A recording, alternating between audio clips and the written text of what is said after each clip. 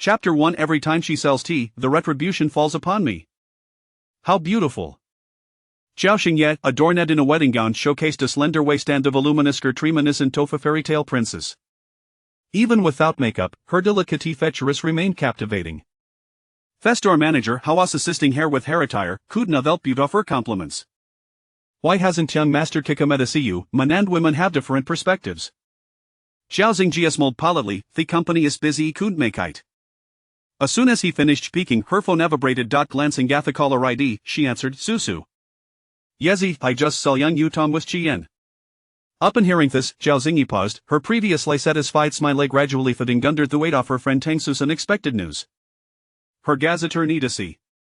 Qian, her fiancé. In just a week, they were debuted.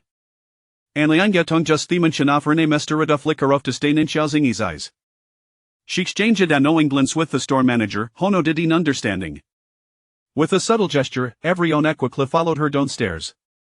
Once they were alone, Qiao Xingye glanced at her beautifully manicured nails and casually inquired, where did you see them? Tang Shu replied, at the hospital, in the obstetrics department. Qiao Xingye raised a brow and smiled faintly, what a peculiar place. What circumstances would let a man and woman to be found in an obstetrics ward? Tangsu continued that Liang Yutong is just a dealer, and Qian is a scoundrel, you should call off this wedding. Before Qiao Xingye could respond with anger, Tangsu was already fuming. Qiao Xingye to a casip from Thiglas in front of her and remarked, every time Shezelstia, their retribution falls upon, we're reusting so work it up? 2 years ago, she had left, pleading for mercy. Now she had returned to entangle herself with Qian. Was it Qiao Xingye's skinness over the 2 years, or was it their everly forgiving nature? Tang Shu asserted, choosing this moment just before your wedding, she clearly has ulterior motives. Qiao Xingye's eyes narrowed, he'll hang up no. Tang Shu asked, what are you going to do? Qiao Xingye replied, if some yon isa linktia, it must go by some. With that, she ended the call.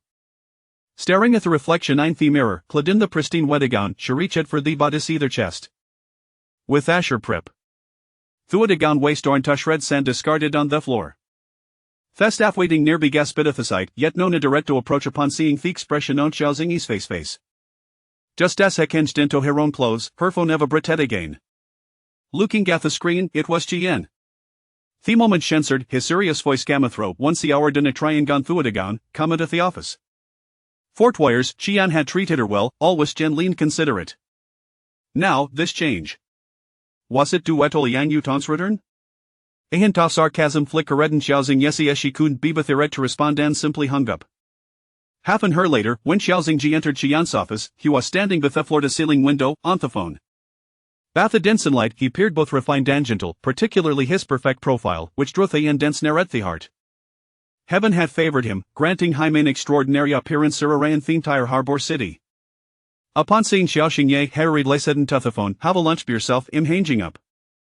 Qian moved to sit on the nearby sofa, his earlier warmth dissipating, replaced by a cold demeanor.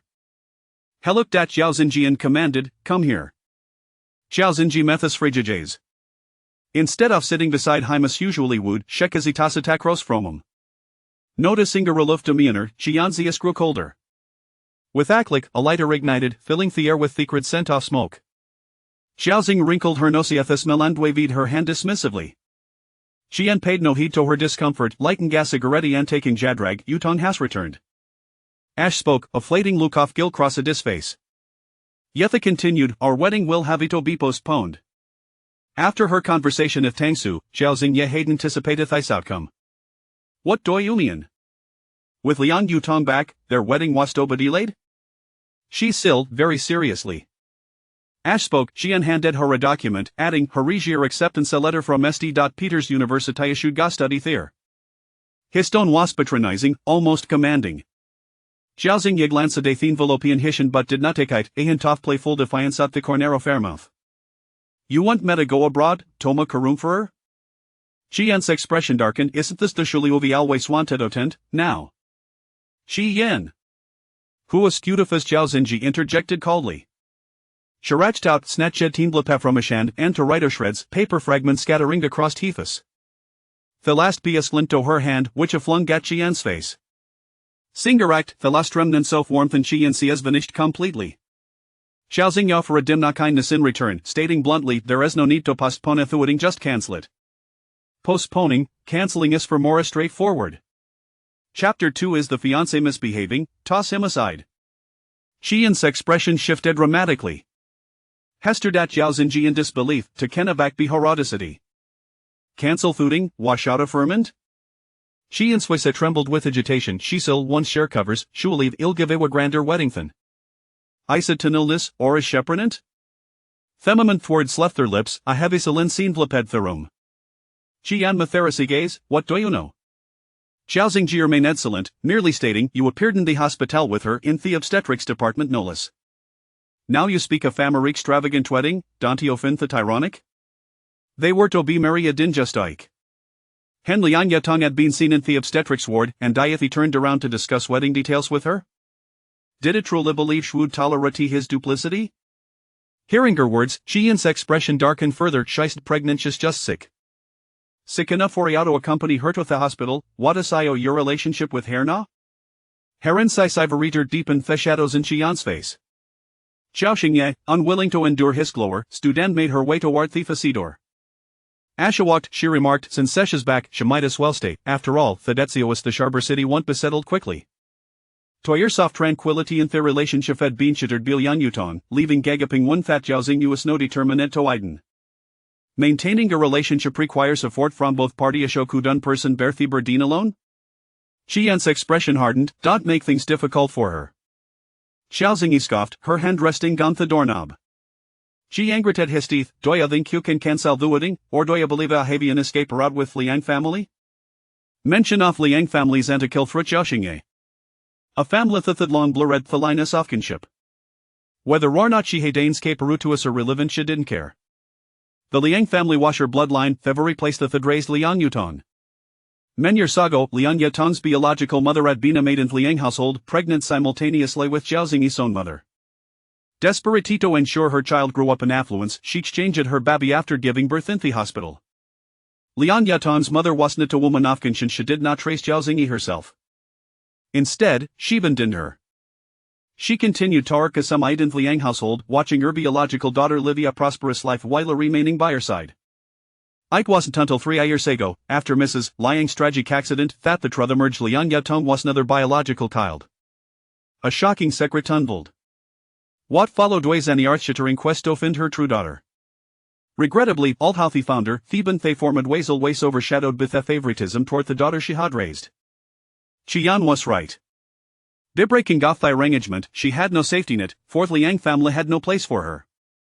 Qian stepped forward, grasping her slenderest, once share covers, it will send her away, alright? Hello, word his voice, attempting to soothe her. Qiao Xingye glanced at him, Harry's frosty, gradually pulling her hand away. You. Qian's expression darkened further. Qiao Xingye, dismissive, turned and left the office. The sound of her heels echoed, proud and defiant as had departed. Qian, usually the center of attention, felt the temper flare, disbelief coursing from Hekun Fedam that Qiao Xingye would truly call off their wedding. After all, her feelings for him over the past 2 years are even told.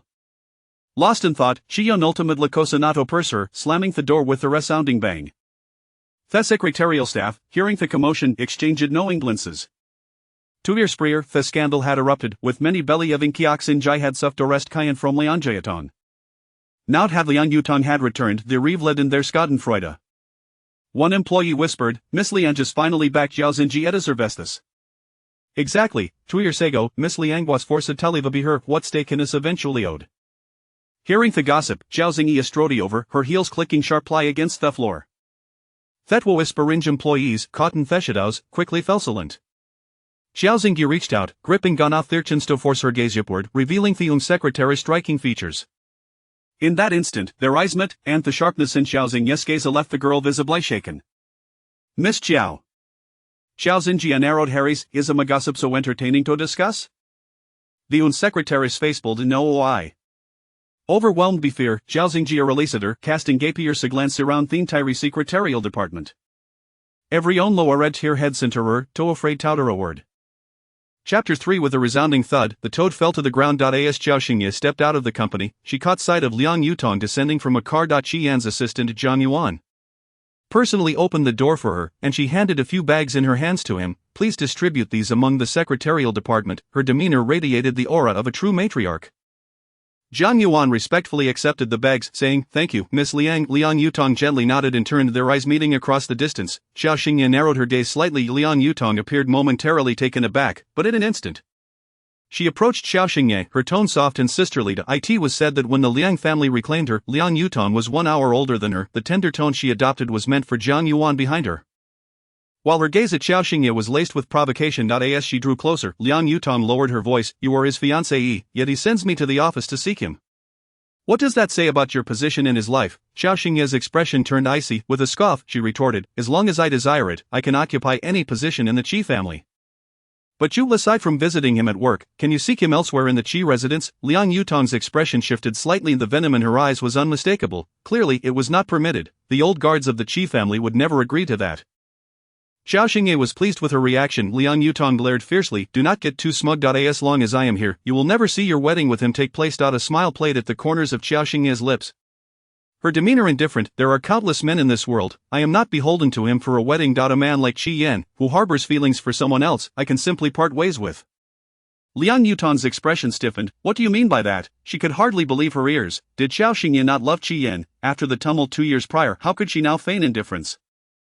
Qiao Xingye responded, "What is there to misunderstand? I can find another man if I lose Qi Yan, while you have but one man willing to marry you, yet you cannot boldly claim your wedding." Liang Yutong's already sour countenance darkened, and upon hearing Qiao Xingye's words her fury reached its peak. Observing the shattered gentleness on Liang Yutong's face, Qiao Xingye reveled in her satisfaction. Had she forgotten how Qiao Xingye had dealt with her 2 years prior? Not wishing to waste any more time with Liang Yutong, she turned to leave. However, Liang Yutong suddenly grasped her wrist tightly. "Xingxing, I am merely back to see a doctor. I do not intend to disrupt your relationship with Qi Yan. Please do not misunderstand." "Let go." Qiao Xingye's face twisted in disgust as Liang Yutong's hand clutched her wrist. She merely sought to withdraw her hand, yet Liang Yutong fell to the ground with a resounding thud.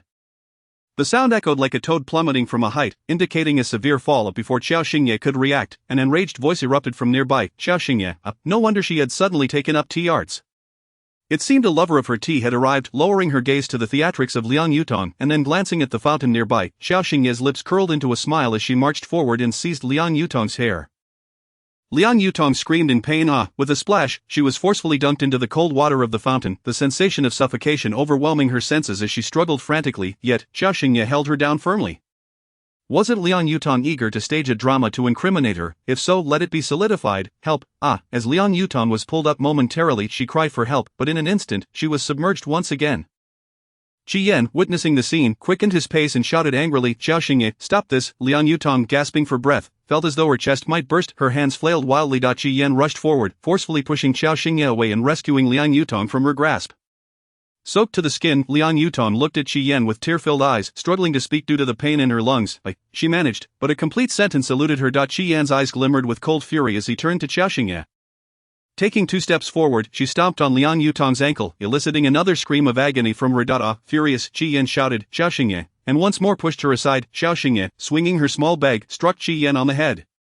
Dazed, he looked at Qiao Xingye, his anger boiling over. Before he could react, Qiao Xingye delivered several kicks to Liang Yutong's legs, leaving her gasping for breath and nursing bruises. Chapter 4. After a chaotic flurry, it was Zhang Yuan who finally managed to separate Qiao Xingye from the fray. Liang Yutong's face contorted in pain, tears welling in her eyes as she glanced at Qi Yan. Qi Yan's expression darkened further. He furiously shouted at Zhang Yuan, "Take her away quickly." As Qiao Xingye attempted to shake off Zhang Yuan's grip, he held on tightly, intimidated by her strength. "Miss Qiao, let us depart." Zhang Yuan urged. My bag, she insisted, for her bag had been used as a weapon against Qi Yan and now lay beside him. In a fit of rage, Qi Yan tossed it back to her. Zhang Yuan caught it and hurriedly placed it into Qiao Xingye's arms. "All right, I've retrieved your bag." At the chaotic scene concluded with Qiao Xingye being pulled into a car by Zhang Yuan, while he intended to drive her home. Qiao Xingye refused to allow Qi Yan's people to take her anywhere and drove off herself. Qi Yan, his head still reeling from the blow, took a moment to gather his senses. Upon regaining composure, he noticed Liang Yutong, her hair disheveled and legs swollen, and his anger towards Qiao Xingye intensified. He scooped Liang Yutong into his arms. "I will take you to the hospital." With tear-filled eyes, Liang Yutong nodded.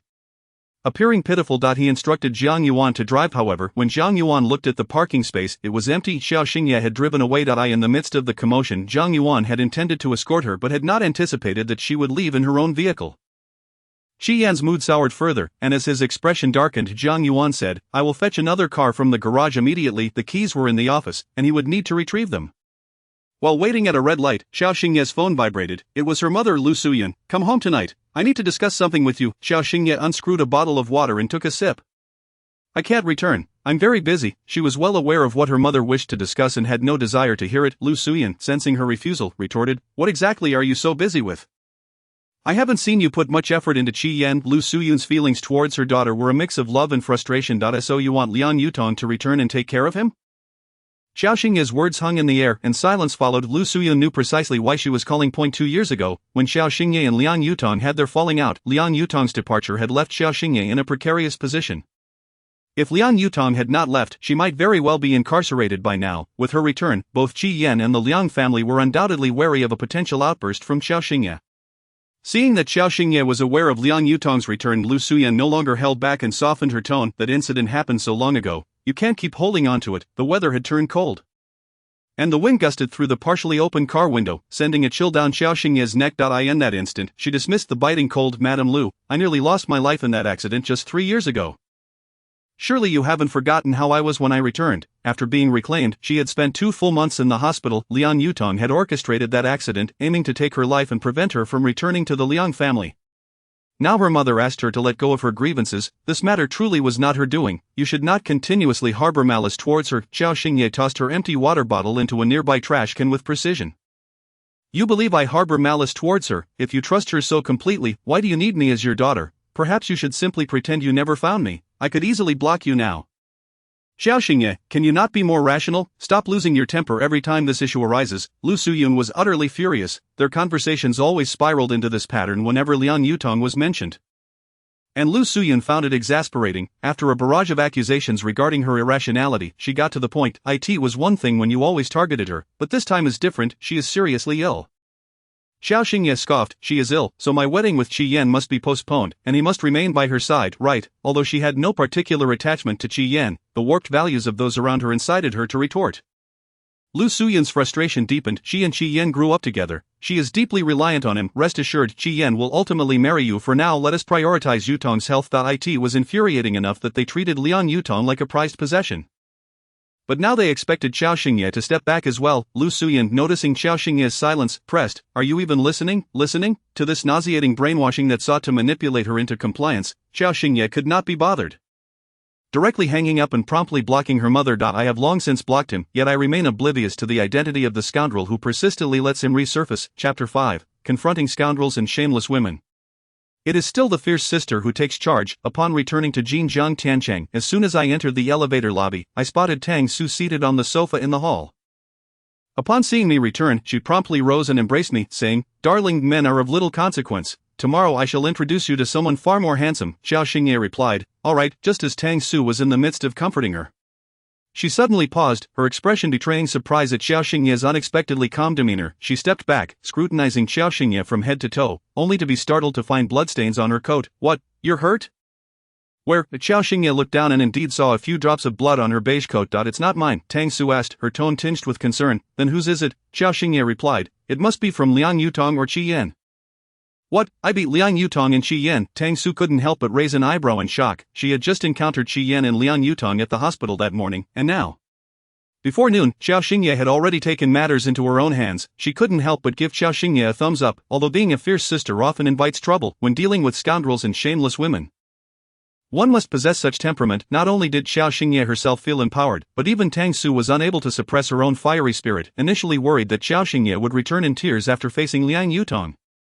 She was instead delighted to see her take action. Tang Su, though perplexed by the situation, felt a sense of relief. In truth, Qiao Xingye had a fiery temperament as well. She simply lost control whenever Liang Yutong was involved. "Don't linger, let us go eat. It's already this late." Qiao Xingye nodded. "Did you take leave just for this?" Tang Su replied, "Of course, I came out early. We must return after our meal, with only a week until Qiao Xingye's wedding." Tang Su genuinely worried that she might become despondent. The two of them headed straight to a Western restaurant. Qiao Xingye struggled to cut her steak and remarked, "Let us not eat this next time. It is not good." She preferred hot pot, which Tang Su was well aware of. It's lunchtime, and time is limited. "Next time, I'll take you for hot pot in the evening, alright? On weekdays, most people make do with a quick lunch." Tang Su inquired, What are your plans regarding Qiyan? Speaking of him, Qiao Xingye felt the steak had lost all flavor. Please issue an announcement for me, one that outright cancels the wedding. Tang Su paused, her hand holding the knife and fork freezing midair. Have both the Liang and Qi families agreed? How could this woman be so efficient? Just a few hours had passed, and she had not only confronted them but also persuaded their elders. Qiao Xingye replied, they don't need to agree. Tang Su, well, that's the truth. The engagement to Qi Yan had never received Qiao Xingye's consent. The elders of the Qi family, aware that Liang Yutong was not the biological daughter of the Liang family but rather the child of a nanny, had immediately sought to sever the engagement. The Liang family was in a state of panic given that several projects relied on the Qi family. Lu Suyun and Liang father Liang Panming decided to privately arrange the engagement with Qiao Xingye. Furthermore, 2 years prior, after the tumultuous events with Liang Yutong, Qi Yan had surprisingly sided with Qiao Xingye. After Liang Yutong was sent away, Qi Yan doted on Qiao Xingye, leading her to believe he had seen through Liang Yutong's true nature. However, this recent shift indicated that his previous affections were merely to placate Qiao Xingye, especially since she was adamant about sending Liang Yutong to prison at that time. Tang Su, trying to unravel the complexities of the situation, could not help but curse Qi Yan, deeming him a heartless individual. By the way, you must have known what Qi Yan truly was 2 years ago. Why did you agree to the engagement? Were you genuinely planning to try on wedding dresses today, intending to marry him in a week? Tang Su found herself utterly bewildered upon hearing Tang Su's inquiry of why. Qiao Xingye's gaze dimmed momentarily as she lowered her head. Why? Because of mutual benefit, each harboring ulterior motives. Don't ask so many questions, just remember to attach the photos of him and Liang Yutong together at the hospital. Seeing that Qiao Xingye remained silent, Tang Su refrained from pressing further. As long as the rumors that Qiao Xingye was so infatuated with Qi Yan that she was willing to marry him were not true, that was sufficient. Alright, I will announce it now. Without hesitation, she picked up her phone. Tang Su had previously been a professional journalist for a newspaper and managed several accounts with millions of followers. The Qi family, the largest family in the harbor city, had their marriage scrutinized by many. If mishandled, it would undoubtedly tarnish Qiao Xingye's reputation. Half an hour later, a headline reading, adopted daughter of the Liang family suspected to have returned to the country. Seen with Qi family's young master at the hospital, rapidly ascended the trending topics. Another followed closely. Liang family's young lady announces cancellation of engagement with Qi family's young master. These two headlines dominated the trending list. The terms adopted daughter and real daughter rekindled memories of the events from 2 years prior, thrusting them back into the public eye. Shortly thereafter, Qiao Xingye's phone was inundated with calls. Chapter 6, cutting off her financial support? No worries, she possesses a top-tier black card. Tang Su watched as Qiao Xingye's phone flickered on and off incessantly. The phone was ringing non-stop, filled with unfamiliar numbers. Unable to contain herself, she suggested, why not just turn your phone off?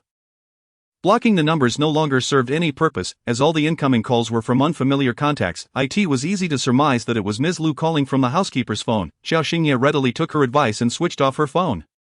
However, Lu Suyun's punitive measures soon followed. When it came time to settle the bill, as Qiao Xingye attempted to scan her payment code, a notification appeared. Your bank card has been disabled, please select another payment method. The card linked to her phone was one that Lu Suyun had insisted on giving her shortly after Qiao Xingye returned to the Liang family a few years ago. Now, the card was unusable. Tang Su glanced at her phone as she struggled to complete the transaction. What does this mean? Qiao Xingye replied, they've disabled my card. Tang Su's lips twitched. Is this because of Liang Yutong? What kind of family is this? Hearing that the Liang family had outright disabled Qiao Xingye's credit card made Tang Su feel as though she had swallowed a fly. How could such cruelty exist in this world? Treating a biological daughter so poorly for the sake of an adopted one, Qiao Xingye smiled indifferently. It's not the first time, Tang Su exclaimed. Let me handle this. She pulled out her phone from her bag. Qiao Xingye protested. No, I have money. But Tang Su had already completed the payment. Once they exited the restaurant and got into the car, Tang Su said, I'll transfer 200,000 to you. Don't worry about them. To treat their biological daughter in such a despicable manner over a trivial sum. Who were they trying to intimidate? Hearing Tang Su's generous offer, Qiao Xingye felt a wave of gratitude welling within her. No need, I have money, Tang Su retorted. You haven't been working. What money could you possibly have dealing with that bunch of brutes from the Liang family? Tang Su was incensed, feeling as though she might explode. Qiao Xingye insisted, I really do have money. It's a long story. The matter of wealth was indeed complex. Although she had spent the past 2 years alongside Qi Yan, it did not imply that she was entirely dependent on him and the Liang family. Tang Su waved her hand dismissively. Fine, you have money. Just take this 200,000 for now. After 2 years revolving around a man, the money would ultimately be from the Liang family. How could she possibly have her own funds? Tang Su was utterly unconvinced. I really don't need it. Qiao Xingye insisted. No, I mean, you. Regardless of her protests, Tang Su remained skeptical of Qiao Xingye's financial situation.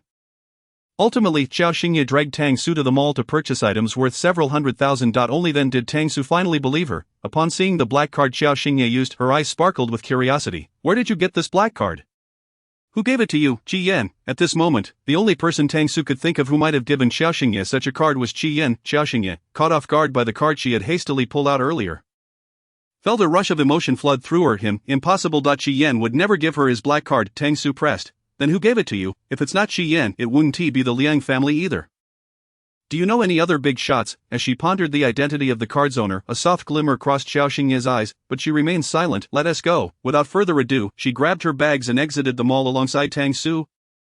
After parting ways with Tang Su, Qiao Xingye returned to Jinjiang Tiancheng, only to find herself confronted by Qi Yan at the entrance. His face was filled with annoyance as he glanced at his watch.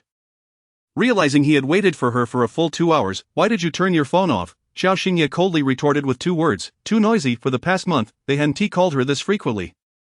Yet today, it seemed as though they were bombarding her with calls over Liang Yutong. She pulled out her keys to unlock the door, but Qi Yan seized her wrist. "Qiao Xingye," she shot him a frosty glare. "Your white moonlight is pitiful." Alone in the hospital, the mention of white moonlight ignited a storm of anger in Qi Yan's eyes. "We need to talk." Qiao Xingye dismissed him. "Not necessary." She attempted to shake off his grip and enter the house. Reaching for the door to close it behind her. Qi Yan, quick to react, wedged his arm in the doorway just in time to prevent it from shutting. As he made to push his way inside, Qiao Xingye retaliated with a swift kick to his most vulnerable area. "You woman," Qi Yan growled through gritted teeth. As she narrowly avoided him, his arm slipped out, allowing Qiao Xingye to attempt closing the door once more.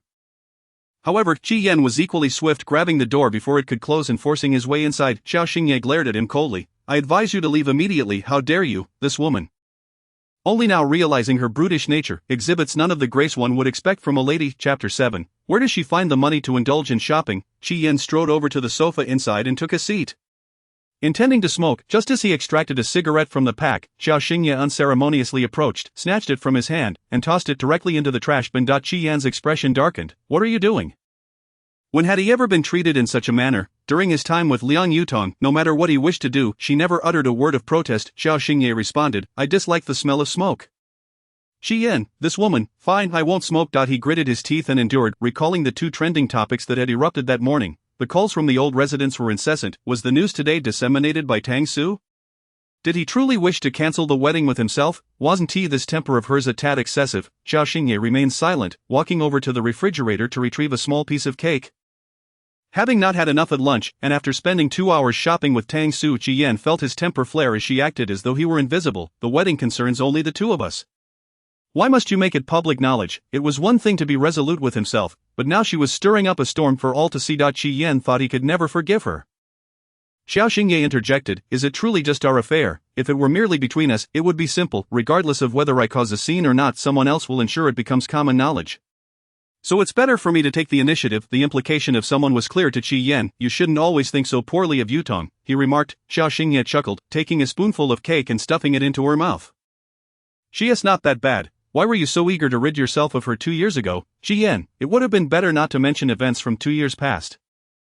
The moment Qiao Xingye brought it up again, his countenance darkened. "At that time, you were so aggressive. Had Yutong not left, would you have truly sent her to prison?" Qiao Xingye nodded, taking another bite of cake. "Indeed." Qi Yan's expression grew even more somber. The memories of that time brought a flicker of disdain for Qiao Xingye to his eyes. It was precisely because of her penchant for chaos that she now found herself in her current predicament within the Liang family. He thought about how he still couldn't truly cancel the wedding with her. Qi Yan's demeanor softened slightly. "Yutong is merely ill. Once she recovers, she will still be sent away." Qiao Xingye shot him a frosty glare. Remaining silent, Qi Yan continued, "Your parents will not allow you to act recklessly. If this continues, it will only be you who suffers." Qi Yan was acutely aware of the Liang family's tactics towards Qiao Xingye. If all went as expected, her card should have already been suspended. He glanced at the house. How long has the rent been paid for this place? When is the next payment due? He remembered that Qiao Xingye had rented this apartment after moving out from the Liang family. The rent for Jinjiang Tiancheng was not inexpensive. The unit she occupied would cost no less than 10,000. By bringing this up, he was also reminding her that she lacked the luxury to act willfully. Qiao Xingye retorted, "You should leave." Qi Yan's expression darkened further, just as he was about to say something more. His phone vibrated. Upon checking, it was Liang Yutong calling. Qi Yan did not shy away from Qiao Xingye and answered, "Yutong, what did this signify? In a marriage, the party seeking assistance has no right to be disrespected." He did not wish to sever ties with her but was openly taking a call from a third party in her presence. this time, as Qiao Xingye began to make a scene. Qi Yan's temper erupted. The facade he had maintained for 2 years was abruptly torn away. He did not know what was said on the other end of the line, but he was already on his feet. Don't worry, I'll be there shortly. After hanging up, he glanced at Qiao Xingye. What I just told you, think it over carefully. No matter how much you create a ruckus, everyone will undoubtedly prioritize Yutong's illness during this time. His stance was evidently clear. Qiao Xingye's outbursts were futile. Qiao Xingye ignored him, walking over to the entrance to bring in the items she had just purchased with Tang Su, all from high-end brands. Qi Yan stared at the bags, momentarily taken aback. You still have money to shop. Had the Liang family not imposed any penalties upon her, it was known that previously, whenever she caused a scene, the Liang family would suspend her cards for 10 days to half a month, reminding her that as long as she was recognized by the Liang family, she was their daughter, but if not, she was nothing at all. Qiao Xingye shot him a glance. Is it a crime for me to have money to shop? Qi Yan, this woman, she certainly had a knack for infuriating him. Chapter 8, Economic Threat. Sorry, Qi's the boss. Qi Yan, his face a mask of fury, climbed into the car. Zhang Yuan glanced at him through the rearview mirror. How is it? Has Miss Qiao calmed down? Clearly, to everyone else, Qiao Xingye was merely throwing a tantrum, pressuring Qi Yan to send Liang Yutong away once more. Qi Yan, feeling exasperated, pinched the bridge of his nose. Her anger doesn't dissipate so easily. Zhang Yuan, that's true. Liang Yutong's sudden return caught everyone off guard. Is you serious about canceling the wedding? Qi Yan, serious, reflecting on the myriad interactions they had shared over the past 2 years. Qi Yan let out a scoff. What do you think? Seriously, would she truly be willing to part ways? Zhang Yuan, it seems rather unlikely. After all, the Liang family despises her so much. Aside from marrying Qi Yan, she has no other options. Plus, she has invested quite a bit of emotion into Qi Yan over these 2 years. With this line of thought, Zhang Yuan also felt that Qiao Xingye was merely throwing a fit, albeit one that had escalated a bit too far. Meanwhile, at Jinjiang Tiancheng, Qiao Xingye surveyed the pile of items and recalled the card she had mistakenly brought out for payment, feeling a headache coming on. She sensed that a storm was brewing. Not wanting to dwell on it, she had risen early to try on wedding dresses and shop with Tang Su, leaving her calves sore, deciding to take a bath. She emerged feeling quite relaxed, only for the doorbell to ring insistently. Who could it be? Without opening the door, she called out, "Who is it?" Lu Suyun replied, "It's me." Open the door. Upon opening the door, Qiao Xingye beheld Lu Suyun dressed in an elegant qipao, exuding grandeur, and adorned with a pearl necklace. Her makeup was immaculate, though her expression bore a hint of sternness. Lu Suyun entered without hesitation. Making her way to the nearby sofa, her gaze fixed on Qiao Xingye with an air of authority. Qiao Xingye closed the door, drying her hair. Lu Suyun, already irate, found it impossible to suppress her anger upon seeing Qiao Xingye's languid demeanor. Tell me, what exactly do you intend to do? I've said it before, that incident was not Yutong's doing. She just returned and you strike at her, and then you spread rumors about canceling the wedding. Do you wish for the entire port city to know that I, Lu Suyun, have raised a daughter for 20 years who lacks decency, stealing your fiancé? The more Lu Suyun spoke, the more enraged she became. Unleashing a barrage of complaints, Qiao Xingye flung the towel she was holding aside, meeting Lu Suyun's icy gaze with her own. Facing her frosty stare, Lu Suyun's fury only intensified. Do you want the entire Liang family to become a laughingstock before you are satisfied? Ugh, I shouldn't have brought you back. In her exasperation, Lu Suyun blurted out her regret. Her not retrieving Qiao Xingye would have spared them all of this turmoil. This was hardly a reunion with her daughter but rather an invitation for disaster. A calamity. Hearing Lu Suyun's profound regret, Qiao Xingye scoffed disdainfully. I too believe you should not have brought me back. Had you not sought me out, I would never have been involved in that accident. Not only did Lu Suyun regret reaching out to her, but Qiao Xingye also wished that this group had never sought her out. Lu Suyun, you, Qiao Xingye, didn't I say, just act as if you never found me? From now on, let us go our separate ways. Moreover, are you aware that the Liang family's daughter, whom you've raised for 20 years, has no sense of shame? Are you afraid of what others might think? Having hardly spent any time with the Liang family, Qiao Xingye felt no connection to them. Her emotionless retort only further incensed Lu Suyun. You simply drive me to madness. As their conversation reached this impasse, Lu Suyun rose abruptly. You better think it over. The moment you cease targeting Yutong, I will restore your card. Seemingly out of options to punish Qiao Xingye, she resorted to threatening her economically. Lu Suyun left after delivering her ultimatum, believing that by cutting off Qiao Xingye's financial resources, she would eventually bring her to heel. When that time came, she would see if Qiao Xingye dared to continue her antics. After Lu Suyun departed, Qiao Xingye, unfazed, washed an apple and began to munch on it, showing no signs of contemplation. When her phone rang, she answered, "Hello, boss, we have a big project, an exceptionally large one." Qiao Xingye, how big? 3 times the previous fee. Upon hearing this, Qiao Xingye felt the apple in her hand had become even sweeter. Taking another bite, she rose. I'll be there immediately, donning her clothes in record time. She arrived at the studio half an hour later, where her assistant Yang Tingting greeted her with a beaming smile. "Boss, it's a huge deal." She eagerly handed over the project proposal. Qiao Xingye flipped through the pages. Recognizing it was yet another project from Xingchuan International's tourism business is booming. "This year, I've already received 2 major projects from them," she mused. Each time, the design fees were substantial, reaching into the millions, and this time was even more exorbitant. Assistant Yang Tingting nodded enthusiastically. "Yes, the liaison from Xingchuan International mentioned that our designs were exceptional and that they would entrust us with future projects." "Excellently done." A flicker of a smile finally graced the depths of Qiao Xingye's eyes today. A meeting was called for all designers. Very well. After Lu Suyan departed from Jinjiang Tiancheng, she went straight to the hospital. Qi Yan happened to be there as well, alongside Lu Suyan's son, Liang Jinqiao. Before Lu Suyan arrived, Liang Jinqiao had been comforting Liang Yutong, his younger sister, who had grown up alongside him. Between Qiao Xingye and Liang Yutong, Liang Jinqiao naturally favored Liang Yutong each time. Today, after Qiao Xingye had struck Liang Yutong, his heart burned with even greater ire. Upon seeing Lu Suyan, Liang Yutong wore a face of grievance and apology. "Mom, I'm sorry, it seems I've upset Xingxing again." Lu Suyan stepped forward, her heart aching. "Silly child, it's not your fault. I understand her temperament." Speaking of Qiao Xingye's temperament, the expressions of the others grew even graver. Lu Suyan sighed. "I wonder what kind of family raised her to be so spoiled." Regarding the family that adopted Qiao Xingye, they only knew her surname was Qiao.as for the nature of her family. Whether they lived in the countryside or the city, the Liang family was entirely unaware. When asked, Qiao Xingye would not speak of it. Liang Jinqiao remarked, "What kind of family could it be with her temperament? She must have been raised in the countryside, spoiled and unruly." Liang Jinqiao had always found Qiao Xingye's temper to be irritable and coarse, causing annoyance. Lu Suyan sighed once more. Liang Jinqiao suggested, "You should suspend her card.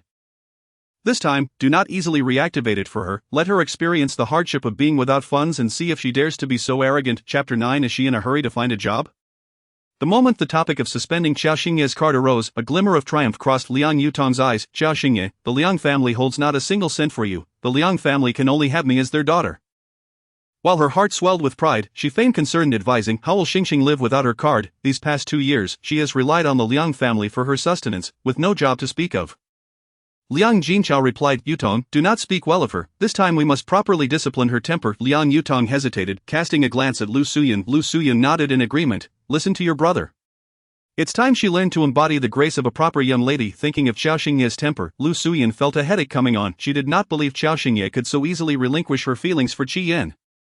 In her eyes, the uproar from 2 years ago was all because of him. The car accident was supposedly orchestrated by Yutong, but it was Qi Yan she truly fancied. Liang Yutong's gaze shifted to Qi Yan, who furrowed his brow, saying nothing, clearly in agreement with Lu Suyan and Liang Jinqiao's approach. Lu Suyan then turned her concern to Liang Yutong's ankle. "How is the injury? Is it serious?" Liang Yutong shook her head. "Not serious. It was Qi Yan who insisted I come to the hospital." Lu Suyan replied, "You must be cautious. Your father has arranged for the best specialists to reassess your condition." "Thank you, Mom." "Silly child, what is there to thank me for?" Hearing Liang Yutong express her gratitude, Lu Suyan's heart ached profoundly. Thus, a group of them lamented for Liang Yutong while simultaneously deliberating on a punishment for Qiao Xingye. They unanimously agreed to suspend her monthly allowance of 20,000. Aiming to compel Qiao Xingye to compromise regarding Liang Yutong's incident and to deter her from pursuing the matter further. Ultimately, their confidence stemmed from their belief that Qiao Xingye loved Qi Yan deeply. Convinced that she was merely throwing a tantrum, this time, they resolved to leave no room for her rebelliousness. Qiao Xingye had spent the entire afternoon in meetings at the studio. A significant project, indeed, a historic peak in the design realm, warranted her utmost dedication. A major client must be secured tightly. Upon exiting the studio, it was already 6 o'clock. "Xingxing," Tang Su's voice rang from a distance, tinged with disbelief.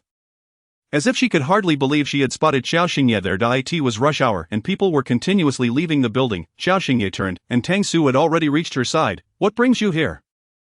Are you looking for a job?" This area, with its 3 office towers, housed many small companies setting up offices. Before Qiao Xingye could respond, Tang Su continued, "I offered you money, and now you are in such a hurry to find work." Qiao Xingye replied, "Let us eat first. We can talk while we dine." She knew that explaining her studio to Tang Su would take more than a few sentences. They chose a hot pot restaurant for their meal. Half an hour after sitting down, when Tang Su learned that Qiao Xingye had her own studio, she was astounded. "You've kept this under wraps quite well. I had no idea." If she was unaware, then the Liang family and Qi Yan must certainly be in the dark as well. Qiao Xingye explained, "It's not something that needs to be discussed. It never seemed to come up in conversation." Tang Su responded, "I suppose that's true. They had met abroad, and their conversations had primarily revolved around feminine topics, not to mention that even when discussing work, it was typically in brief exchanges." Has it been a year? Tang Su inquired. Qiao Xingye nodded. Yes, a year. Is it profitable? This was the crux of the matter. As long as she had her own income, whether from the Qiao family or Qian side, she would possess the authority to refuse them, Qiao Xingye replied. About a few million. Tang Su's mouth fell open in astonishment. Was her definition of small money drastically different from that of her sister? A few million considered small, a travel design studio earning such profits in its first year. Many small studios were just hoping to break even in their inaugural year, yet here she was making a profit. Qiao Xingye added, if the work is done well, it naturally brings in money, just keep it under wraps. Understood. Tang Su nodded, grasping Qiao Xingye's meaning, that wretched Liang Yutong desired to seize everything belonging to Qiao Xingye. And she recalled that Liang Yutong was in the same field. As for Qi Yan, a man of questionable character, if he were to clash with Qiao Xingye, he might resort to underhanded tactics behind her back. Tang Su advised, you needn't concern yourself with them too much. They are merely trying to coerce you into submission through financial means. Suspending her card, what else could that signify? It's clear they want you to confess that Liang Yutong orchestrated the car accident. For the sake of that adopted daughter, that family is truly going to great lengths. Does Jin Yang know about the studio? Qiao Xingye replied, no, I haven't seen her in a long time. She always says she's busy at the hospital. Jin Yang, a brilliant professor in gynecology, was their mutual friend and the busiest among the three. Tang Su nodded. Indeed, she's the busiest. I haven't seen her in a month either. Chapter 10. Do they have feelings for each other now? When discussing Jin Yang, Tang Su recalled something. During their last phone conversation, Jin Yang had mentioned a newly approved weight loss medication that had come into the hospital, asking if Qiao Xingye could accompany her to check it out tomorrow. Qiao Xingye took a sip of cola and scrutinized Tang Su from head to toe. What are you looking at? She is not even overweight. My cousin weighs 200 pounds and is on the verge of depression trying to lose weight. Qiao Xingye replied, all right then, not if it were up to her. She would advocate for enjoying life in the present rather than being overly concerned with one's appearance, especially regarding weight loss, once one starts dieting. The number of displeasing aspects is immense: poor eating, ill-fitting clothes, and a tendency to be critical of oneself. After parting ways with Tang Su and returning home, Qiao Xingye's heart sank further at the sight of the clutter on the sofa that she had yet to tidy. She approached and sat beside it, pulling a receipt from one of the shopping bags, momentarily lost in thought as she gazed at the payment account. Buzz buzz buzz, the phone vibrated. Qiao Xingye glanced at it.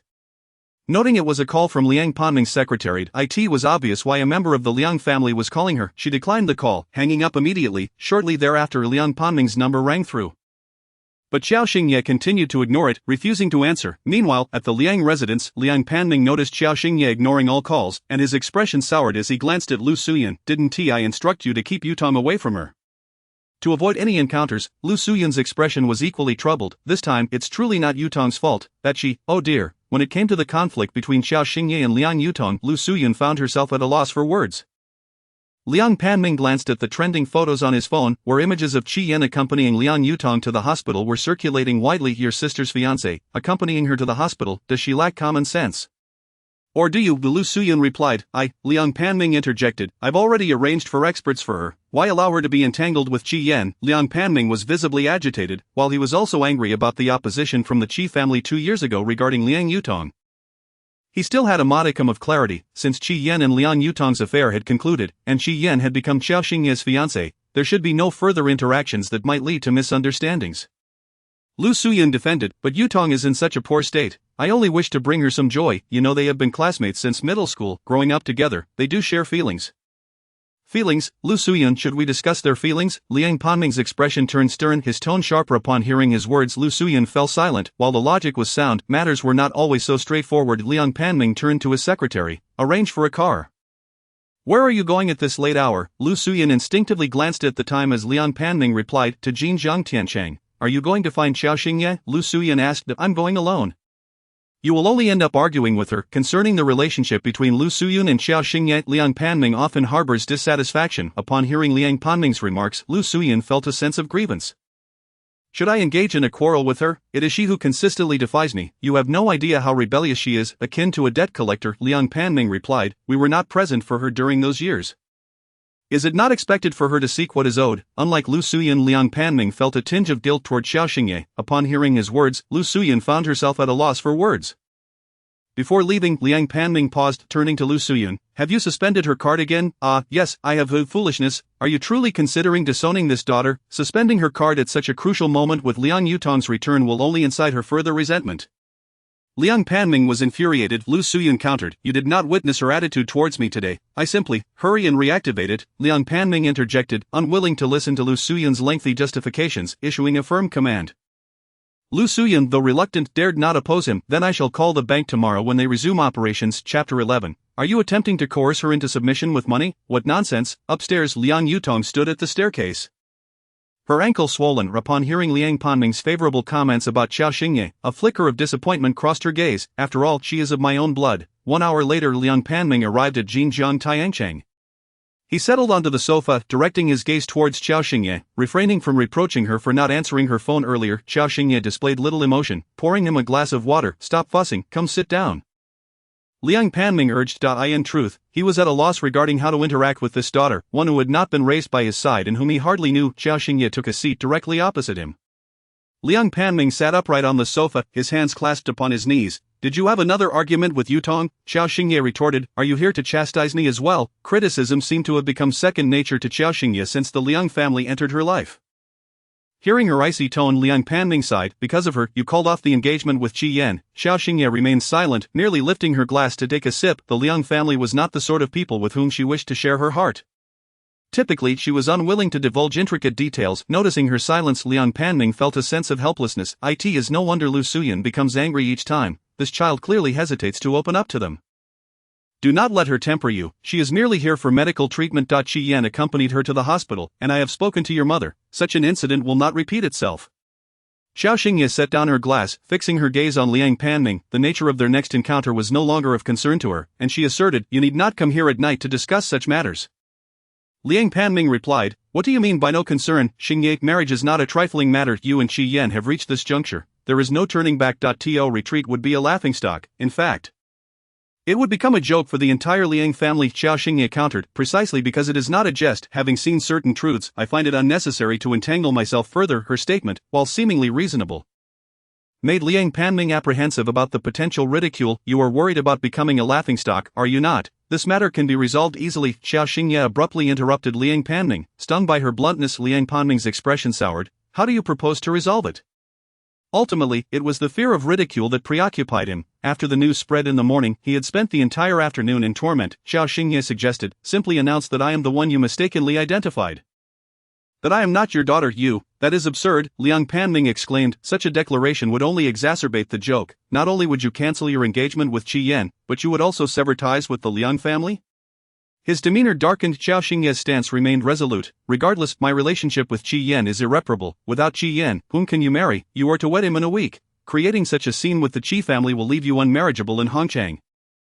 And what of your feelings for Qi Yan?" Upon hearing of the impending wedding, Qiao Xingye laughed, her mirth laced with sarcasm. "You likely remain unaware, but this morning, Qi Yan informed me that Liang Yutong has returned, and our wedding must be postponed." "What?" Liang Panming was taken aback, his expression revealing his ignorance of this development. Qiao Xingye continued, "Simply because the Liang family seeks to align with the Qi family.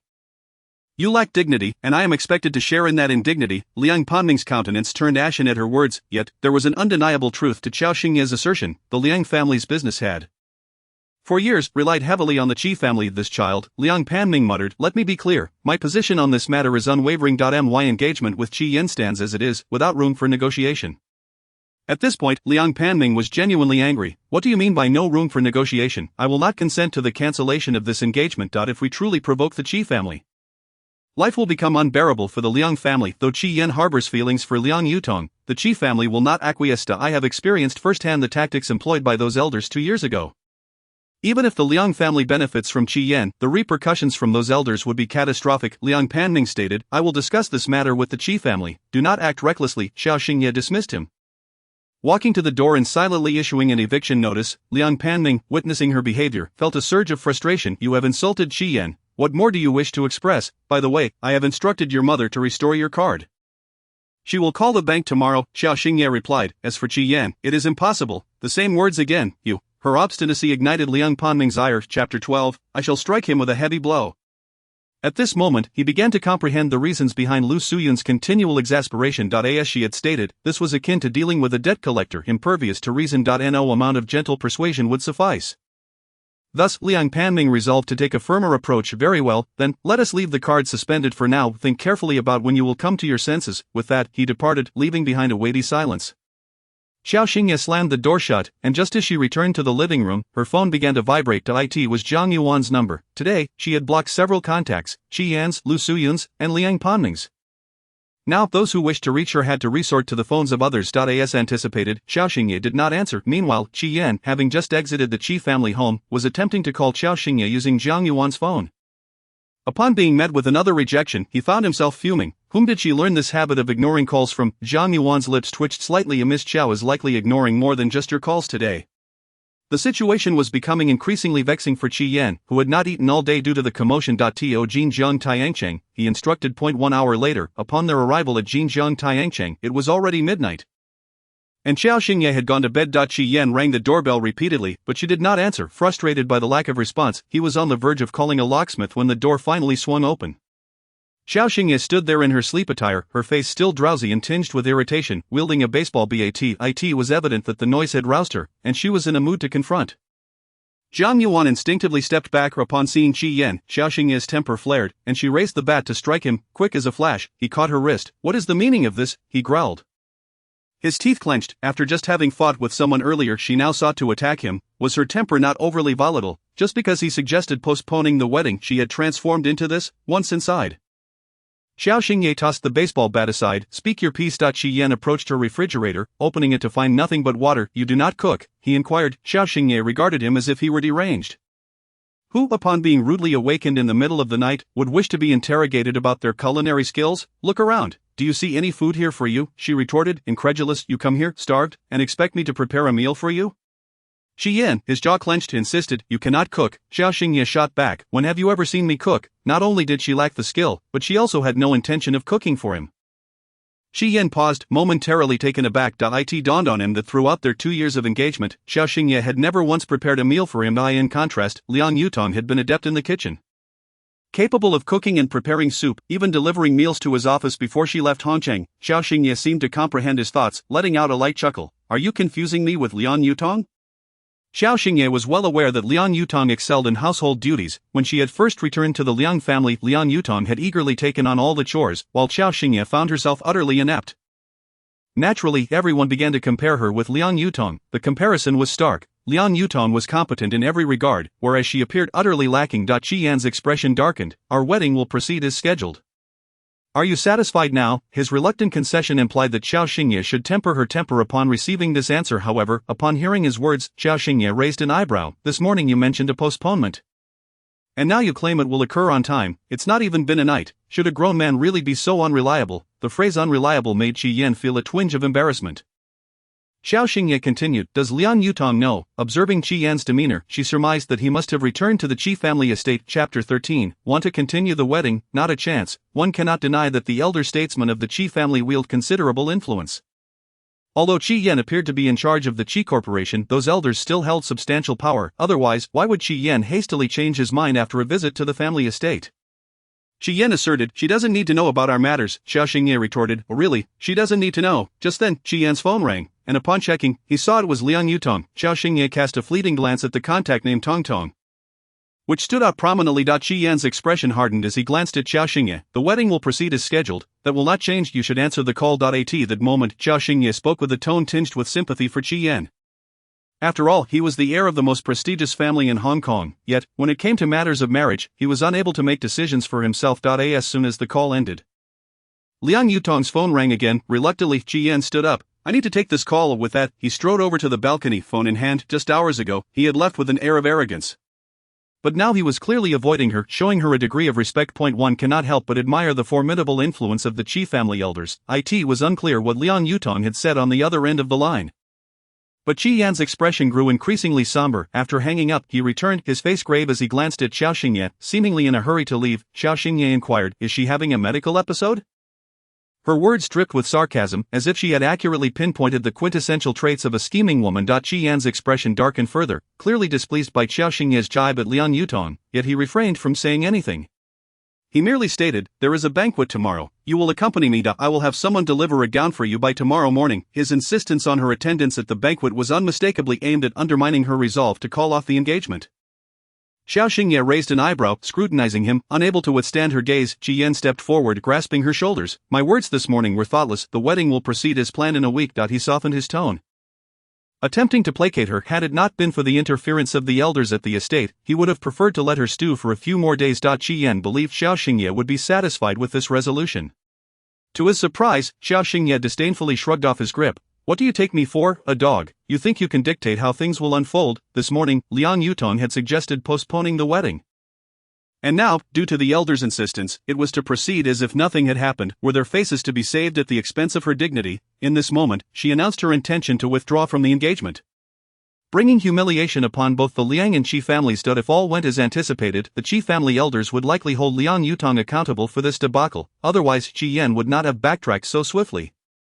Qi Yan, struggling to maintain his composure in the face of Qiao Xingye's unyielding temper, finally snapped. What do you propose we do? Qiao Xingye replied, if you're so capable, why not just marry Liang Yutong? I couldn't care less. Qi Yan's frustration surged, observing Qiao Xingye's obstinate demeanor. He had no desire to continue appeasing her. With a cold snort, he declared, I will see just how far you intend to hold your ground. Undoubtedly, the Qi family's stance had reached Liang Panming, and Qi Yan found it hard to believe that Qiao Xingye could maintain her defiance in front of the Liang family. Qi Yan departed, and Qiao Xingye, with a look of disdain, produced an air freshener to purify the atmosphere. Chapter 14. Is Liang Yutong suffering from uterine cancer? Qi Yan rushed to the hospital. Initially, Liang Yutong's condition had not seemed severe, and she was expected to be discharged after treatment. However, her health had taken a turn for the worse. Upon arriving at the emergency room, he found Lu Suyun in tears, struggling to catch her breath. Yen, you're here, Yutong. At this point, Lu Suyun could say no more, her sobs overwhelming her. Qi Yan pressed, what on earth is going on? Lu Suyun was too distraught to respond. Liang Jinchao interjected, she is in the emergency room.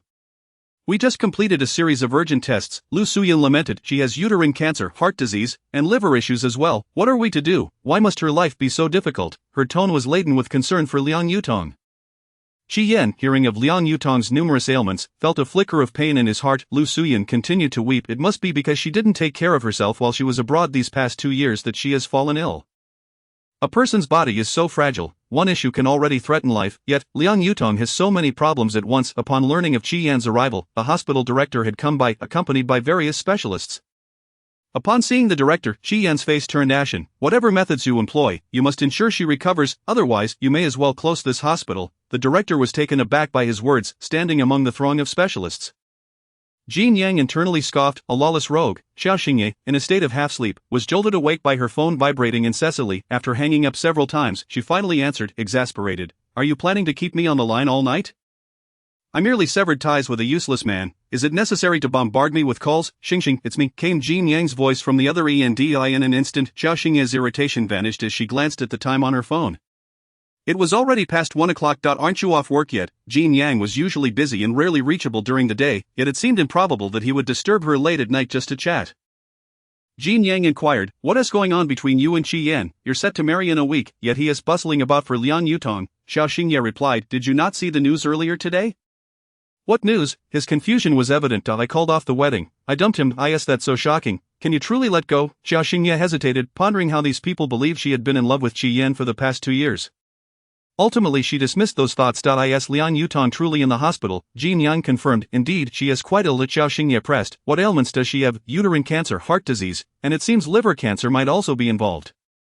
Though that hasn't been confirmed yet. Qiao Xingye snapped to full awareness. So many illnesses, Jin Yang pondered, could this be her comeuppance? Qiao Xingye replied, absolutely, the heavens truly have eyes. Liang Yutong has no integrity, and she is a menace who would harm others without a second thought. It seems the universe has finally come to collect on her debt. She mused on how bizarre it was that she had contracted uterine cancer.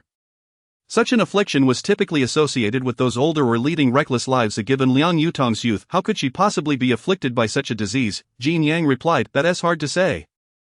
I adhere to medical ethics, so I won't indulge in idle speculation. However, considering your feelings, I won't participate in her treatment plan as I'll be abroad for a while, Qiao Xingye acknowledged. Understood. Jin Yang was a brilliant professor in gynecology, yet there were numerous doctors in that field, and he was not the only one available. Moreover, he genuinely harbored a dislike for Liang Yutong, who had almost cost Qiao Xingye her life. This alone was enough for those around Qiao Xingye to hold unfavorable opinions of her. Chapter 15. Let your cousin gain a bit more weight. The following morning, Jin Yang departed for an international medical summit. When Tang Su called Qiao Xingye again, she remarked, tell your cousin to gain a bit more weight. Jin Yang has gone abroad for about a month. How do you know? Did he call you?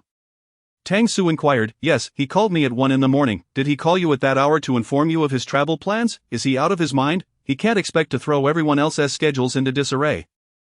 Can he? Qiao Xingye clarified. He was discussing Liang Yutong. What about Liang Yutong? Tang Su asked. Liang Yutong was admitted to the hospital last night with several ailments. Several? How many? Upon hearing that Liang Yutong had multiple health issues, Tang Su was taken aback. She had assumed, seeing Liang Yutong and Qi Yan together at the obstetrics and gynecology clinic, that they were expecting a child. It turned out she was ill instead.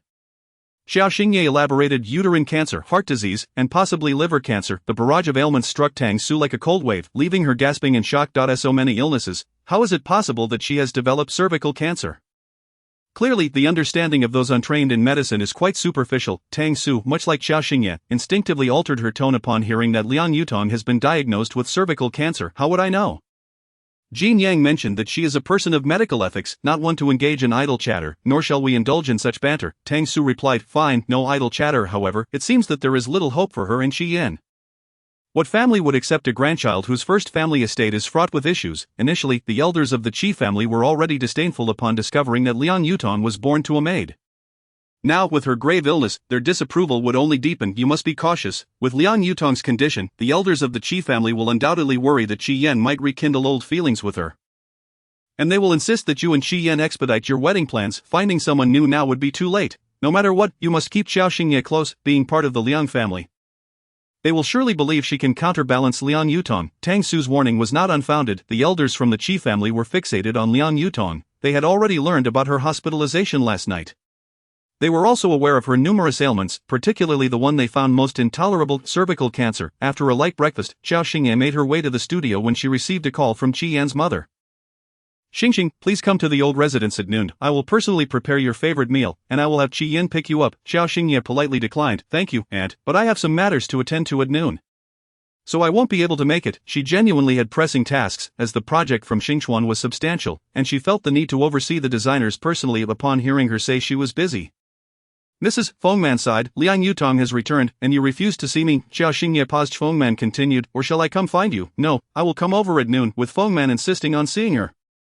Qiao Xingye had no choice but to agree, as it would be better to clarify matters face to face. After hanging up, she received a call from an unfamiliar number. Hello, it's me, came Qi Yan's voice from the other end. Qiao Xingye felt an urge to hang up immediately, but Qi Yan's call irked her as well. She had already blocked Zhang Yuan's number, and now she was uncertain whose number was calling. If all went as expected, she would hang up and block this one too. My mother asked me to pick you up. Did you promise her you would come to the old residence? Qi Yan's tone was tinged with exhaustion, likely from spending the entire night at the hospital with Liang Yutong. Qiao Xingye replied curtly, where should I pick you up? I'll go directly, you don't need to come for me. She felt as though he was tainting the very air she breathed. Qi Yan sensed the distance in her tone, and the pain in his head intensified. I'll come to you, just wait for me at Jinjiang Tiancheng. Qiao Xingye, disinterested, hung up the phone. On the other end of the line, Qi Yan, as Qiao Xingye had anticipated, had spent the entire night at the hospital due to Liang Yutong. Hearing Qiao Xingye's disregard for him only fueled his irritation. Zhang Yuan, who was driving, could no longer hold back and remarked, the more a woman cares, the angrier she gets. Is that so? Qi Yan replied. Zhang Yuan nodded, explaining that if one didn't care, there would be no outcry. Hearing this slightly alleviated Qi Yan's frustration, though the situation was still maddening. By noon, Qi Yan arrived early at Jinjiang Tiancheng, but both his and Zhang Yuan's attempts to reach Qiao Xingye's phone were in vain. With no other option, he went to Qiao Xingye's residence and knocked for 10 minutes without success. His previously improved mood darkened considerably. Could it be that Miss Qiao went to the old residence first?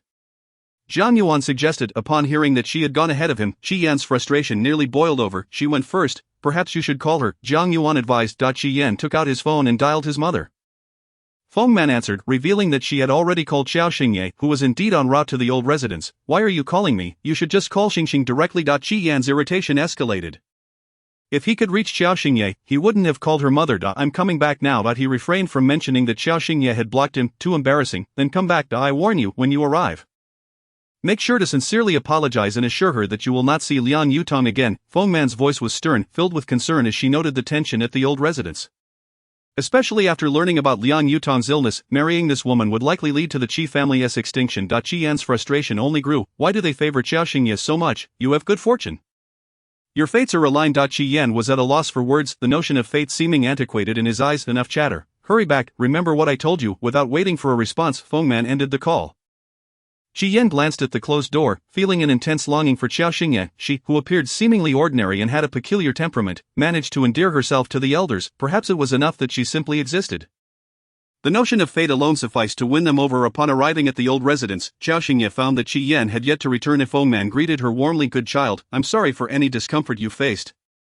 Aunt, this is a gift for you. Qiao Xingye politely offered a velvet box to man, who was further charmed by her thoughtfulness. You shouldn't have brought a gift, it was my insistence that you came. Man appreciated Qiao Xingye's thoughtfulness even more. I wonder if the Liang family is blind, such a wonderful child, and they still prefer that Liang Yutong. I thought this brooch would suit you. Qiao Xingye replied, you were so considerate, I have a gift for you as well. Man took Qiao Xingye's hand and led her upstairs. Though Qiao Xingye presented only a brooch, man had a luxurious diamond necklace ready for her. Upon seeing the diamond-encrusted piece, Qiao Xingye declined. This is too extravagant, I cannot accept it. This was specifically bought for you. I purchased two when I went to Paris with Qi Xiang last month, one for you and one for Qi Xiang. Regardless of its authenticity, Man's intentions were clear. She treated Qiao Xingye like a daughter. Following the tumultuous events involving Qi Yan and Liang Yutong, presenting such a valuable necklace was Man's way of soothing Qiao Xingye. I truly cannot accept it, Qiao Xingye reiterated. Her relationship with Qi Yan remained unresolved, so she would not accept anything from the Qi family. However, Man was adamant and even placed the necklace around her neck. Dressed in a low-cut gown, the diamond necklace enhanced Qiao Xingye's aura of luxury. Man nodded in satisfaction. See, I told you it suits you perfectly. When I first saw this necklace, I knew it belonged to you. Thank you, Qiao Xingye replied. Yielding to Man's insistence, the two descended the stairs, sharing light-hearted conversation. Just as Qi Yan returned, upon seeing the diamond necklace adorning Qiao Xingye's neck, he froze for a moment. Recognition dawning upon him that he recalled that this necklace was the one his mother had purchased in Paris last month, claiming it was meant for their future daughter-in-law. Chapter 17, the Dr. Liang Yutong needs is Qiao Xingye's best friend. In that moment, as Qi Yan beheld the necklace, an image of Liang Yutong wearing it flashed through his mind, stirring an inexplicable emotion within him. Why are you back so late? I was going to send someone to pick you up. You returned on your own. Qi Yan was taken aback to find Qiao Xingye had come back independently. He looked at her again, his gaze drifting back to the necklace around her neck. Man gently patted Qiao Xingye's hand. Xing, wait here for a moment. I need to have a word with a Yan. Qiao Xingye nodded slightly, and Man exchanged a knowing glance with Qi Yan before they ascended together to the study.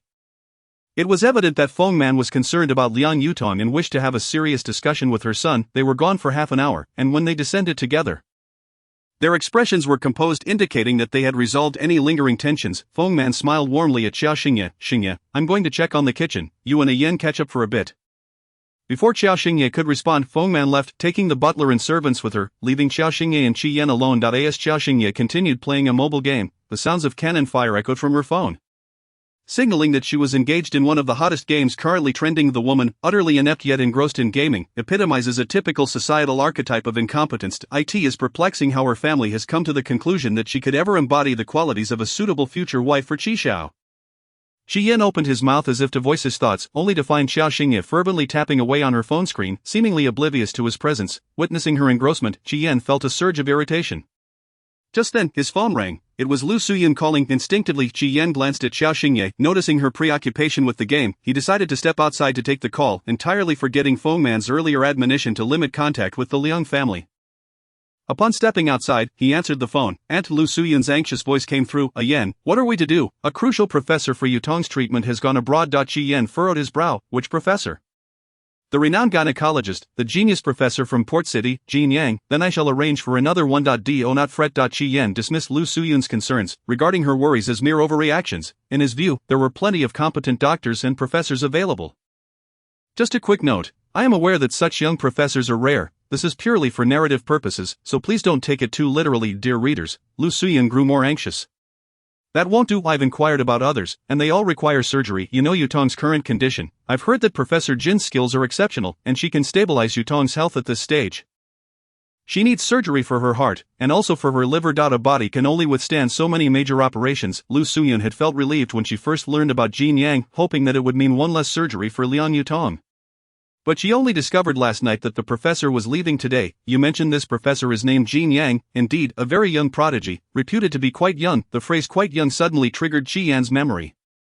She was Qiao Xingye's close friend. I shall handle this matter. Yan, I hope to secure Professor Jin. You know Yutong's condition cannot withstand further delays. Understood. Qi Yan hung up the phone. The call had lasted a full 10 minutes. When he re-entered, he happened upon Qiao Xingye finishing her game, and judging by her expression, she had won. She glanced towards the dining area, which remained quiet, indicating that dinner had yet to be served.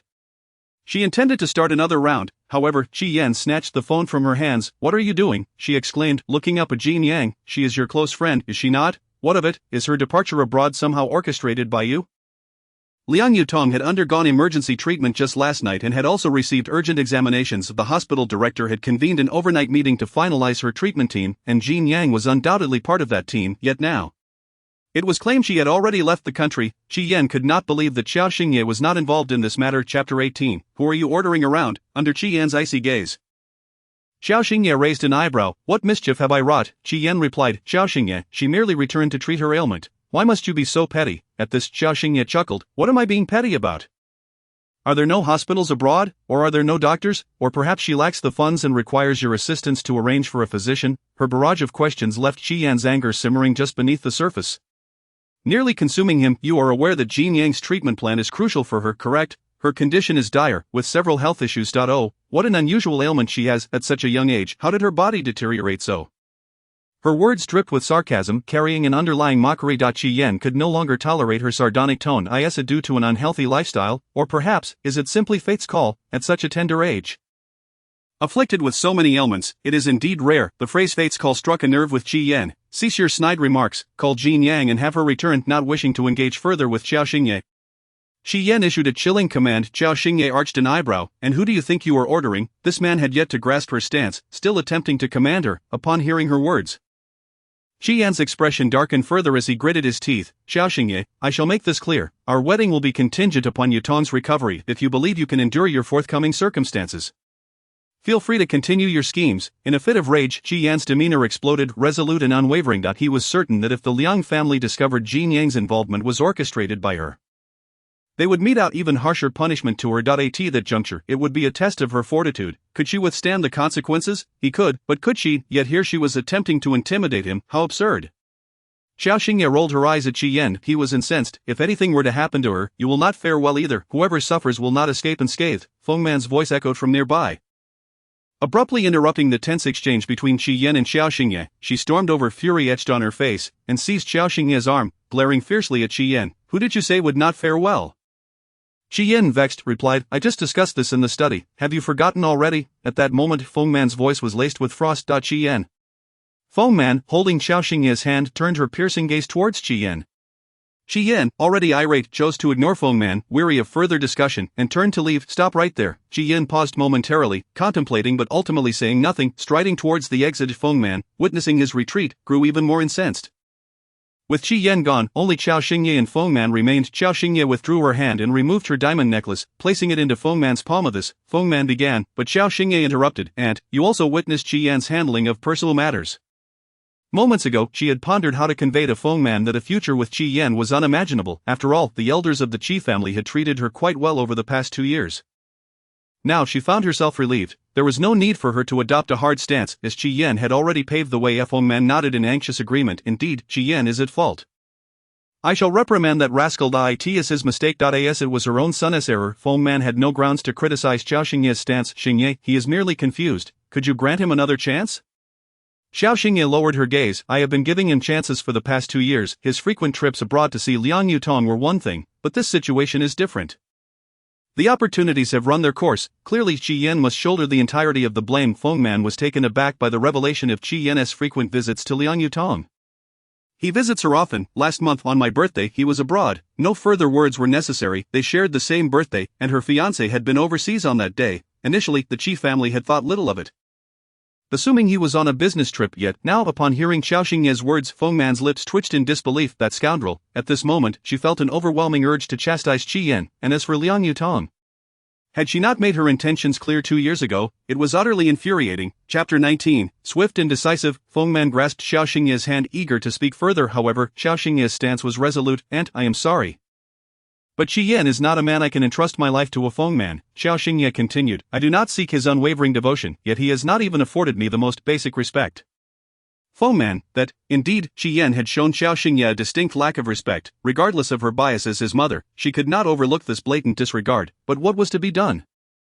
Without Qi Yan's support, life in the Liang family would be even more arduous for her. Feng Man reminded Qiao Xingye of her precarious position within the Liang family, although both women harbored disdain for Liang Yutong. They could not deny her standing within the family. Qiao Xingye cast her gaze downward. Silent. Feng Man continued, do not feel pressured to respond immediately. I shall speak with Qi Yan about this, and Liang Yutong will be sent away post-haste. The situation was utterly maddening. What power did Liang Yutong possess that had so thoroughly bewitched Qi Yan? The thought of Qiao Xingye and Qi Yan parting ways left Feng Man agitated. As Qi Yan became increasingly reckless regarding Liang Yutong, the Liang family had clearly sided with her. If Qiao Xingye continued to clash with Qi Yan, her life would become unbearable. In essence, Feng Man urged Qiao Xingye to endure. However, her future mother-in-law, Feng Man, would always stand by her side. Ultimately, everyone believed that there was no place for Qiao Xingye in the Liang family, while the Qi family would serve as her only refuge. Qiao Xingye glanced at Feng Man. Is it not possible to endure, aunt? Let us leave things as they are with Qi Yan. Having reached this juncture, Qiao Xingye's determination was unwavering. She wished to leave no glimmer of hope for anyone. To put it plainly, she was simply averse to complications. She yearned for a swift resolution. Seeing her unwavering stance, Feng Man felt a twinge of embarrassment. You, my child, despite her attempts to reason with her. Having lowered her own dignity in the process, the girl remained resolute. Discontent was unmistakably evident in Feng Man's tone. Qiao Xingye, unwilling to squander any more time, retorted, I'm leaving. With that, she forcefully thrust the necklace into Feng Man's hand and turned on her heel to depart.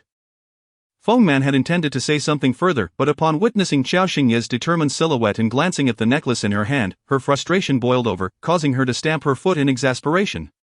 The butler appeared behind her. Madam, what is she so proud about? Who besides Qi Yan would want her? Those engaged to him in Hong Kong, who among them would be so blind as to marry her in such a short span? Moreover, what about that Liang family? If she were to lose Qi Yan, would any of them treat her kindly? Feng Man could not fathom where Qiao Xingye's confidence stemmed from, to the point of even rejecting herself. The butler cast a glance in the direction Qiao Xingye had left. Youthful impetuosity, she cannot swallow her pride in the face of adversity. In the butler's eyes, Qiao Xingye's current predicament was entirely due to her inability to let go of the grievance against Liang Yutong, which led to this ruckus. Feng Man shared this sentiment, scoffing, she should know when to pick her battles. As for the Liang family, she can make a scene all she likes, but to be so high and mighty before me? If it weren't for the old lady insisting that Qi Yan must marry Qiao Xingye, claiming her fortune was exceptionally favorable, I wouldn't even give a second glance at a daughter of the Liang family. Feng Man was furious, not only at Qi Yan for being entangled with Liang Yutong but also at Qiao Xingye for being the one to actively call off the engagement. The Qi family had lost face entirely. The old matriarch had issued a strict order, insisting they must coax Qiao Xingye back. With her fearless demeanor that day, could she really be persuaded? Feng Man's face was a portrait of ire. This is infuriating. Which hospital is Liang Yutong in? The butler replied, Hong Kong International Central Hospital. Qiao Xingye exited the Qi family's old residence. As she approached her car, a cacophony of honks echoed nearby. Turning her head, she spotted Qi Yan's phantom. He hadn't left. Qi Yan emerged from the vehicle, a cigarette clutched between his fingers. His tall, elegant figure exuded a natural authority, accompanied by an air of aloofness that warned others to keep their distance. Truth be told, he was strikingly handsome. Under his stewardship, the Qi Corporation's market value had doubled in just a year, and he displayed utmost respect for his elders. Everything about him was admirable, save for his woeful taste in women utterly blind. When Qiao Xingye's gaze met his, there was no warmth in her expression. Qi Yan broke the silence first. Give your car keys to Jiang Yuan, he will drive you back to Jinjiang Tiancheng. You will ride with me. I can drive, Qiao Xingye retorted sarcastically, embodying the allure of an independent woman, one who would never be relegated to the role of a mere passenger. Chapter 20, buying her off with a black card? Qi Yan, perceiving her unwavering demeanor, took an irritated drag from his cigarette. I know you can drive, but I have matters to discuss with you, Qiao Xingye replied. There is nothing to discuss. With that, she turned to enter her car. Yet Qi Yan swiftly stepped forward, grasping her and attempting to slam the door shut. Qiao Xingye shot him an icy glare. Let go. Qi Yan effortlessly pulled her from the car, the disparity in their strengths evident. Igniting her anger hue, Qi Yan dragged her towards his vehicle, snatching the car keys from her hand and tossing them to Jiang Yuan. Jiang Yuan caught them deftly and promptly drove off in Qiao Xingye's car. Witnessing this, Qiao Xingye's fury escalated. Qi Yan released her grip. Qiao Xingye shouted, bring Jiang Yuan back. Qi Yan had already entered his car, the engine roaring to life as he glanced at her. Are you getting in or not? In a fit of rage, Qiao Xingye kicked the tire of his car. Ultimately, she had no choice but to take her seat in the back. Come sit in the front, Qi Yan insisted. Are you leaving or not? Qiao Xingye, his tone grew more insistent. Go if you wish. She was not one to occupy the passenger seat of any man, especially not Qi Yan's. Observing her defiance, Qi Yan felt his jaw tighten in frustration. With no other option, he started the car and drove away from the old residence, heading directly towards Jinjiang Tiancheng. Qiao Xingye crossed her arms and stared out the window, to the Oriental International Building. At her words, Qi Yan instinctively glanced at her through the rearview mirror. What business do you have there? In other words, what could a parasite like you possibly need in a hub where elite professionals congregate? To Qi Yan, the Oriental International Building was far beyond Qiao Xingye's realm. Mind your own business. Qi Yan felt as if he might explode from frustration, just because he was aware that Liang Yutong had returned. She was now unwilling to engage in civil discourse. After passing an intersection, he abruptly pulled over to the side of the road. Puzzled, Qiao Xingye asked, "What are you doing?" with one hand gripping the steering wheel and the other holding a cigarette. He took a deep drag before addressing her. "If you bring Jin Yang back, I won't see her again." Qiao Xingye raised an eyebrow, instinctively scrutinizing the man in front of her, before she could respond. Qi Yan withdrew a black card from his wallet and offered it to her. "What is this for? A bribe for Liang Yutong's illness?" She scoffed at the notion. She was not the type to accept such things. Qi Yan pushed the card toward her. "The Liang family is preoccupied with Yutong's situation. They likely haven't the time to issue you a card. Here, take this." After all, she was still his fiancée. In fact, Qi Yan had previously given Qiao Xingye a similar card, which she had declined, but now, instinctively, Qiao Xingye reached for it. Free money was too good to pass up. However, just as she was about to grasp the card, Qi Yan swiftly retracted it back into his palm. "Qiao Xingye?" "Qi Yan, the wedding will proceed as planned, Qiao Xingye." The mere mention of the wedding caused her to retract her hand hastily. She could accept the compensation, but as for the wedding, dream on. Qiao Xingye grimaced. "I had thought you were not in the mood to plan your own wedding right now. Still thinking about getting married? It seems the elders of the Qi family are quite insistent, especially with your grandfather currently in the hospital. In any case, it seems difficult for you to be with Liang Yutong now." Qi Yan reiterated, "Have Jin Yang return to join her treatment team, and I will not see her again." He repeated himself. Between the wedding and Jin Yang, Qi Yan was being exceedingly greedy. After much conversation, all he sought were favors for Liang Yutong. Qiao Xingye's words dripped with sarcasm. Qi Yan, noticing her unyielding attitude, felt his expression sour. "What benefits does she have? Haven't I offered you enough?" Qiao Xingye glared at him coldly. Qi Yan continued, "Once she recovers, she will immediately go abroad. Is that not what you desire? Will she recover so soon?" Qiao Xingye retorted sharply. She too wished to never see Liang Yutong again. But could she really leave at once? Observing Qi Yan's deepening frown, Qiao Xingye pressed on. "Moreover, do you truly think you can avoid seeing her just because you say so, as if you've sacrificed so much? You're only making empty promises. Late at night, you'll be back in her arms. For a man like him, one should harbor no expectations nor offer any chances." Chapter 21. The card has been taken. But the matter remains unresolved. Seeing Qiao Xingye's unwavering stance, her words cut like a knife. Frustrated, he took 2 deep drags. "Then tell me, what should we do?" In his view, he had given her everything that was due, allowing her every advantage. All he wanted now was for Jin Yang to return. Qiao Xingye stated, "Let's not discuss the wedding any further. Our relationship is entirely over. Over? What audacity did she possess to declare it over?" Qiao Xingye asserted. "As for Jin Yang, do not even think about it. If you have the capability, go summon her back to treat Liang Yutong yourself, or with your wealth and influence, why must you rely on me?" Her words dripped with irony. Qi Yan, infuriated by her tone, felt his face flush with anger. If money and power could resolve the issue with Jin Yang, would he be wasting time here? It was precisely because he had called Jin Yang earlier, but she had outright refused him. Moreover, the man backing Jin Yang prevented him from being forceful with her. Qi Yan's expression was rife with frustration. Qiao Xingye inquired, "Is there anything else? If not, please take me to the Oriental Building." This location was not easily accessible by taxi. Since he had insisted Jian Yuan take her car, he was obliged to drive her himself. Qi Yan asked, "What do you need to go to the Oriental Building for? Is there an interview? Looking for a job as a backup plan? Mind your own business." She snapped back, repeating her earlier sentiment with fervor.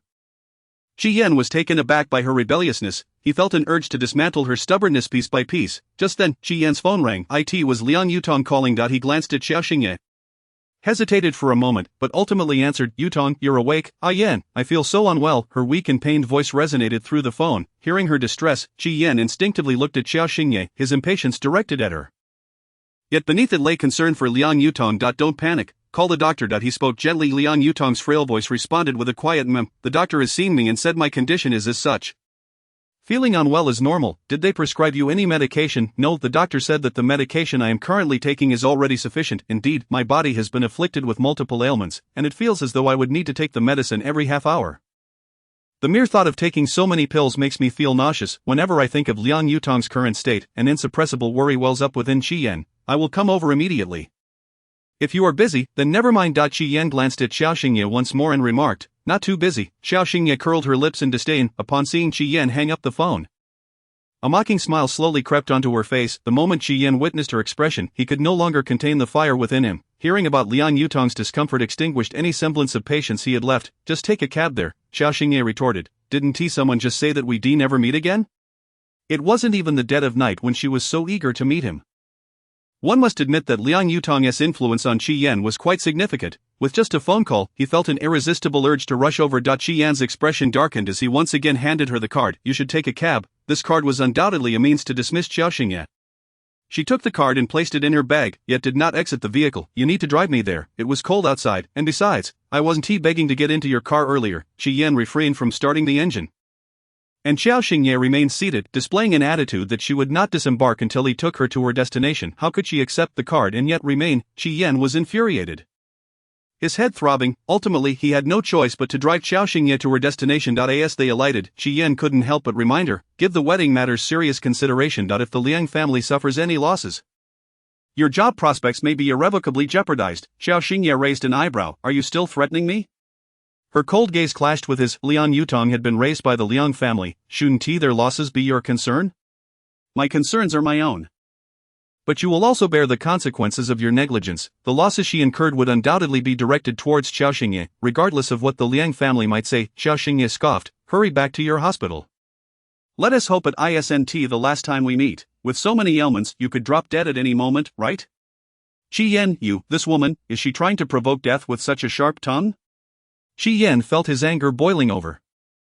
His teeth aching in response. He didn't wish to engage further with Qiao Xingye. Continuing the conversation might very well lead to his own demise. Chapter 22. Spend his money vigorously. Spend it all.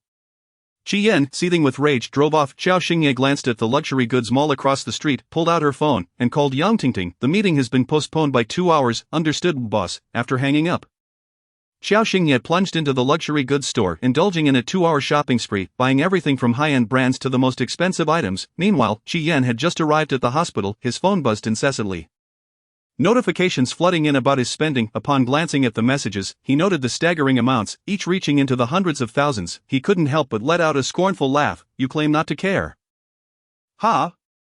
Just after receiving the card, she was already splurging on jewelry and cosmetics. She had always appeared so aloof. Now that the Liang family had frozen her card, was she panicking? Zhang Yuan approached. Sir, did you send her car back? Yes, Zhang Yuan nodded. As Qi Yan headed toward Liang Yutong's office, a thought struck him. She is looking for a job, so make sure to notify all companies not to hire her. Zhang Yuan paused, taken aback. You mean not to hire Miss Qiao? Is she still unwilling to continue the marriage with you?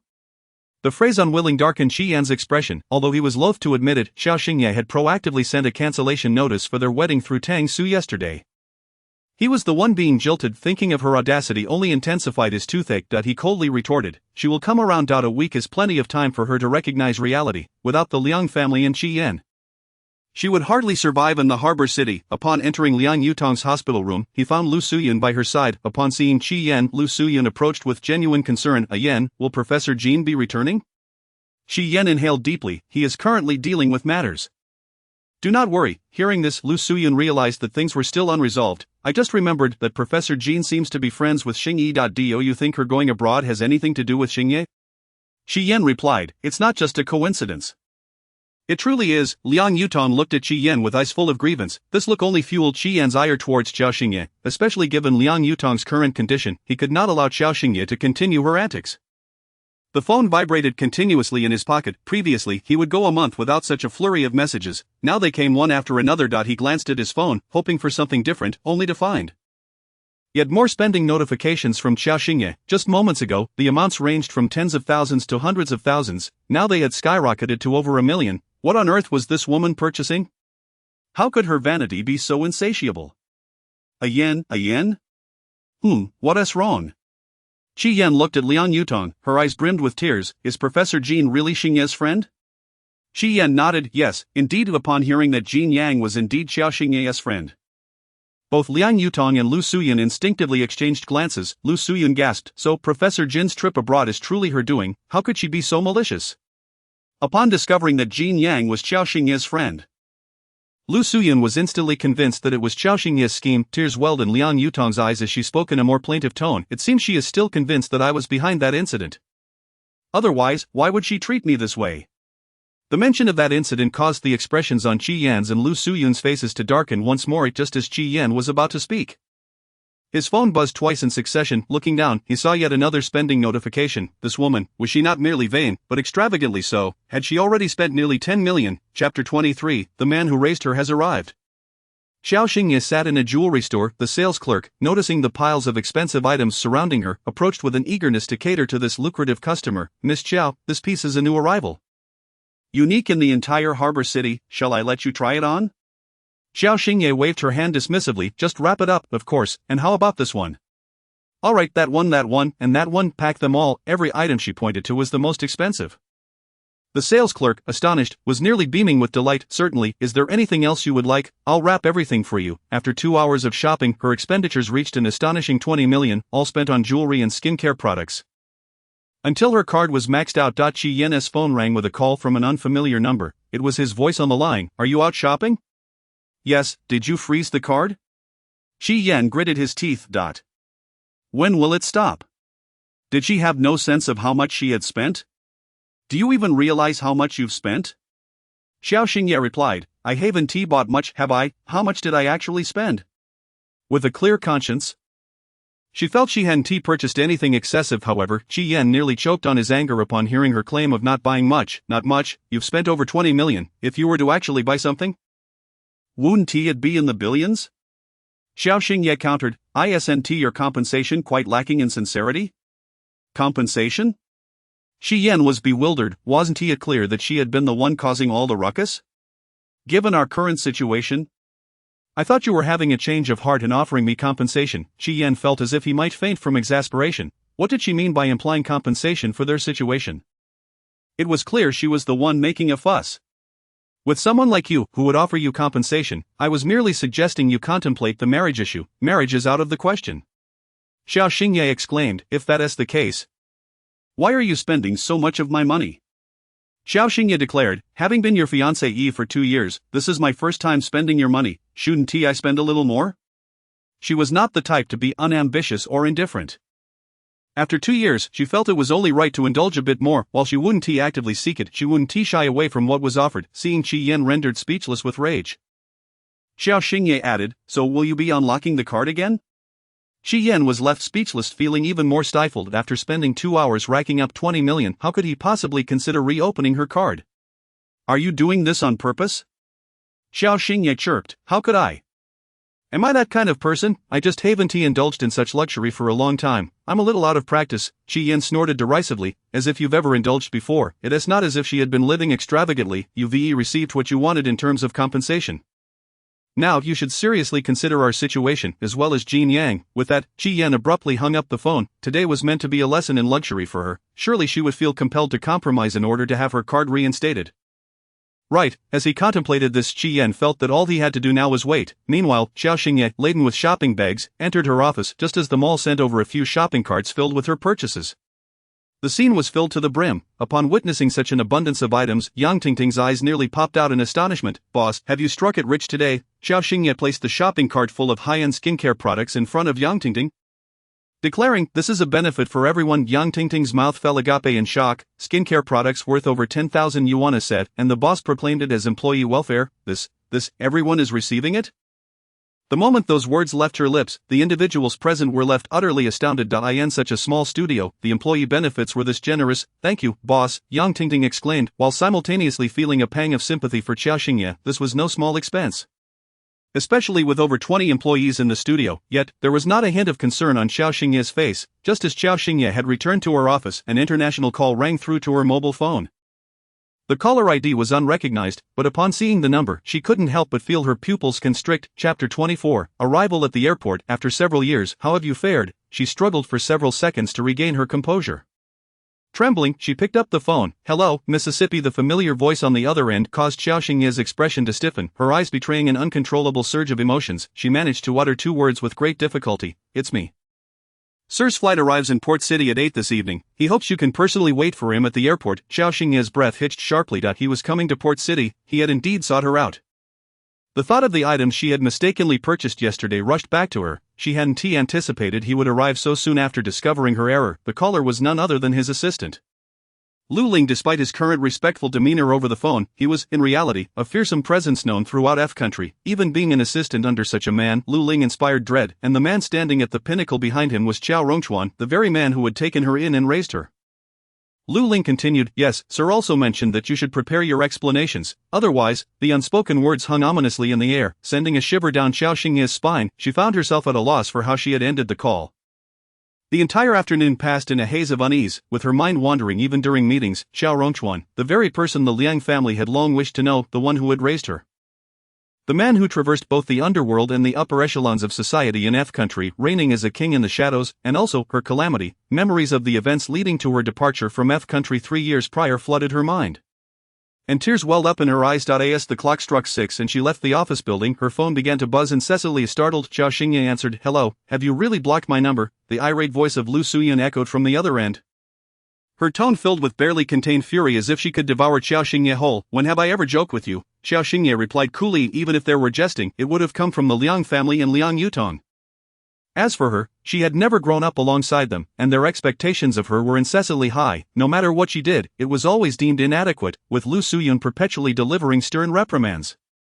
Upon hearing Qiao Xingye's icy tone, Lu Suyun's frustration intensified, causing her head to throb. "You tell me Jin Yang is your close friend, right? Did you orchestrate her going abroad?" "Yes, I did. So what?" Qiao Xingye retorted. Lu Suyun was infuriated. She had anticipated Qiao Xingye would at least deny it, yet here she was brazenly admitting it without a hint of shame. What did it imply for the Liang family in her eyes? Lu Suyun had meticulously planned how to interrogate her, but instead, Qiao Xingye had candidly confessed. "You admit it? What is wrong with admitting it? Given the circumstances between Liang Yutong and me, isn't it normal to play a few tricks?" Qiao Xingye declared. Liang Yutong was hypocritical, secretly plotting against her. What kind of skill was that? If one wished to act, they should do so openly. Lu Suyun felt lightheaded upon hearing her bluntness. What about me? Do you want me to summon Jin Yang back to treat you?" The address of Ms. Lu momentarily disoriented Lu Suyun. It dawned on her that since Qiao Xingye returned to the Liang family, she had never referred to her as mother, yet she had never called her Ms. Lu either. That single phrase made Lu Suyun's heart ache. Unable to restrain herself, she exclaimed, "I am your mother." Qiao Xingye responded. "Does Mrs. Liang wish to engage in this meaningless debate over the phone, whether addressed as Ms. Lu or Mrs. Liang?" She claimed it was meaningless. Upon hearing this, Lu Suyun felt as if her chest had been constricted. Both suffocated in pain, after several deep breaths she managed, "Have Professor Jin come back. I'll open the card for you." It was both a concession and a sign of yielding. She implied that she would only grant the card if Jin Yang returned to assist Liang Yutong.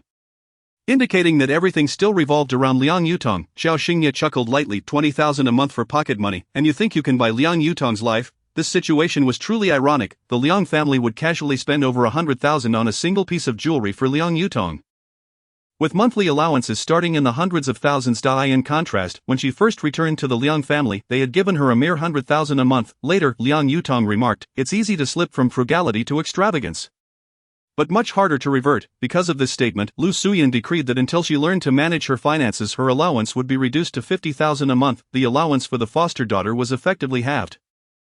Even with 50,000, Liang Yutong was dissatisfied, later insisting, "Xingye has no social life. She can't possibly spend that much." Lu Suyun insisted, "We have everything at home. You aren't like Yutong. You don't need to socialize or entertain those young heiresses.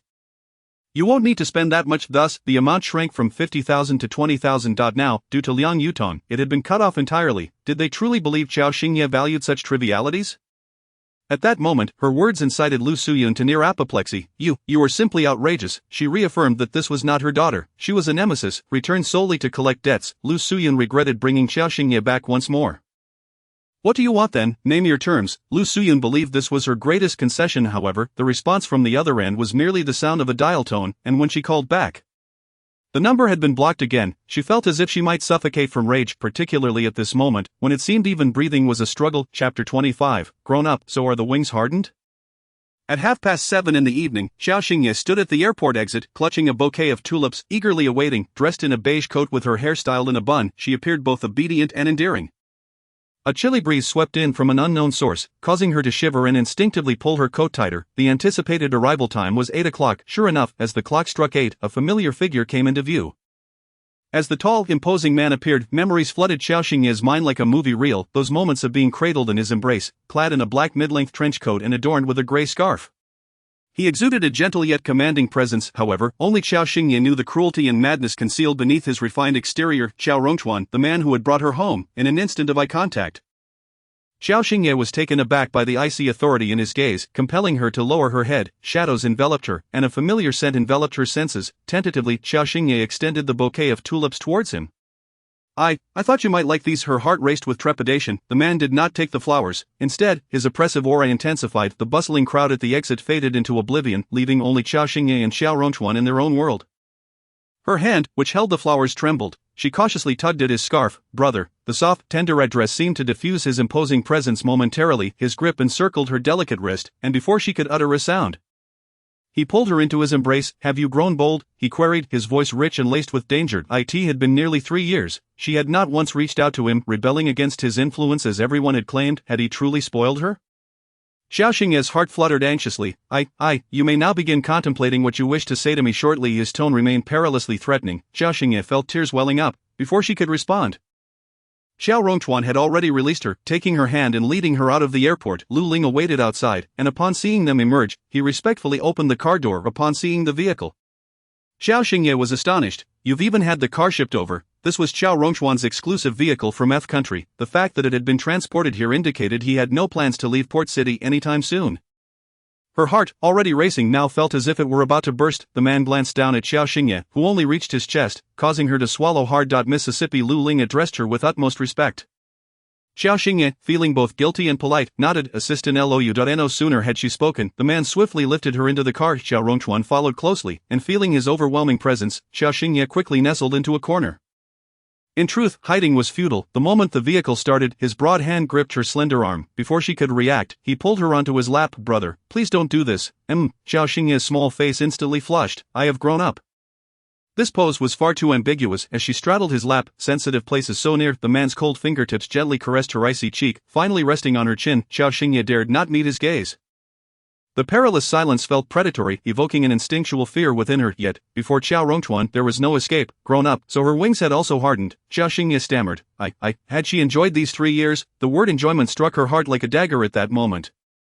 So much had transpired in these days. She felt no grievance and had even been fiercer than a hedgehog towards those who tormented her. But now, facing Qiao Rongchuan, a pang of bitterness surged within her, and tears uncontrollably welled in her eyes. Sniffling. It hasn't even been 3 years. At that moment, she resembled a child bullied outside, utterly aggrieved. The man scoffed. There are still 2 months left. Does it make a difference?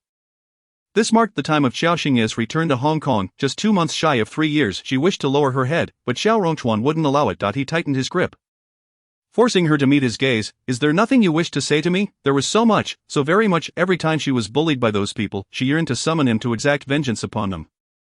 Chapter 26. Reveal the truth of running away. Daring not to conceal, Qiao Xingye intended to escort Qiao Rongchuan to a 5-star hotel. However, Qiao Rongchuan kept her pinned on his lap, leaving her no opportunity to inform Lu Ling of their whereabouts.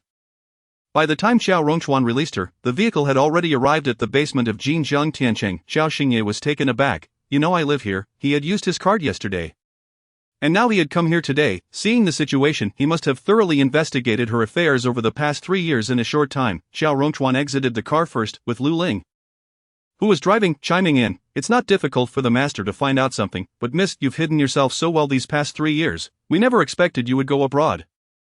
Qiao Xingye, Lu Ling, you even found relatives. Oh, in any case, the master is very angry. The mention of his anger made Qiao Xingye's heart leap sharply, cautiously glancing at the man standing outside the car.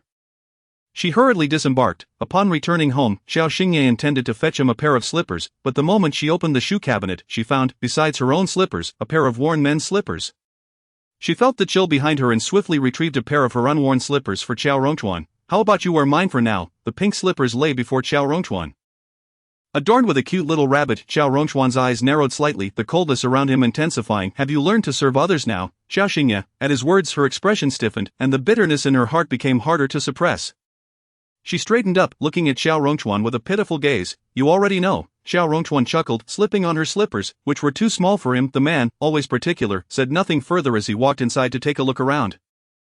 The more he observed, the darker his expression grew. The Liang family is somewhat prestigious in Hong Kong, yet they provided you with such a small place. Mentioning the Liang family made Qiao Xingye's expression tense as well. Pouting, this isn't given by the Liang family. Qiao Rongchuan's gaze paused, turning back to her. Qiao Xingye, this was bought with your money, Qiao Rongchuan. The phrase bought with your money somehow softened the coldness on Qiao Rongchuan's face slightly. He walked over to the nearby sofa, casually draping his coat over the armrest and removing the scarf from around his neck. Why not buy a larger one, Qiao Xingye? It's not small. It's over 140 square meters. It's ample for me alone. Qiao Rongchuan still deemed it small. After all, when she was in country F, even her private villa was no less than 500 square meters. Not to mention the grand manor she resided in during her years with the Qiao family. She couldn't finish exploring it in an hour. Come here. Qiao Rongchuan's sharp gaze fixed on her. Qiao Xingye hesitated, standing a meter away, afraid to get too close. However, with a swift motion, the man pulled her into his embrace, just as he had in the card. Brother, Qiao Xingye called out in dissatisfaction. But the deep voice of the man resonated above her head. You have 5 minutes, Qiao Xingye. At his words, her heart leapt again. 5 minutes. She naturally understood what Qiao Rongchuan meant. 3 years ago. She had left without a word during a tumultuous time for the Qiao family. Although she had departed, a saying among the aristocrats in country F remained: one cannot be raised if they are not of blood. And this phrase originated from her, Qiao Xingye. It was said that she had left the Qiao family when the master faced tribulations, at the most challenging time for Qiao Rongchuan. What of the Shang family? Qiao Xingye countered with a question. Over these 3 years, she had kept a vigilant eye on every development concerning country F, yet the Shang family, that family which had so accurately seized her lifeline at that time, had gone silent from review since a year ago. Even when she tried to inquire through acquaintances, she had gleaned nothing. Now, confronted with Qiao Rongchuan, she posed her question, only to see his eyes grow colder at her words. He tightened his grip on her chin, the pressure intensifying. Their proximity brought his warm breath to her cheek, laced with danger. Qiao Xingye swallowed hard. Brother, Qiao Rongchuan, are you concerned about the Shang family or about Shang Yi? Upon hearing Shang Yi, Qiao Xingye's heart quivered sharply. Feeling her body stiffen in an instant, a sharp glint flickered in Qiao Rongchuan's eyes. Qiao Xingye, no, the Shang family had become a relic of history a year ago. Is this answer satisfactory to you, Qiao Xingye? History? Had he utterly crushed them? Upon learning this, the tension in Qiao Xingye's body eased in that moment. What about the Shang family now, do you wish to know? Qiao Rongchuan's tone grew more menacing. Qiao Xingye shook her head. Not really, as long as they can no longer threaten you. At that moment, the boulder that had weighed on her heart for 3 years was finally lifted. Chapter 27, They threatened you, and you cowered. Qiao Rongchuan raised an eyebrow, yet Qiao Xingye suddenly wrapped her arms around his neck, sobbing uncontrollably as if utterly aggrieved. Her instinctive action shattered the anger within Qiao Rongchuan. His hands, which had been suspended in the air, ultimately encircled her slender waist as she cried desperately. Qiao Xingye clung tightly to Qiao Rongchuan's neck. Is Mom all right? Qiao Rongchuan embraced her. You still remember that she is your mother? He had thought that after her return to the Liang family, she would have completely forgotten everything about country F. Qiao Xingye clutched his neck tighter, her cries becoming even more pitiful. 2 hours later, Qiao Xingye recounted the reasons for her departure from country F 3 years ago, her words fragmented as she cried. In the past 3 years in Hong Kong, she hadn't shed a single tear. Despite the Liang family's treatment, she had remained stoic, yet when it came to recounting her experiences in country F, she wept. The Qiao family had always been her steadfast support, and Qiao Rongchuan was the anchor in her heart. Losing everything overnight felt like a taste of hell, a memory she had scarcely dared to revisit over these 3 years. As those around her had said, she had left at a time when the Qiao family faced a storm. If only she could, she would have loved to stay by Qiao Rongchuan's side, but the Shang family, Shang Chun, that woman who adored Qiao Rongchuan, had conspired with her brother Shang Yi to abduct her mother during the turmoil following her father's death, forcing her to leave the Qiao family. If she had refused to depart, they would have killed her mother. Under such duress, Qiao Xingye had no choice but to comply. Leaving the Qiao family meant severing all ties with Qiao Rongchuan. 3 years prior, the Shang family had been a formidable presence in country F. The abrupt passing of her father left Qiao Rongchuan's foundations shaky. He could not possibly contend with the Shang family at that time. Furthermore, Qiao Rongchuan and Shang Yi had always been at odds, and Shang Chun, enamored with Qiao Rongchuan, had prevented Shang Yi from encroaching on the Qiao family's projects. Qiao Xingye had never dared to put him in danger. If her departure could secure a moment of peace for the Qiao family, she would willingly sacrifice for him. The more Qiao Rongchuan listened, the colder his expression became. They threatened you, and you cowered? How could I not? They used my mother's life to threaten me. Qiao Rongchuan's eyes narrowed. So you truly have not kept in touch with us? I dare not. As she uttered those words, Qiao Xingye felt even more aggrieved. For these years she had been cautious even in observing news about him, especially in the first year after leaving the Qiao family. Shang Chun had continually threatened her. This had been the primary reason for her return to the Liang family and even her engagement to Qi Yan, although on the surface it appeared that Qiao Rongchuan had rapidly developed over the past 3 years. Seizing control of the entire underground business in country F, she remained fearful, still apprehensive of the Shang family's threat against him, seeing that she had laid everything bare, yet Qiao Rongchuan remained so stern. Qiao Xingye felt even more wronged, her eyes reddening as she glanced at him. And what of Shang Chun, that despicable woman? I wish I could see her dead. Qiao Rongchuan. She is crippled, in prison. In prison? You put her in prison? Qiao Rongchuan shot her a cold glance, his expression still familiar. Clearly not having calmed down, Qiao Xingye tugged at her clothing, looking at him silently, a sense of grievance etched across her face. Qiao Rongchuan remarked sharply, what a useless thing you are, feeling wronged after being bullied like this. What have I taught you all these years? Everything, except the one lesson that one must not be sentimental. If she were heartless, she would naturally be impervious to harm from anyone, just as she is before the Liang family. Because of her lack of sentiment, those people could do whatever they pleased without inflicting an ounce of pain upon her. But the Qiao family is different. Her mother loved her dearly, and from a young age she understood that she had been taken in by Qiao Rongchuan, yet her mother treated her as if she were her own. Raising her like a princess in the palm of her hand, Qiao Rongchuan let out a cold snort. Humph, Qiao Xingye asked, is Mama really well? Well, she has been vegetarian and chanting for 3 years. Fearing you would be frostbitten outside, Qiao Xingye pondered. Frostbitten, is she implying I am a delicate flower from a greenhouse unable to survive outside? Nonetheless, hearing that her mother had abstained from meat for her sake for 3 long years, she couldn't help but feel moved. She gazed at Qiao Rongchuan with wide eyes. Has Mama truly not eaten meat for 3 years? Qiao Rongchuan smacked her on the head. Qiao Xingye winced.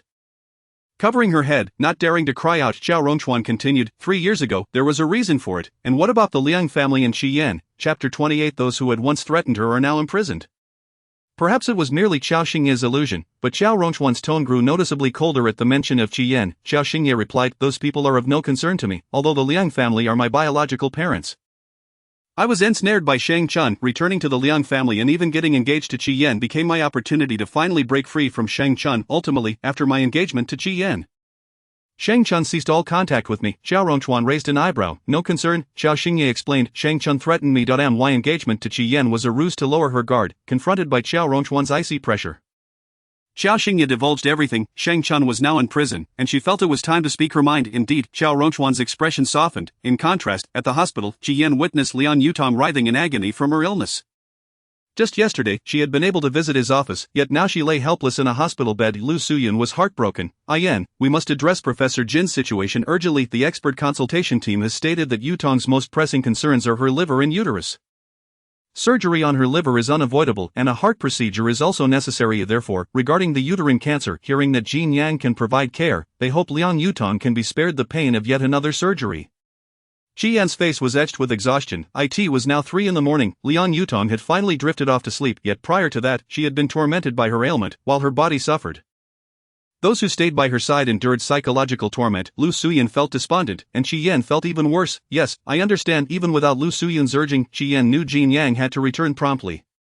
He found an unfamiliar phone to call Qiao Xingye. At that moment, Qiao Xingye was still under Qiao Rongchuan's serious interrogation. Just as Qiao Rongchuan was about to speak again, her phone rang, seeing an unknown number. Her instinct was to ignore it and hang up. However, the caller persisted and dialed again. Qiao Rongchuan's voice was grave. Why aren't you answering? Is it not an important call? Qiao Xingye replied without thinking. These past few days, I've been at odds with Qi Yan over our divorce. I blocked the Liang family's numbers. Given the commotion, they would come looking for me if they were dissatisfied. So this unknown number could only belong to either Qi Yan or Lu Suyun. She had no desire to answer, particularly in front of Qiao Rongchuan. She hung up, yet the person called again with unwavering determination. As Qiao Xingye prepared to hang up once more, Qiao Rongchuan extended his hand toward her. Qiao Xingye's eyelids fluttered. What are you doing? Should I answer for you, or will you do it yourself? Qiao Xingye's lips twitched. It's not an important call. Qiao Rongchuan raised an eyebrow. Not important. Yet they keep calling. Qiao Xingye, under Qiao Rongchuan's stern demeanor, she reluctantly answered the call. The moment the call connected, Qi Yan's weary voice came through. Tell me what you want, and I will provide it for you. His tone was fatigued, yet yielding. The faint sound was clear enough for both Qiao Xingye and Qiao Rongchuan to hear. She knew it was either Qi Yan or a member of the Liang family. Qiao Xingye instinctively glanced at Qiao Rongchuan, only to find the warmth in his eyes had vanished. Qiao Xingye's hand trembled as she held the phone. No, I meant, do you like money? I've opened that card for you. By whatever you wish, the condition is bring Jin Yang back. Before Qi Yan could finish his sentence, Qiao Rongchuan snatched the phone from her hand, abruptly ending the call. In that moment, their eyes locked, faced with the icy demeanor emanating from the man. Qiao Xingye instinctively lowered her gaze, too afraid to look up again. Qiao Rongchuan asked, he treats you well? Qiao Xingye forced to laugh. No, Qiao Rongchuan pressed, he gives you whatever you want. Qiao Xingye. Given the truncated conversation, merely hearing Qi Yan's words on the call suggested such a notion. Everything was ulterior, and it was far from being a deep-seated affection for her, for reasons she couldn't fathom. Whenever matters of the heart were broached, she felt exceedingly guilty in front of Qiao Rongchuan, perhaps because during their school days he often admonished her, no dating while at school. Chapter 29. Qiao Rongchuan was showering when Qi Yan unexpectedly walked in on him. After several hours of intensive questioning, Qiao Xingye, utterly exhausted, could no longer endure and fell asleep on Qiao Rongchuan's lap. Under the bright lights, Qiao Rongchuan gently tucked a strand of hair behind her ear before lifting her up and carrying her to the bedroom. When he emerged from the room, Lu Ling was already waiting in the living room. Observing the modest apartment, Lu Ling inquired, "Are you taking the young lady back to Tinglan Residence?" Tinglan Residence, located in the shallow bend of the harbor city, was much sought after by numerous wealthy families when the land was initially developed. Ultimately, it fell into Qiao Rongchuan's hands because Qiao Xingye had once expressed her fondness for the area during a scenic tour. The wealthy merchants had intended to develop it into seaside properties, but Qiao Rongchuan renovated it to suit Qiao Xingye's tastes. He had initially planned to gift it to her for her coming-of-age ceremony. But after the Qiao family's misfortunes, Qiao Xingye had disappeared. Qiao Rongchuan stood, walked to the balcony, lit a cigarette, and took a few puffs. "Don't disturb her tonight, let her sleep here. Go fetch my luggage." Upon hearing that Qiao Rongchuan would be staying the night, Lu Ling instinctively glanced around the small apartment. "You will stay here?" Qiao Rongchuan shot him a cold glance. "Is there a problem?" Lu Ling shook his head. "I will go get it right away." Indeed, when the young lady was present, the master could make do with anything. Residing in such a small space was solely to avoid disturbing her at such a late hour. Lu Ling swiftly brought the belongings upstairs. After he left, Qiao Rongchuan thoroughly inspected the area where Qiao Xingye resided, ensuring there were no signs of a man living there. After 2 years of tension, he finally felt a sense of relief. He found a new pink bath towel, clearly a personal reserve of Qiao Xingye's. Qiao Xingye, muddled from sleep, woke up needing to use the bathroom. As she stepped out of her room, she encountered Qiao Rongchuan, who was wrapped in a pink towel. Qiao Xingye exclaimed in surprise. Simultaneously, the doorbell rang insistently. She instinctively glanced at the door, then at Qiao Rongchuan. He frowned. "Who is looking for you at this hour?"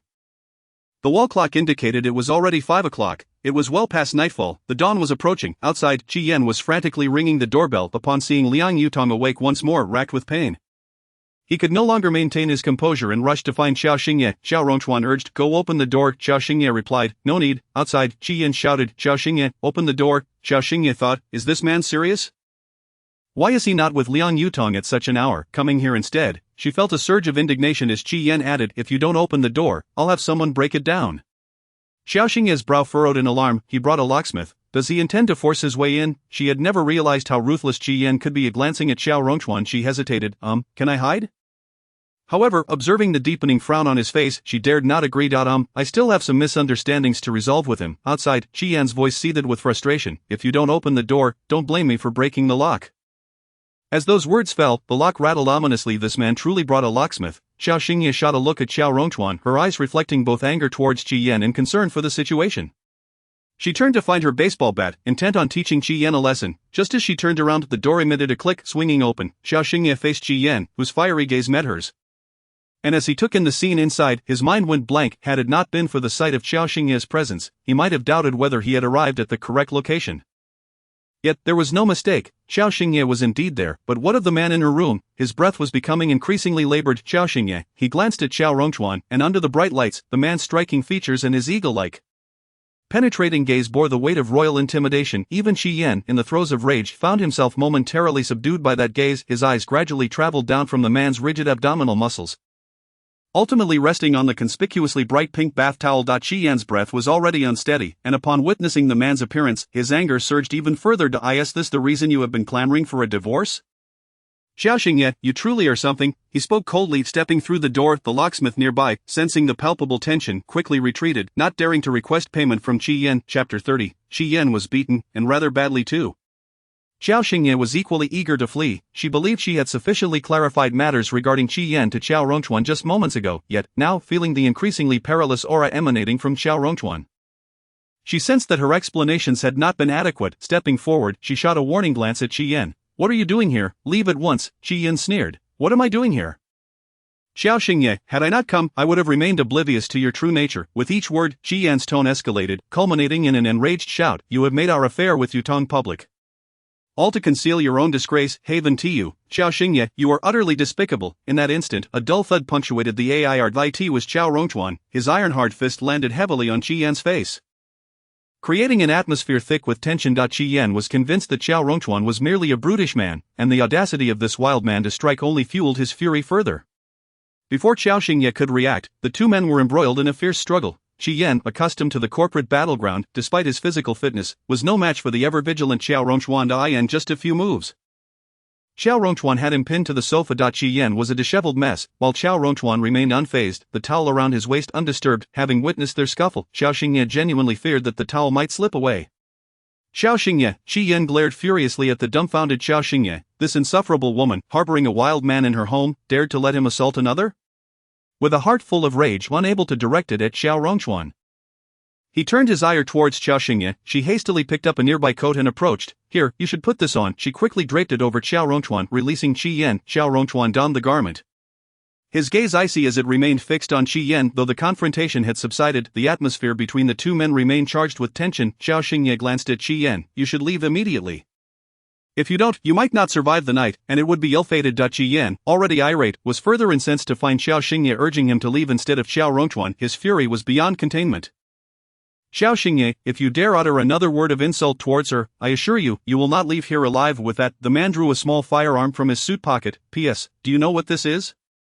The cold black muzzle pointed directly at Qi Yan, who froze, his pupils contracted in alarm. In a place like Port City, this man actually carried a gun. Had Qiao Xingye lost her senses? What sort of perilous company had she entangled herself with?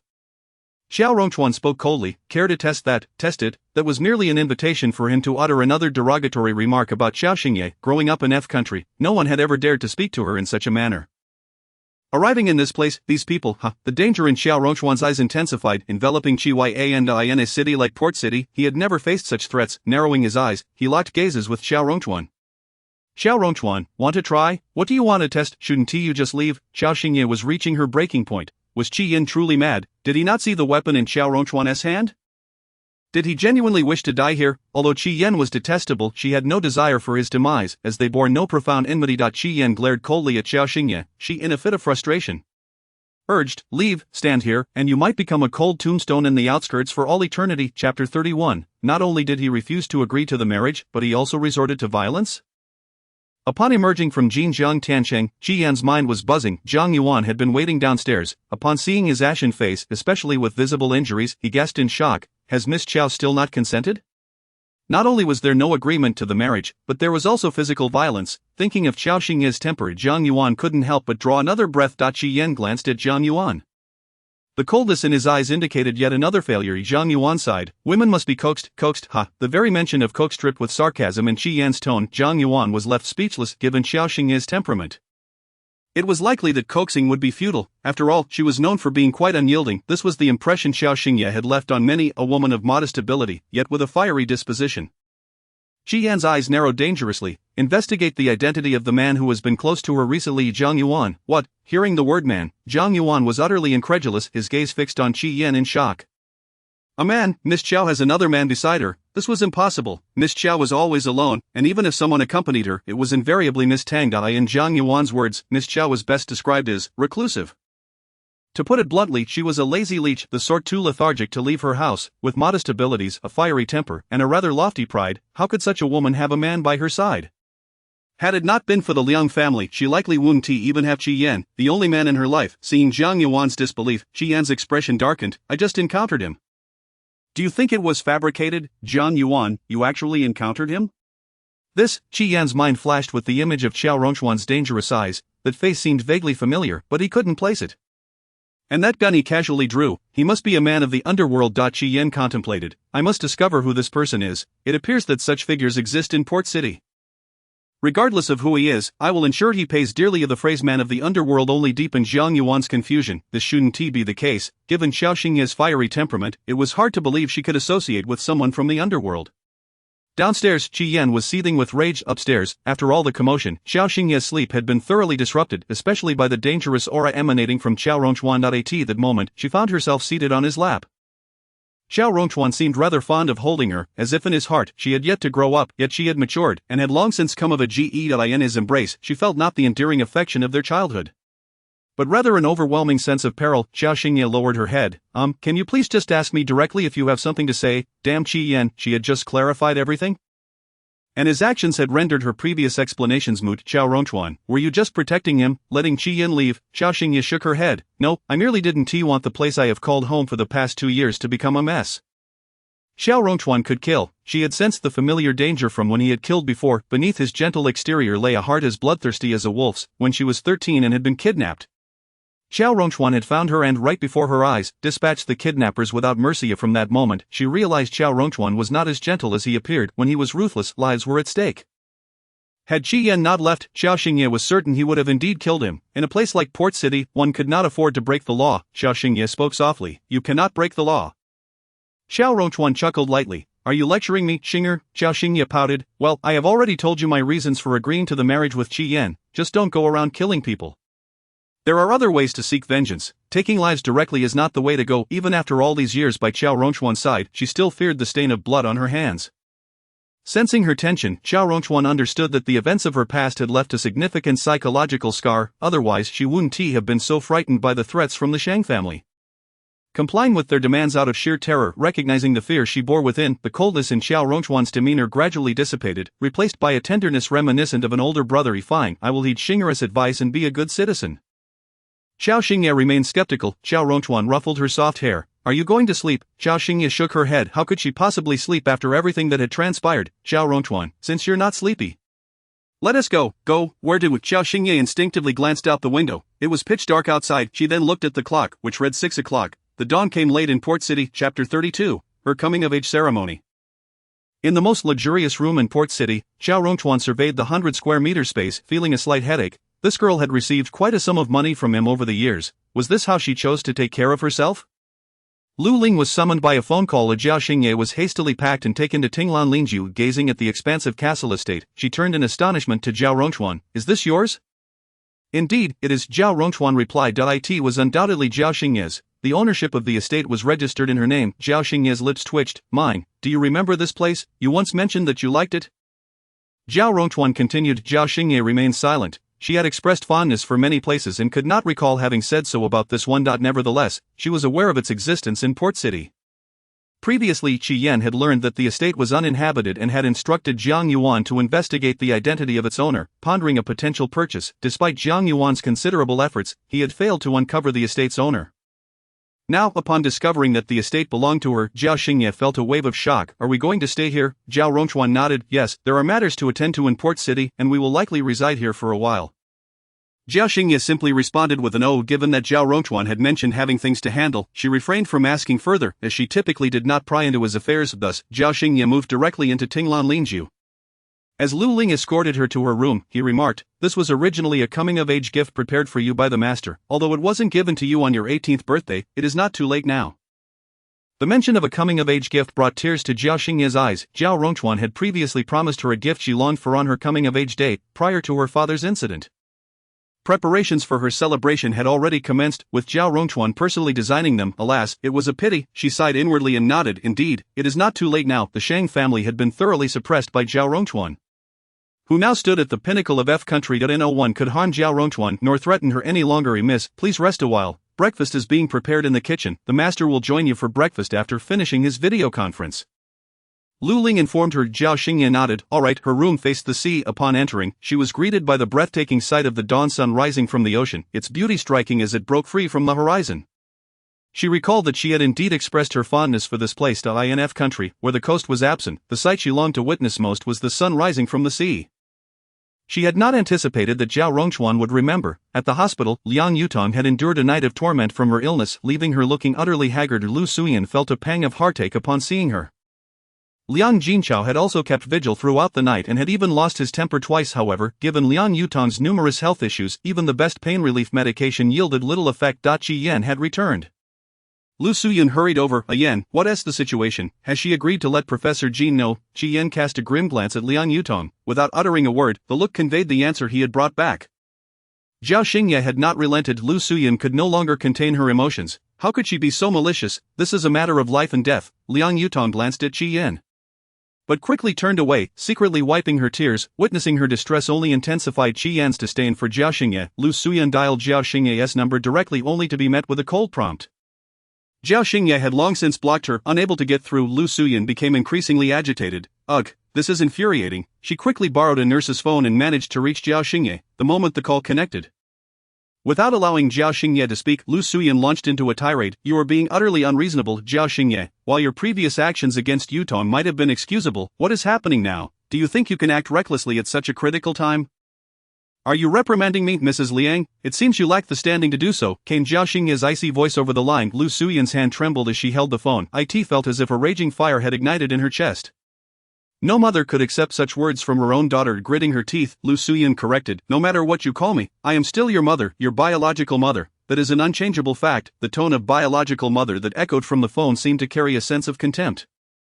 Qiao Xingye scoffed derisively. Biological mother, the way you fulfill that role has truly opened my eyes. Chapter 33. Did she already have a man before returning to the Liang family? Lu Suyan was so enraged that her vision blurred.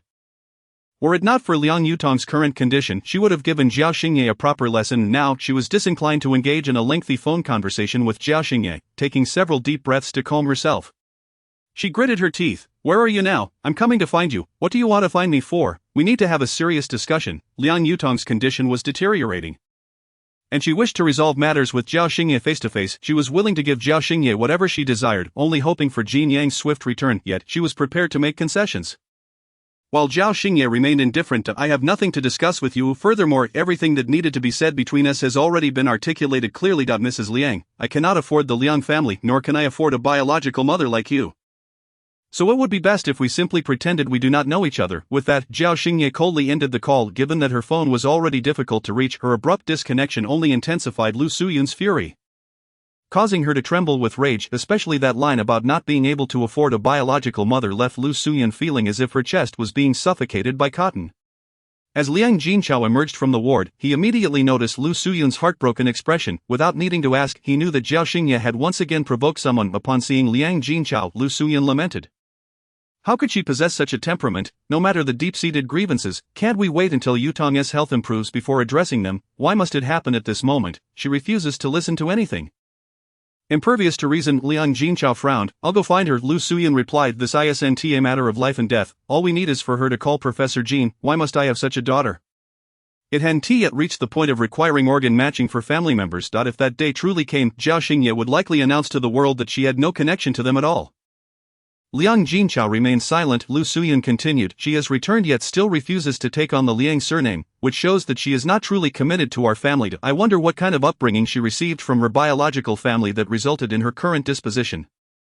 When Lu Suyan had initially brought Qiao Xingye back, she had felt a modicum of gratitude towards the Jiao family. However, her dissatisfaction with Qiao Xingye had now escalated into resentment towards the entire Jiao family. She believed that the family name Jiao had failed to raise her properly. Liang Jinchao frowned. You should speak with the doctor. Last night, Yutong was in terrible pain. See if there are any special medications that can alleviate her suffering. Regardless of the cost, Lu Suyan nodded. Yes, I will do that. You should go and talk to her. It's best to have a proper conversation. Discontent lingered, but with Jin Yang's situation, they could not afford to provoke Qiao Xingye. I understand, Liang Jinchao replied. Lu Suyan went to find the doctor, while Liang Jinchao headed to Jinjiang Tancheng in search of Qiao Xingye. In the hospital room, Liang Yutong, who had endured a night of agony, was now somewhat relieved thanks to whatever medication the doctor had administered weekly. She gazed at Qiyan. Again, will I be unable to watch the sunrise for a long time? The sunrise was Liang Yutong's favorite. Sitting by the sea, watching the sun slowly rise from the horizon, she could feel the power of life. She longed to experience that again. Qiyan took her hand. Once you recover, I will take you. Is there any difficulty on the Qi family's side? Reflecting on how their attitude had shifted since she learned she was not the biological daughter of the Liang family, Liang Yutong harbored a deep disdain for the elders there. Yet, she had never shown her feelings in front of Qiyan. You need not concern yourself with that, Qiyan reassured her. Liang Yutong sighed. I can't help but worry now. I feel like I might not endure this much longer. Don't say such things. Liang Yutong's words were cut off as Qiyan admonished her softly. The weight in her heart felt like a heavy stone, making it hard to breathe. Will your wedding with her still proceed on schedule? Liang Yutong asked. Qiyan hesitated. At the mention of the wedding, a glint of danger flickered in his eyes as memories of the man in Qiao Xingye's room flashed through his mind. When he entered, it was clear that the man had just emerged from a shower, the color of the towel around his waist unmistakably belonging to Qiao Xingye. All these signs indicated that Qiao Xingye's relationship with that man was far from ordinary. Yet, over the past 2 years, he had not observed her mingling with any man. She had always been solitary. Had that man been someone she met prior to her return to the Liang family? Furthermore, that man had even carried a gun. It was evidently a perilous situation. Liang Yutong called softly. Qiyan snapped back to attention. Looking at Liang Yutong, she sighed. If the old residence acknowledges Qiao Xingye, Then you should proceed with the wedding. Her frail face, marked by illness, spoke the words that urged him to marry Qiao Xingye. This only darkened Qian's expression. I will not marry her, he blurted out. Yet, as he uttered those words, the heaviness in his chest became even more suffocating. What, you, enough, right now your health is what matters most. Qian impatiently interrupted, unwilling to continue discussing matters concerning Qiao Xingye.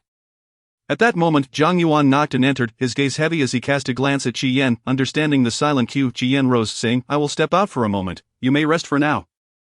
All right, came the reply. Chapter 34. Wishing to purchase Qianwan to care for Liang Yutong's recovery. Outside the ward, Qian's expression darkened as he scrutinized Zhang Yuan. Have you found anything? Zhang Yuan shook his head. No. Upon hearing Zhang Yuan's lack of findings, Qian's visage soured. If there was nothing to uncover, then what was the point of the inquiry? Zhang Yuan continued, I have only just begun my investigation. Yet I am already met with formidable forces obstructing my efforts. It appears the individual's identity is rather significant. The moment one encounters resistance in an investigation, it indeed suggests that the person's identity is anything but ordinary. This realization had struck him last night at Jinjiang Tiancheng when that man had threatened him with a gun, yet the insistence on secrecy surrounding his identity was perplexing. Why not directly inquire with Miss Qiao? Zhang Yuan suggested. Given the presence of opposing forces, it was evident that any information regarding the individual's movements in Hongchang would remain confidential. The mere mention of Qiao Xingye caused Qian's temples to throb painfully. He now wished to avoid any reference to her entirely, yet the thought of her being with another man sent a sharp pang through his heart, akin to swallowing shards of glass. Who was the man accompanying Qiao Xingye? That remained an enigma. Returning to the ward with a grim countenance, Liang Yutong looked at him. What is wrong? Is there trouble at work? She did not consider the matter involving Qiao Xingye. Qian shook his head. It is nothing. Yan, I wish to be discharged. At her words, Qian's expression darkened. Do not speak foolishly. Liang Yutong's face contorted in pain. The smell of disinfectant makes me feel as though I may never leave this hospital. Yan, I am frightened. Her fear was genuine. Who wouldn't be terrified when beset by multiple ailments? This was a monumental hurdle in life. Whether she could overcome it was uncertain. Noticing Qian's silence, Liang Yutong grasped his hand gently. I wish to stay by the seaside, where I can see the ocean and witness the sunrise and sunset. Yan, I fear this may be my final moment. In a hospital, one inevitably questions the continuity of life. Qian gazed at Liang Yutong's face, which had become so haggard in just 2 days. I will have Zhang Yuan make the arrangements. Ultimately, he could not bear to see her suffer. Liang Yutong nodded bitterly. Thank you, I am merely afraid that these may be my last days. I do not wish to spend them in a hospital. Fool, Qian sighed. After exiting the ward once more, it was already midday. In the car, Qian held a cigarette, contemplating. You should head to Qianwan, speak with the person in charge there. I wish to rent Tinglan Lingju for a period. After much deliberation, Qianwan seemed the ideal location for Liang Yutong. The air was pristine, conducive to recovery, and the rooms offered splendid views of both sunrise and sunset without impediment. More importantly, it was spacious. While he owned numerous seaside properties, none were suitable for recuperation, especially given the necessity for ample space for the medical team and equipment. Thus, Qian concluded that Tinglan Lingju was indeed the most appropriate choice. He was aware that the owner would not sell, so renting seemed the best alternative. Zhang Yuan expressed surprise at Qian's decision to rent Tinglan Lingju. Will the owner agree to rent it out? They know no one resides there, and previously they were unwilling to sell. Would they really be concerned about the rental fee? The rent is negotiable. I can offer 5 times the market rate. Qian replied. Zhang Yuan nodded. Understood, you can handle it this afternoon. Qian added, be thorough regarding Liang Yutong's situation. He had always been meticulous concerning Liang Yutong's affairs, and this instance was no exception. Though it was difficult to accept, he had to acknowledge that Liang Yutong was unlikely to overcome her current predicament. 3 illnesses combined posed a severe threat. At Tinglan Lingju, Qiao Xingye had not slept well the previous night. This morning, she was coaxed by Qiao Rongchuan into having breakfast, after which she slept through the morning. She declined lunch entirely. Qiao Rongchuan sat by her bedside, affectionately pinching her cheek. Are you really that tired? Qiao Xingye, exhausted, simply murmured and turned over, wishing to continue her slumber. Not wanting to disturb her further, Qiao Rongchuan quietly left the room. As he exited, he instructed the waiting servant, do not disturb her, let her eat when she wakes. Understood, the servant replied respectfully. Qiao Rongchuan received a phone call, skipped lunch, and left Tinglan Lingju. Meanwhile, Qiao Xingye slept until nearly 2 in the afternoon. Yang Tingting called, reporting that the designer was struggling with several aspects of the project. Qiao Xingye climbed out of bed. Wait, I will be there. All right. She hung up, freshened up, and changed clothes. Upon leaving, she spotted a servant waiting at the door. Seeing her, the servant greeted, Miss, you're awake. Sir instructed that you should eat something once you wake up. Where is he? Qiao Xingye, still a bit dazed from her encounter with Qiao Rongchuan, inquired. Sir received a phone call and has left. He asked you to eat by yourself. Qiao Rongchuan was perpetually busy. Even when their father was alive, he often went weeks without seeing him. Now that he was in Hongcheng, his stay would likely be brief, and he would undoubtedly be occupied. Chapter 35, Qiao Xingye at Qianwan? What does it mean? The kitchen prepared dishes that were all her favorites. Initially, Qiao Xingye had expressed her disinterest in eating, but upon descending and catching the familiar aroma, she found herself unable to resist. The flavor she had grown up with. It must be noted that during her 2 years in Hongcheng, she had grown accustomed to a different culinary experience, relishing her beloved flavors once more. She devoured 4 bowls of rice and 2 bowls of soup. The servant was astounded by her appetite. The landline rang. The butler answered the call, which was from Qiao Rongchuan inquiring about Qiao Xingye's condition. The butler instinctively glanced towards the dining area. Miss has awakened and is currently eating. Her appetite? Yes, quite good. She has already consumed 4 bowls of rice. Qiao Xingye was taken aback. Have I really eaten that much? For bowls, she had never consumed such a quantity in the past 3 years. It was uncertain what was conveyed on the other end of the line. After the butler hung up, he hurried to the dining area. Miss Sir says you cannot eat any more. Qiao Xingye, still wishing to have another piece of fish, looked at the butler in confusion. Sir said you have eaten too much. Your stomach may become uncomfortable. Upon hearing it was Qiao Rongchuan's instruction, Qiao Xingye reluctantly set down her utensils. As Qiao Xingye exited Tinglan Lingju, she encountered Jiang Yuan at the entrance, inquiring about the owner of the property. Upon seeing Qiao Xingye, Jiang Yuan was momentarily taken aback. Miss Qiao, what brings you here? Qiao Xingye raised an eyebrow, countering, what are you doing here? In Jiang Yuan's mind, she should not be present, and conversely, Qiao Xingye felt Jiang Yuan's appearance was equally unexpected. Upon hearing her retort, a flicker of concealment crossed Jiang Yuan's eyes. I am here on business. Qiao Xingye mused. The only estate in Qianwan was Tinglan Lingju. There was no connection between Qi Yan and Qiao Rongchuan. Thus, what business could Jiang Yuan possibly have here? What business? Jiang Yuan presumed Qiao Xingye would not press further, yet she did. He hesitated, caught between words. Sensing his reluctance, Qiao Xingye surmised the situation. It wouldn't happen to concern Liang Yutong. Would it? Jiang Yuan was at a loss for words. His inability to outright deny her assumption only served to solidify her suspicions. Without further ado, she scoffed and walked away. Jiang Yuan, watching her depart, turned to the security personnel. Taking advantage of the previous conversation, they had already contacted their superiors. You may leave. The person in charge does not see outsiders. What of the estate now? It is not for rent. Jiang Yuan was taken aback by the decisiveness of the response, yet, he remained undeterred. Has the rental fee been discussed with your superiors? Given Liang Yutong's dire condition, Jiang Yuan understood Qi Yan's urgency. This could well be Liang Yutong's final moments. Qi Yan would undoubtedly spare no effort to ensure her comfort in her remaining days. The security personnel, upon hearing the mention of rent, displayed a hint of disdain. Mr. Jiang, while the Qi family is the foremost aristocracy in Hongcheng, do you think our owner would lack for rental income given their possession of this estate? Jiang Yuan replied, Indeed. May I ask who the owner of this estate is? Our situation is somewhat unique and we truly require this. By framing the request as a loan rather than a rental, Jiang Yuan grasped Qi Yan's reasoning for wanting this location. It was not that there were no suitable properties under the Qi family's name. Rather, the elders of the Qi family held a strong aversion towards Liang Yutong. If she were to reside in one of the Qi family's estates, it would undoubtedly provoke their intervention. At that point, not only would Liang Yutong struggle to recuperate in peace, but chaos would likely ensue. Jiang Yuan sought to inquire about the person behind the scenes, but the security personnel immediately adopted a frosty demeanor. Mr. Jiang, the questions you pose are entirely inappropriate. Jiang Yuan, what a phrase, inappropriate questions. Over the years, numerous individuals have attempted to uncover the identity of the owner of Tinglan Lingju, eager to acquire this precious land. Yet, even to this day, no one has succeeded in discerning the identity of the enigmatic proprietor. Who could this elusive figure be? Jiang Yuan relayed the information back to Qi Yan, upon hearing that the individual behind the scenes neither rented nor lent, and that even the owner remained undiscovered. Qi Yan's expression darkened considerably. Jiang Yuan, with a grave countenance, pondered briefly before stating, I encountered Miss Qiao over there. At these words, Qi Yan's brows furrowed tightly.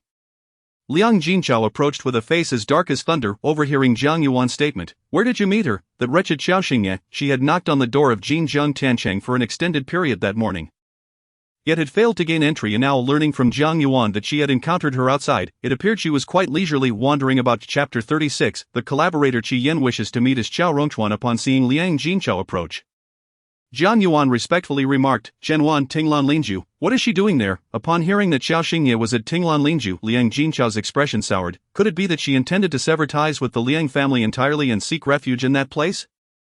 That location, could it be that she aimed to seduce the owner behind Tinglan Lingju?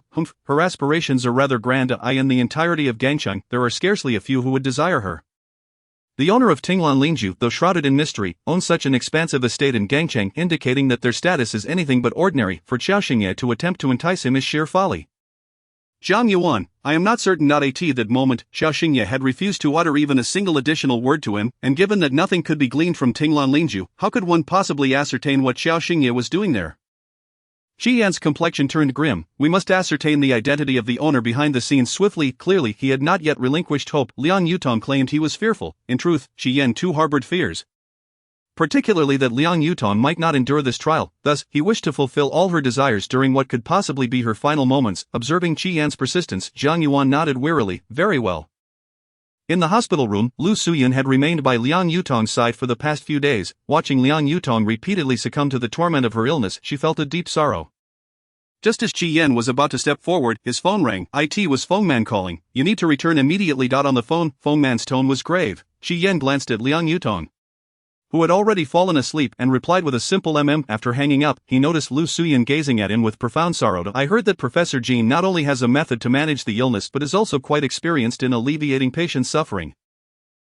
Just now, Yutong was tortured to the point of unconsciousness, Lu Suyan said with a heavy heart. Upon hearing that Jin Yang had experience in easing patients' suffering, Qi Yan felt an urgent need to bring Jin Yang back without delay.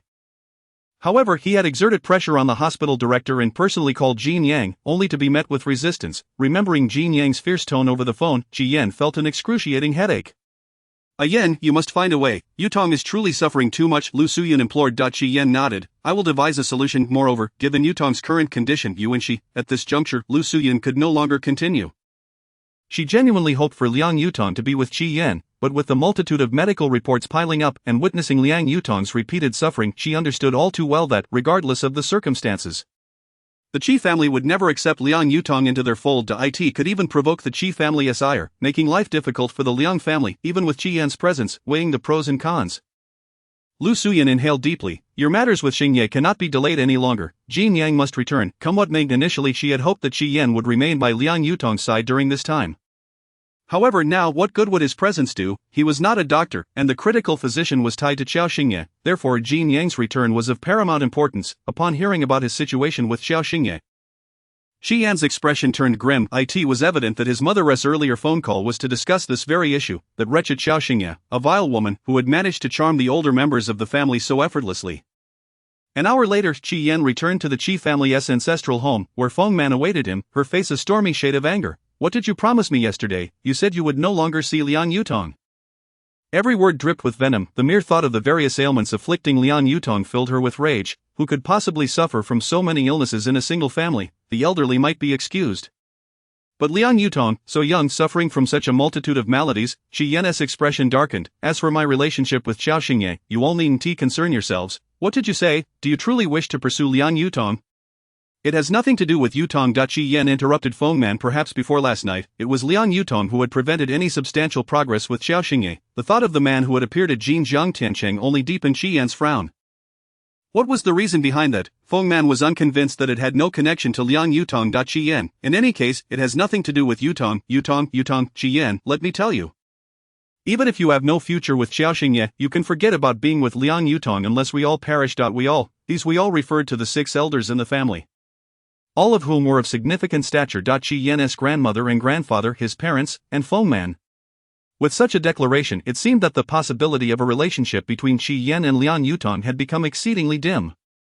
Qi Yan felt a throbbing pain in his head. There is no possibility between Yutong and me, nor will I marry Qiao Xingye. Both parties held their ground with unwavering resolve. Fengman seated, her heart racing, glowering fiercely at Qi Yan. Very well, if you refuse to marry, you should be well aware of why our family desires the Liang family. Qi Yan, of course I know, that is because the Liang family possesses a rare mineral resource, of which there are fewer than 5 globally. The Liang family is acutely aware that without the Qi family, they could never safeguard that mineral. Moreover, the extract from that mineral aligns perfectly with the Qi family's desires.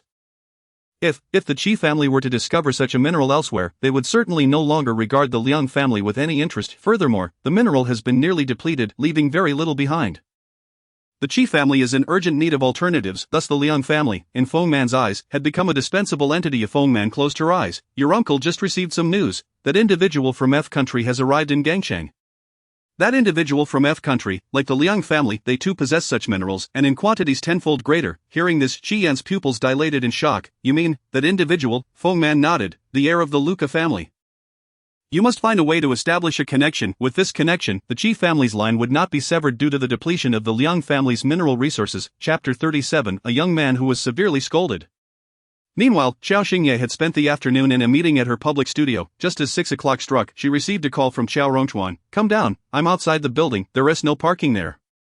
Why not use the underground garage? Just hurry down. Alright. After hanging up, Qiao Xingye hastily shoved a multitude of items into her limited edition handbag. Her assistant, Yang Tingting, watched in dismay. Boss, that's a limited edition. Qiao Xingye, oh, is it? She was unaware. Yang Tingting, really? Does this young lady have some issues with her common sense? Did she not realize how expensive these items were when she purchased them? Her studio's annual profit amounts to a mere fraction of what she was spending on gifts for everyone. With her extravagant displays of generosity, one might question which family she hailed from. The Liang family did not seem to pamper her excessively, otherwise, why would she establish a studio? During the meeting, she had instructed them to keep a close watch. Yang Tingting nodded. Understood. Qiao Xingye briefly relayed some instructions before departing. Upon exiting the building, she spotted the conspicuous car park not far away and quickly made her way toward it, just as she answered the buzzing phone, having received numerous calls from significant clients that day. She assumed it was yet another customer and casually picked up. Hello, where are you? The voice on the other end belonged to Liang Jinqiao, filled with suppressed anger. Even through the phone line, Qiao Xingye could sense the intensity of his frustration. Qiao Xingye, what do you want? Liang Jinqiao, call Jin Yang and have her return immediately. Shall I call your mother instead? The crude retort silenced the air on the other end momentarily. This was swiftly followed by Liang Jinqiao's even more furious response. Qiao Xingye, are you completely out of control? Whether or not she was aware of the law, she retorted, am I breaking any laws? Out of control, you say? Ah, Liang Jinqiao, my mother is also your mother. Dare to scold me once more, I implore you. You are nothing but a rustic fool, blissfully ignorant of the depths of your own ignorance. Liang Jinqiao, Qiao Xingye, this rascal, when allowed to speak, truly speaks her mind. Liang Jinqiao, seething with anger, exclaimed, where on earth are you? If I find her now, I shall surely wring the neck of that little scoundrel. Since returning home, she has given everyone no respite, and her audacity only grows in these times of chaos. Qiao Xingye, if you're so capable, why don't you track me down, you hillock? Before hanging up, Qiao Xingye didn't forget to hurl insults. On the other end of the line, Liang Jinqiao, upon hearing the incessant beep of the dial tone, nearly choked on his fury, having already bottled up a storm of rage from failing to locate her at Jinjiang Tianchang. He was further incensed to discover that his call had been blocked. Finally managing to borrow a phone to reach her, he was met with derision instead. He was so furious he could almost envision twisting her head off. Lu Suyun, who was beside him, had overheard Qiao Xingye's tirade against Liang Jinqiao on the phone and sighed. Does she truly harbor such hatred for us? What have we done to deserve this? Liang Jinqiao, what have we done? We've practically given her life. After a furious shout, he dialed a number, demanding that they ascertain Qiao Xingye's whereabouts without fail. Liang Jinqiao had but one thought now: to find that arrogant Qiao Xingye. The more insolent she was on the phone, the more he wanted to see her grovel. Lu Suyun sighed again, glancing in the direction of the hospital room. Alright, you still need to attend Old Pei's birthday banquet tonight. So hurry along and don't waste any more time. As for Qiao Xingye, Liang Jinqiao was still worried about Liang Yutong. Lu Suyun, once we locate her, I'll go find her first. She had come to realize that threats would be ineffective against Qiao Xingye. Instead, she would have to placate her. No matter what, they needed to bring Jin Yang back first. Qiao Xingye got into the car, only to discover an unexpected passenger in the front seat. Yan Li, a renowned heart specialist from France, particularly esteemed for his surgical prowess, often referred to as the divine doctor. Yan Li turned to Qiao Xingye with a grin, teasingly remarking, you little rascal, you've been quite elusive, making it difficult for your brother to find you over the years. If he couldn't locate you soon, I'd suspect he'd dig through the underworld to see if you were hiding there. Hearing that Qiao Rongchuan had been searching for her all these years made Qiao Xingye feel a pang of guilt. She cautiously glanced at the stern man beside her. Qiao Rongchuan snatched her phone away, causing her heart to leap. What are you doing, Qiao Rongchuan? Be quiet. Qiao Xingye, note this. Watching Qiao Rongchuan peruse her contacts, messages, WeChat, and various communication apps, she realized he was investigating her. Qiao Xingye was conflicted and snatched the phone back. What are you doing? I've been out of school for years now. Back when I was in school, I was told I couldn't date. Now I'm no longer a student. Qiao Rongchuan looked at her and chuckled lightly, pulling her by the nape of her neck onto his lap. Qiao Xingye, wait, you can't. Yan Li is still here. As soon as she finished speaking, the partition in the car raised abruptly. Qiao Xingye felt increasingly uncomfortable, squirming in Qiao Rongchuan's embrace, trying to get off his lap while reminding him, brother, I've really grown up. Qiao Rongchuan laughed softly. Is that so? So does that mean you want a date now? Qiao Xingye's lips twitched. Date, she had never considered such a thing. Qiao Xingye remained silent, and Xiao Rongchuan continued, or are you saying you're taking your engagement with him seriously, in just a few days? You're getting married. Ha, if I hadn't come, would you truly marry him? Qiao Xingye sensed a hint of danger in Xiao Rongchuan's tone. No. Xiao Rongchuan was skeptical. Lu Ling had uncovered everything upon seeing the report. It was clear that Qiao Xingye had not resisted at all, a feeling overwhelmed by the danger emanating from the man beside her. Qiao Xingye thought to herself, he wouldn't marry me. That was the truth. The reason she had not forcefully resisted was that she knew Qi Yan would not marry her, especially since Liang Yutong would never allow it, and she was unaware that the Shang family had been completely wiped out. She feared those lurking in the shadows were watching her. If she rebelled, it might endanger Qiao Rongchuan. So sure, you've seen it yourself. He abandoned me for another woman. Qiao Rongchuan. The mention of another woman plunged the atmosphere in the car into an even deeper gloom. Although Qiao Xingye's relationship with Qi Yan displeased Xiao Rongchuan, he was even more infuriated that Qi Yan had cast her aside for another woman, his precious little sister, raised in the palm of his hand.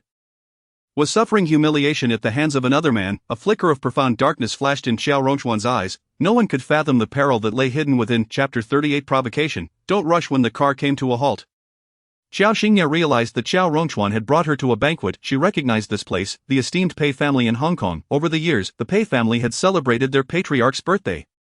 And if memory served, this year marked his 80th. The grandeur of the event far surpassed that of previous years, with luxury cars lining the entrance and lights illuminating the night like daylight. Lu Ling respectfully opened the car door. Sir, young Master Pei is waiting for you. Xiao Rongchuan nodded and glanced at Qiao Xingye. Are you hungry? Hearing this, Qiao Xingye checked the time on her phone. I am a bit hungry. She had always been punctual with her meals. At this hour, it was indeed time to eat. Xiao Rongchuan, if you're hungry, go eat something at the banquet. I'll be talking with young Master Pei for about half an hour. Qiao Xingye, he is here for a business discussion. She had thought they were merely attending the birthday celebration. Observing the guests in formal attire entering the venue, Qiao Xingye glanced down at her own loose-fitting casual suit and the sneakers she had thrown on today. Am I really going in like this? Xiao Rongchuan, is there a problem? Qiao Xingye, is there really no problem? Lu Ling, no problem. Qiao Xingye. Xiao Rongchuan glanced at Yanli, who was engrossed in a game in the passenger seat. You go with her. Yanli, deeply engrossed in his game, turned back to Qiao Xingye. Are you very hungry? Qiao Xingye, yes, the chefs at the Pei family make delicious food. Yanli, wait, what? She had eaten plenty of exquisite meals in France. Why would she think the Pei family's food was particularly good? Xiao Rongchuan shot Yanli a look. Yanli quickly put away his phone. Alright, your sister is my sister. I won't let her go hungry.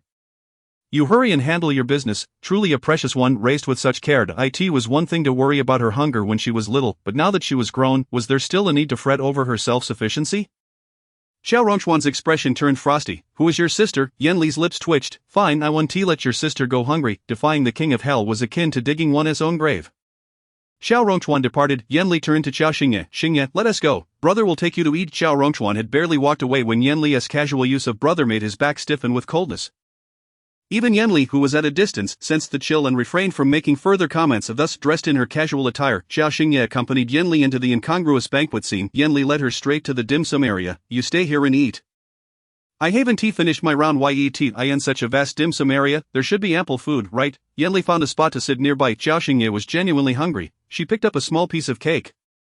And just as she took a bite, a sharp voice rang out. Yezi. Qiao Xingye looked up, meeting Tang Su's gaze. Tang Su scanned her surroundings. Who did you come with? What else with this appearance? This evening, Tang Su was donned in a deep black gown, sequined and shimmering under the lights, contrasting starkly with Qiao Xingye's ensemble. Tang Su, did Qi Yan bring you here? Tang Su speculated that this must be Qi Yan's attempt to navigate the current public discourse surrounding their broken engagement. It was evident that the Qi family was likely frantic, aiming to discredit Liang Yutong. Qiao Xingye swallowed the cake in her mouth, and before she could utter the word no, a sarcastic voice interrupted. Oh. Who do we have here? Having broken off the engagement with young Master Qi, you still dare to appear at such an event? Qiao Xingye and Tang Su turned to see Pei Shan striding toward them. Accompanied by two unfamiliar faces, upon seeing Pei Shan, Tang Su's expression soured instantly. Pei Shan was a close friend of Liang Yutong and harbored affections for Liang Jinchao during the 2 years of Liang Yutong's absence. She had often clashed with Qiao Xingye, though she had invariably come off worse in their encounters. Pei Shan approached Qiao Xingye. How did you get in? Do you have an invitation? Tang Su swiftly pulled Qiao Xingye behind her. Invitation?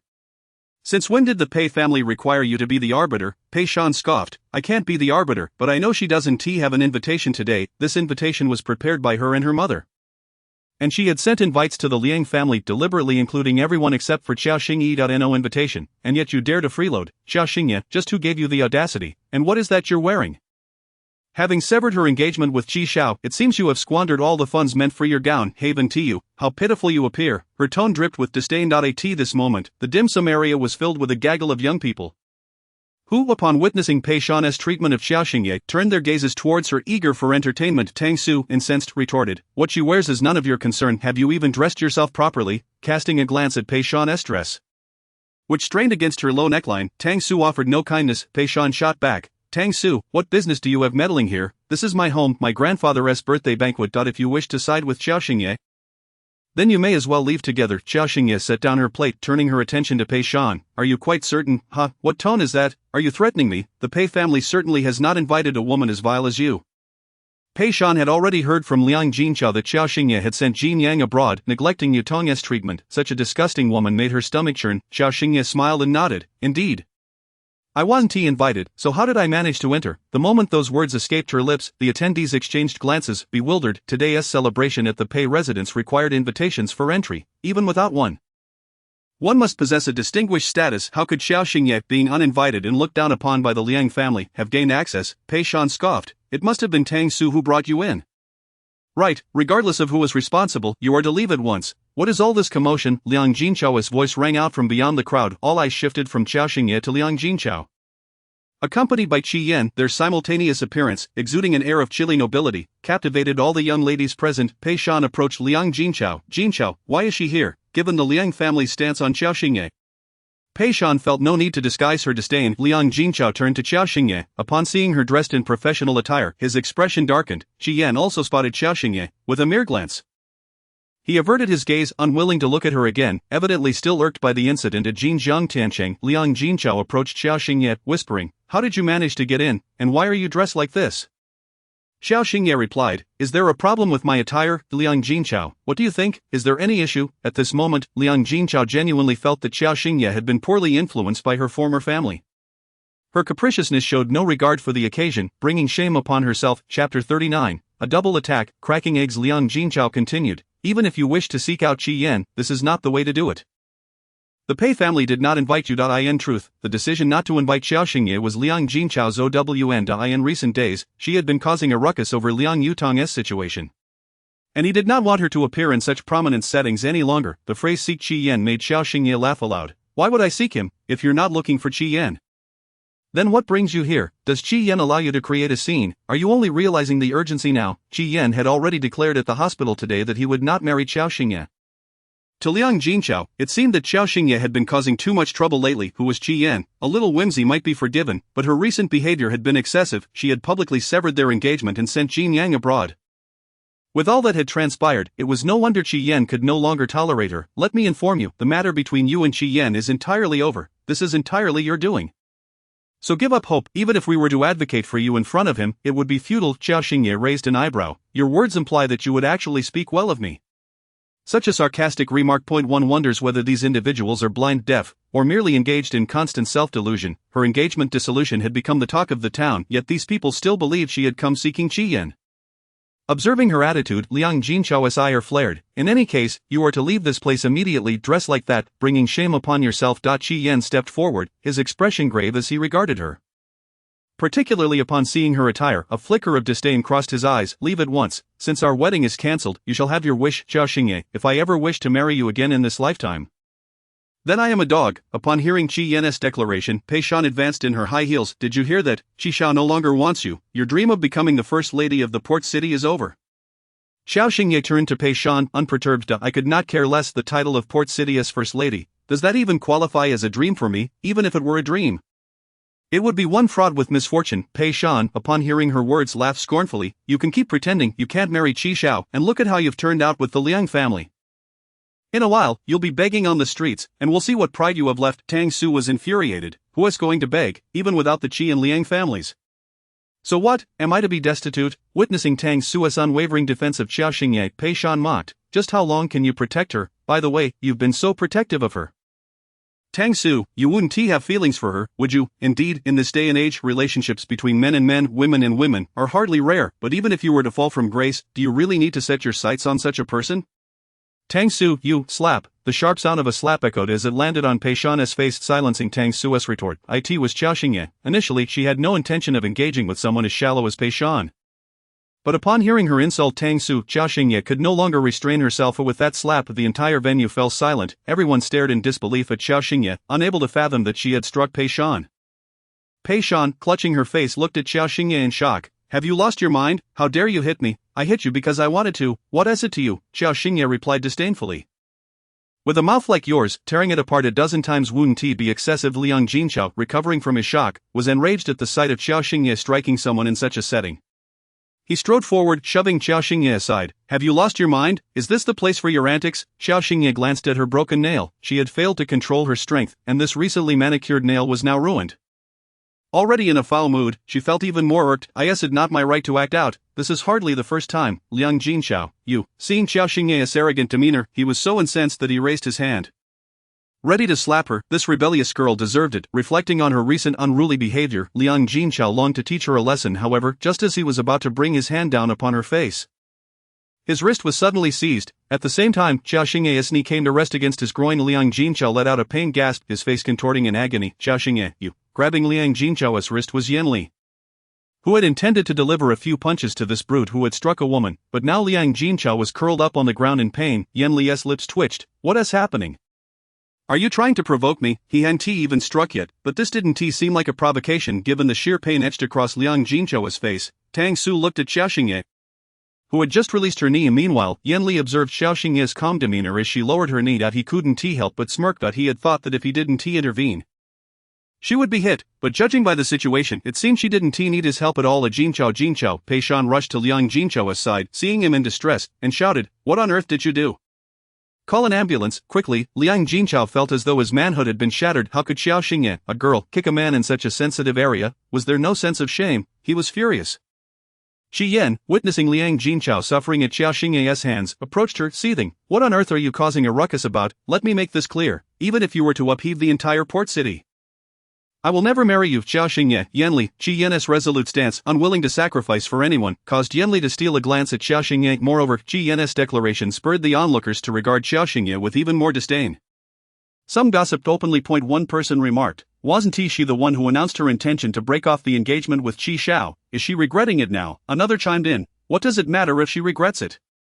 Qi Xiao has made it clear he will never marry her. A third voice added, Some women ought to be more virtuous. Look at her shrewish demeanor. No wonder the Liang family and Qi Xiao despise her. In her current state, who could possibly find her appealing? Just as Qi Yan was about to speak further, his phone vibrated. It was a message from Lu Suyan, featuring a picture of Liang Yutong lying in a hospital bed. She was awake, curled up in pain, her hair drenched in cold sweat. Seeing Liang Yutong in such a state filled Qi Yan with compassion. His initial anger towards Qiao Xingye dissipated upon viewing the photograph. He turned to Qiao Xingye, grasping her wrist firmly. Let us not escalate this, shall we? Qiao Xingye furrowed her brow. Let go of me. At that moment a flicker of disdain flashed in her eyes. Though subtle, Qi Yan captured it with clarity. Chapter 40. Who dares to bully her? How ruthless. One is already in the hospital. Her aversion towards him, was it due to Yutong, or perhaps because of that wild man residing in her home? At this thought, Qi Yan realized with a startling clarity that Qiao Xingye might genuinely be unwilling to marry him. The very notion of unwillingness suffocated him momentarily. He grasped Qiao Xingye's wrist tightly. Come with me. Qiao Xingye retorted, I'll say it once more, let go. Qi Yan turned to face her. In that instant, their gazes locked, and he beheld an endless chill emanating from her eyes. They were so cold.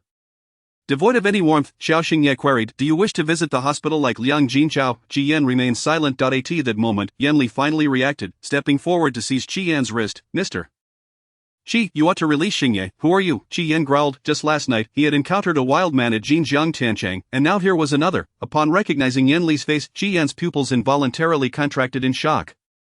Yanli, how could he be here? This genius from country F, renowned for his flawless cardiac surgeries, had turned down countless affluent requests over the years, yet, 2 years ago, he abruptly concluded his medical career for reasons unknown. This meant he no longer accepted any patients. Nevertheless, his medical prowess was still frequently mentioned in hushed tones. Who I am is inconsequential, but if you persist in holding on to her, I assure you, Mr. Qi, you shall not leave this banquet alive tonight. Yan Li's eyes narrowed dangerously. Even Qiao Xingye felt a tightening in her chest at his words. The implication of death sent an unprecedented chill coursing through Qi Yan. Yet he gradually loosened his grip on Qiao Xingye's wrist. The moment she was liberated, Qiao Xingye was swiftly pulled behind Yanli. He whispered to her, "Are you alright?" "I'm fine," Qiao Xingye replied. Rubbing her slightly aching wrist, Yanli then forcefully pushed Qi Yan away, his gaze toward Qiao Xingye imbued with affection. "Have you eaten enough?" Qiao Xingye responded, "I only had a bite." However, upon seeing the crowd, she found herself unable to eat any further, merely nodding in affirmation that if you're full, let us leave. The air here is quite foul, Yanli stated bluntly. With that, he led Qiao Xingye away, leaving the onlookers in a state of shock. Particularly Qi Yan, who was astounded by Yanli's treatment of Qiao Xingye. Yanli, how could he be involved with Qiao Xingye? What was their relationship? And that man from last night at Jinjiang Tanchang, armed and evidently of high status, was she paving her way out of his life? If that were the case, one had to admit she was quite clever. Finding increasingly formidable backers, Liang Jinqiao lay on the ground, struggling to recover from the blow dealt by Qiao Xingye. As Qiao Rongchuan and Pei Xiao descended from the upper floor, they beheld the chaos erupting around the dessert table. Their family was the host of tonight's banquet, and all the arrangements had been executed solely by him. While discussing matters with Qiao Rongchuan, an assistant had reported the commotion, indicating that his sister had clashed with the Liang family's legitimate daughter. Qiao Rongchuan's expression darkened inexplicably upon hearing the assistant's report. He immediately stood to leave, his thoughts racing. Did he believe the banquet's troubles reflected poorly on the Pei family's reputation? Meanwhile, Pei Jingyao shared his irritation. Qiao Rongchuan's narrowed gaze scanned the scene, failing to find Yanli and Qiao Xingye. Pei Jingyao sighed in exasperation. "Master Qiao, it's not a grave matter. My sister has always been willful and immature. Merely a child. Let us return to the study to finalize the contract." "Pei Xiao, if you cannot even manage your own family's children, I must reconsider this collaboration," Qiao Rongchuan interjected. "Pei Jingyao, shouldn't we maintain a clear boundary between personal and professional matters?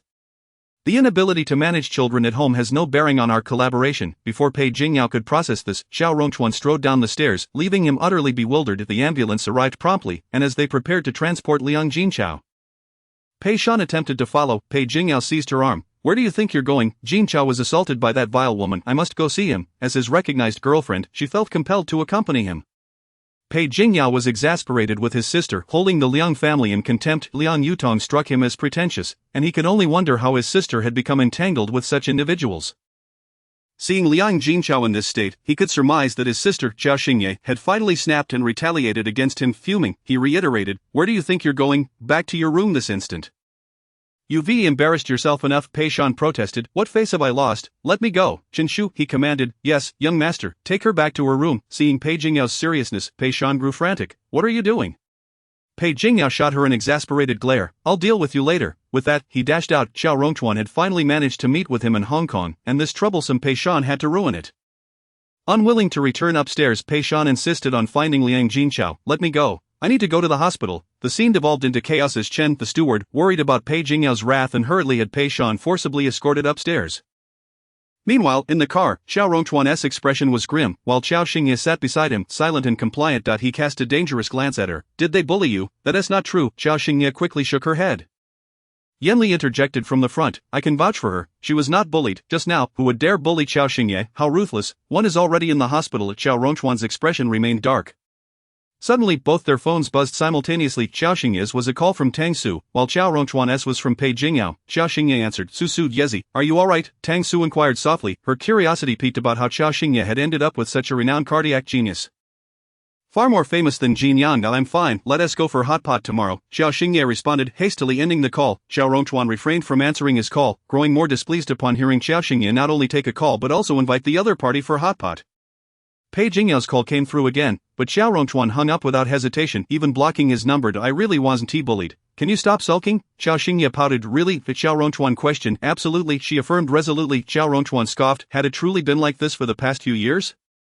Qiao Xingye fell silent. His words struck a chord. He was right. She had endured much over the years. People often said one must suffer losses to garner affection, and perhaps that was why so many disliked her.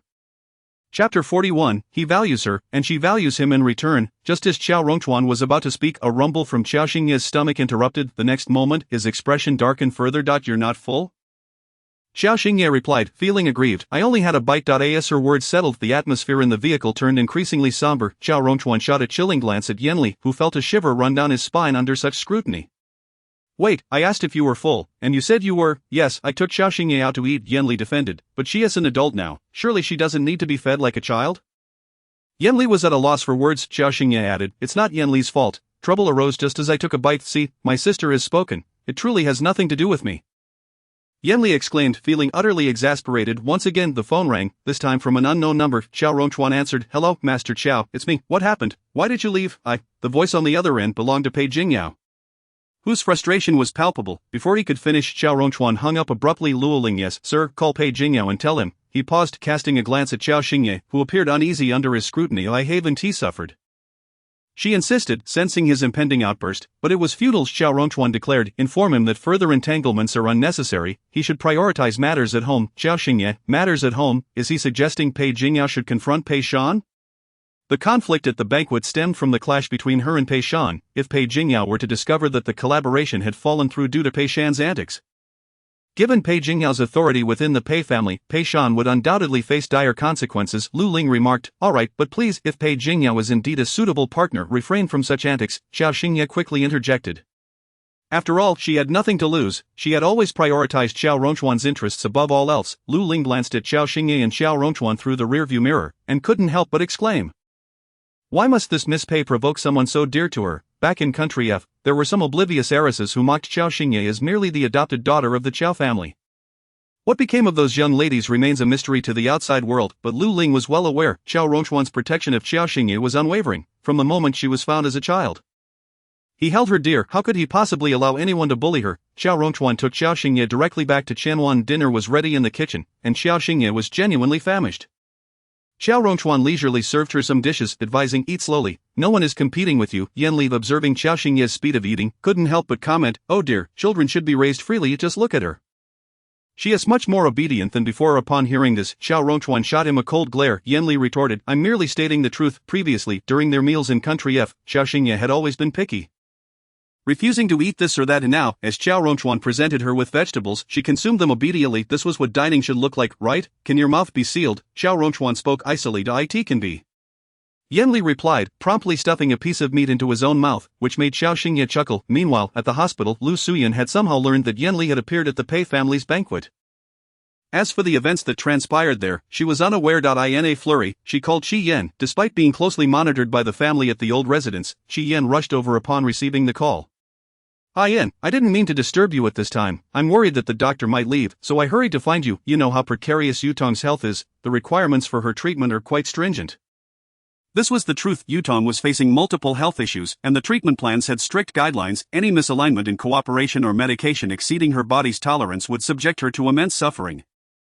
Qi Yan nodded. I understand. Which doctor is it? Yanli, the renowned cardiologist from country F. You know him, right? He has withdrawn from the medical field in recent years, let alone treating patients outside of country F.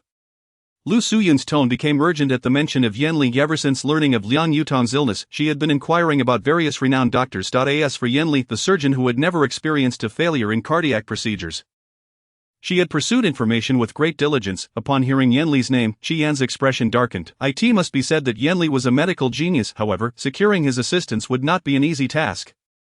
More importantly, his connection with Qiao Xingye made it as challenging as negotiating with Jin Yang. The very thought of Qiao Xingye being taken away by Yanli gnawed at Qi Yan's nerves.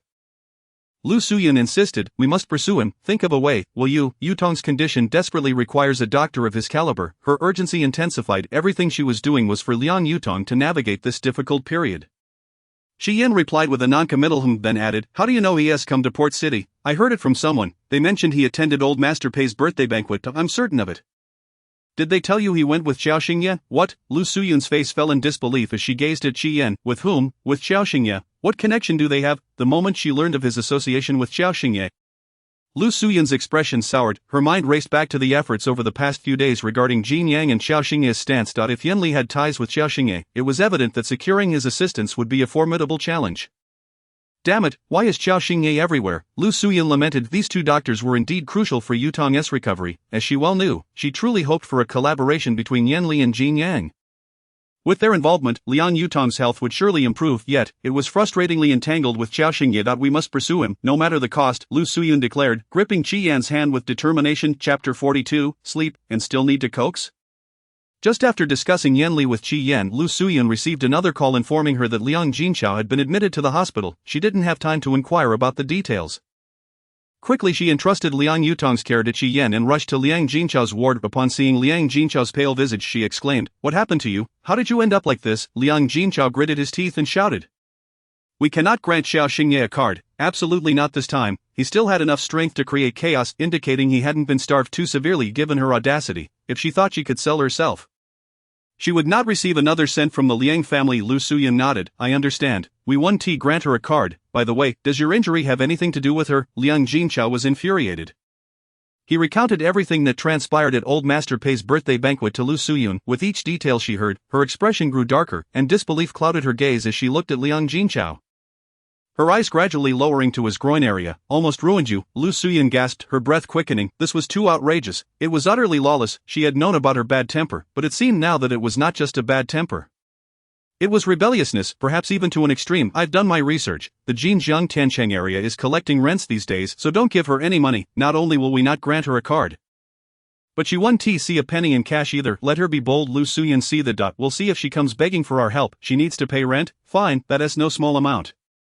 I intend to see just how stubborn that wretched girl can be. I refuse to believe she can hold out this time. After years of relying on the Liang family's finances, how could she still act so brazenly?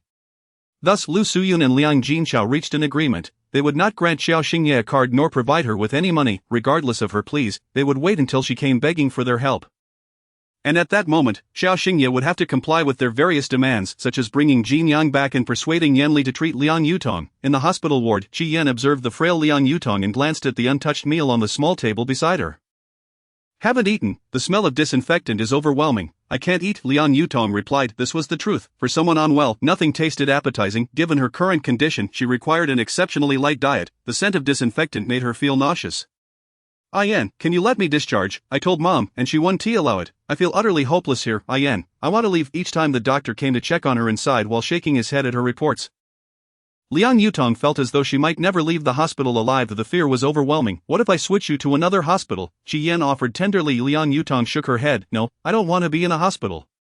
I really want to go. I'm so scared. Yan, do you understand? Every day in the hospital, I feel death is so near. I feel like it could take me away at any moment. The sensation of life slipping away was suffocating, and she was genuinely terrified. Don't say such things. I speak the truth. Yan, you don't know. Every time I endure this pain, I wonder if I'll even see the sky outside the hospital again. Only those who have truly faced terminal illness understand this feeling. The terror of possibly dying in the hospital daily is truly frightening. Meeting Liang Yutong's gaze filled with despair, Qi Yan grasped her hand reassuringly. Don't worry, I will take you out of the hospital. Really? Yes, Zhang Yuan is already making arrangements. Once everything is in place, I'll have you discharged. You'll be able to witness both the sunrise and sunset every day. Upon hearing this, a glimmer of hope flickered in Liang Yutong's despairing eyes. She grasped Qi Yan's wrist. Is that true? Really? Indeed. In that moment, Qi Yan's mind flashed back to the Tinglan Lingju in Qianwan. He was determined to secure that place. Once out of the hospital, Qi Yan instructed Zhang Yuan to investigate further. This time, no matter what, he would acquire the Qianwan property. Upon hearing this task again, Zhang Yuan felt a headache coming on. The owner had already made it clear that they wouldn't sell or rent. There was no hope for either. Even if he tried again, Zhang Yuan believed it would be futile.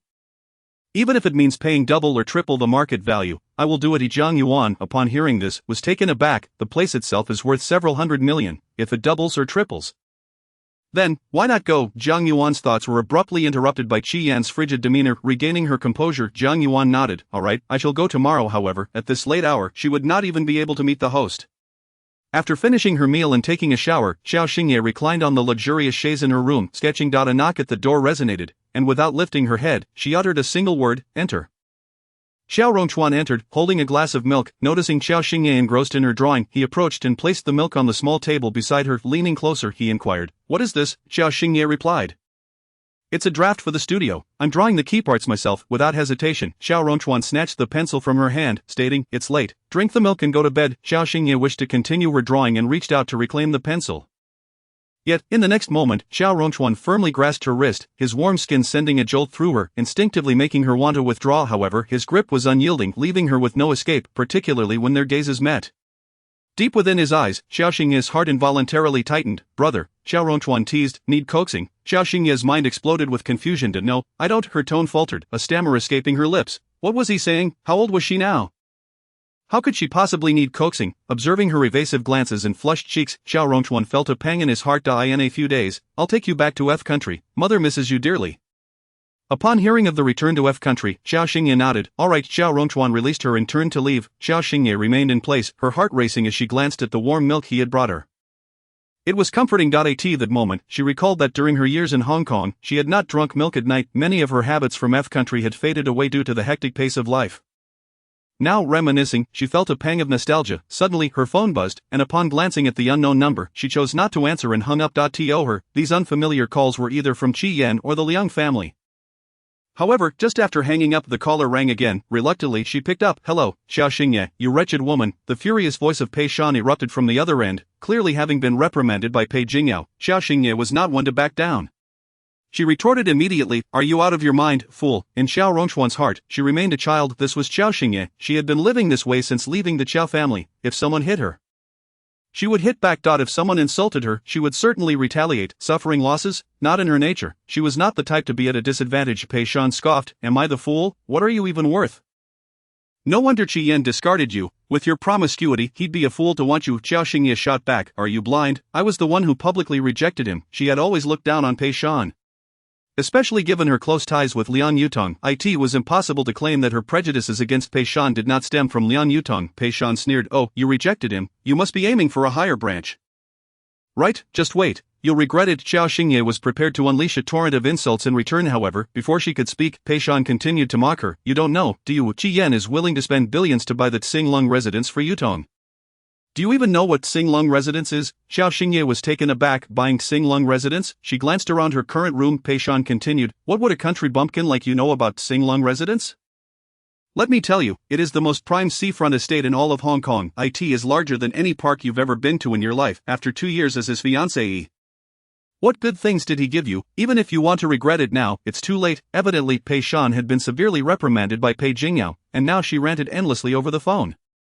Qiao Xingye simply chuckled. "Xinglong residence, you say? Are you sure Qi Yan bought it for Liang Yutong? He's in the process of buying it. Just wait. You'll never have the chance," Qiao Xingye responded. "After he acquires it, you can come back and flaunt it to Liang Yutong." Truly foolish. How pitiful it was that Pei Shan, in her eagerness to please Liang Yutong, was oblivious to the truth about Liang Jinchao.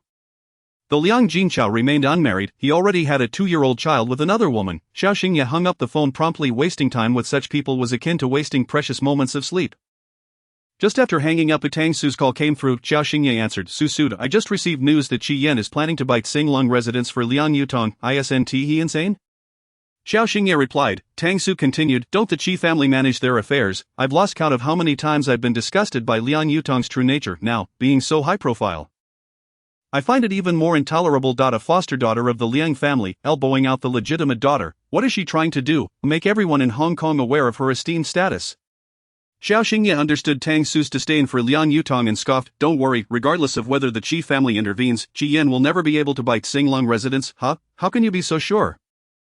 Qiao Xingye explained. "He has been eyeing Xinglong for years. If he could have bought it, he would have done so by now. The news you're hearing is likely Liang Yutong trying to pressure him." "Isn't that just revolting?" Qiao Xingye raised an eyebrow. "Sadly, Qi Yan is oblivious. When he fails to acquire it due to the owner behind the scenes, he will become a laughingstock, and Liang Yutong will too."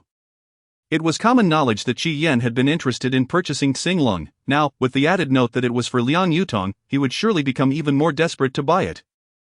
If he fails, he will be left with no dignity. Liang Yutong's antics were all to secure its Xinglong, yet she hadn't considered the underlying relationships involved. Tang Su asked. "But how can you be so certain they won't succeed?" "Because I am the owner." Tang Su fell silent on the other end of the line. There was no need for Qiao Xingye to hide this from Tang Su. After all, it was a truth that would emerge sooner or later. The silence lasted a full 30 seconds before Tang Su finally spoke. "I think there might be an issue with my hearing." "What did you just say? Am I deaf, or are you pulling my leg?"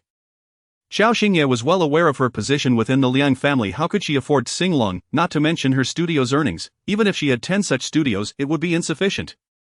"Xingye, what else have you been hiding from me? I was worried the Liang family might starve you." Tang Su's voice exploded over the phone, remembering how the Liang family had cut off her card.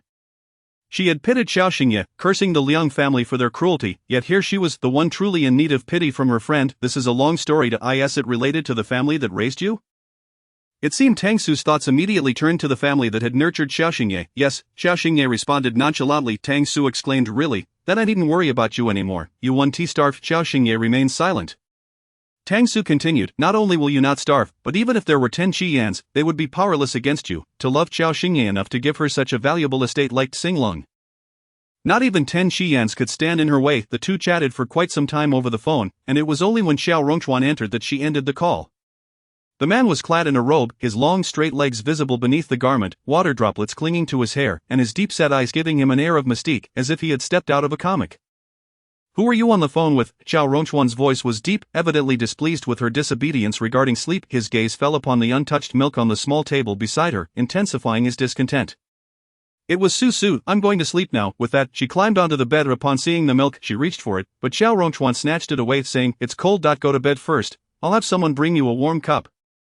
Qiao Xingye wanted to protest that it was unnecessary, that she could forgo the milk, yet, before she could voice her thoughts, Qiao Rongchuan had already stepped out. Before long, a servant brought her a glass of warm milk, which Qiao Xingye obediently accepted and drank. In another part of the house, in the study, when Lu Ling arrived, he found Qiao Rongchuan holding a cigarette, clad in a dark robe that made him appear even more enigmatic. Lu Ling stepped forward and said, "Sir, Mr. Qi wishes to see you." Upon hearing this, Qiao Rongchuan's brows slightly furrowed, and he cast a deep, penetrating gaze at Lu Ling. "Qiyan," he inquired. Lu Ling nodded. "He is likely associated with our mine. The Qi family has been rather selective regarding their adopted daughter and biological daughter for the past 2 years, presumably due to the Liang family's mine nearing depletion." Qiao Rongchuan took another drag from his cigarette, a smirk of sarcasm slowly creeping across his lips. "Selective?" Lu Ling paused for a moment, then replied, "Indeed, since when have they had the privilege to choose?" Lu Ling realized he had touched a sensitive nerve. Consequently, Qi Yan's desire to secure a partnership with Qiao Rongchuan seemed almost impossible. A glimmer of coldness flickered in Qiao Rongchuan's eyes. After a moment's contemplation, Lu Ling added, "However, 2 years ago, the young lady was likely unaware. It appears that this marriage arrangement was a private decision made by the Liang and Qi families." As he spoke, the atmosphere in the study grew even colder. Lu Ling recalled something and continued, "By the way, Mr. Qi's assistant has been negotiating with the security team, insisting on meeting you, claiming they wish to purchase the Tinglan residence." Qiao Rongchuan responded, "Purchase this place? Yes, it is intended for the Liang family's adopted daughter to recuperate.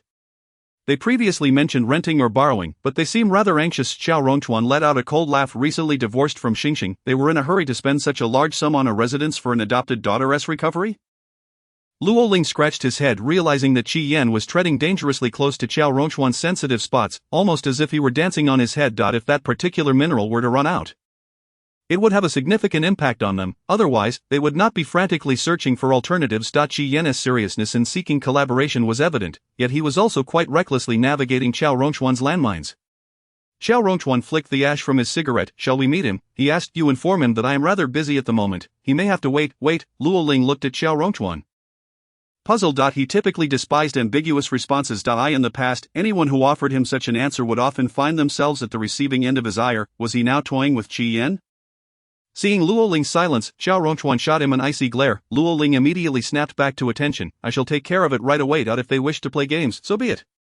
The Liang family had neglected the young lady for 2 years, and Qi Yan had taken every opportunity to humiliate her. Playing with them was a minor issue. The real struggles lay ahead. The next morning, still groggy, Qiao Xingye received a call from Yang Tingting, reminding her about a meeting at the company that morning. "It's almost time." Upon glancing at the clock, she realized it was nearly 9. Just as she hung up, another call came in, and she answered. "Hello, your rent is due today, isn't it?" came Lu Suyan's voice on the other end. Qiao Xingye thought, "Who informed them that my apartment in Jinjian Tianchang is rented?" What was their intention in inquiring about the rent? Lu Suyan continued, "Are you considering opening a credit card?" "What is your point?" Qiao Xingye retorted, "What if I want to, what if I don't?"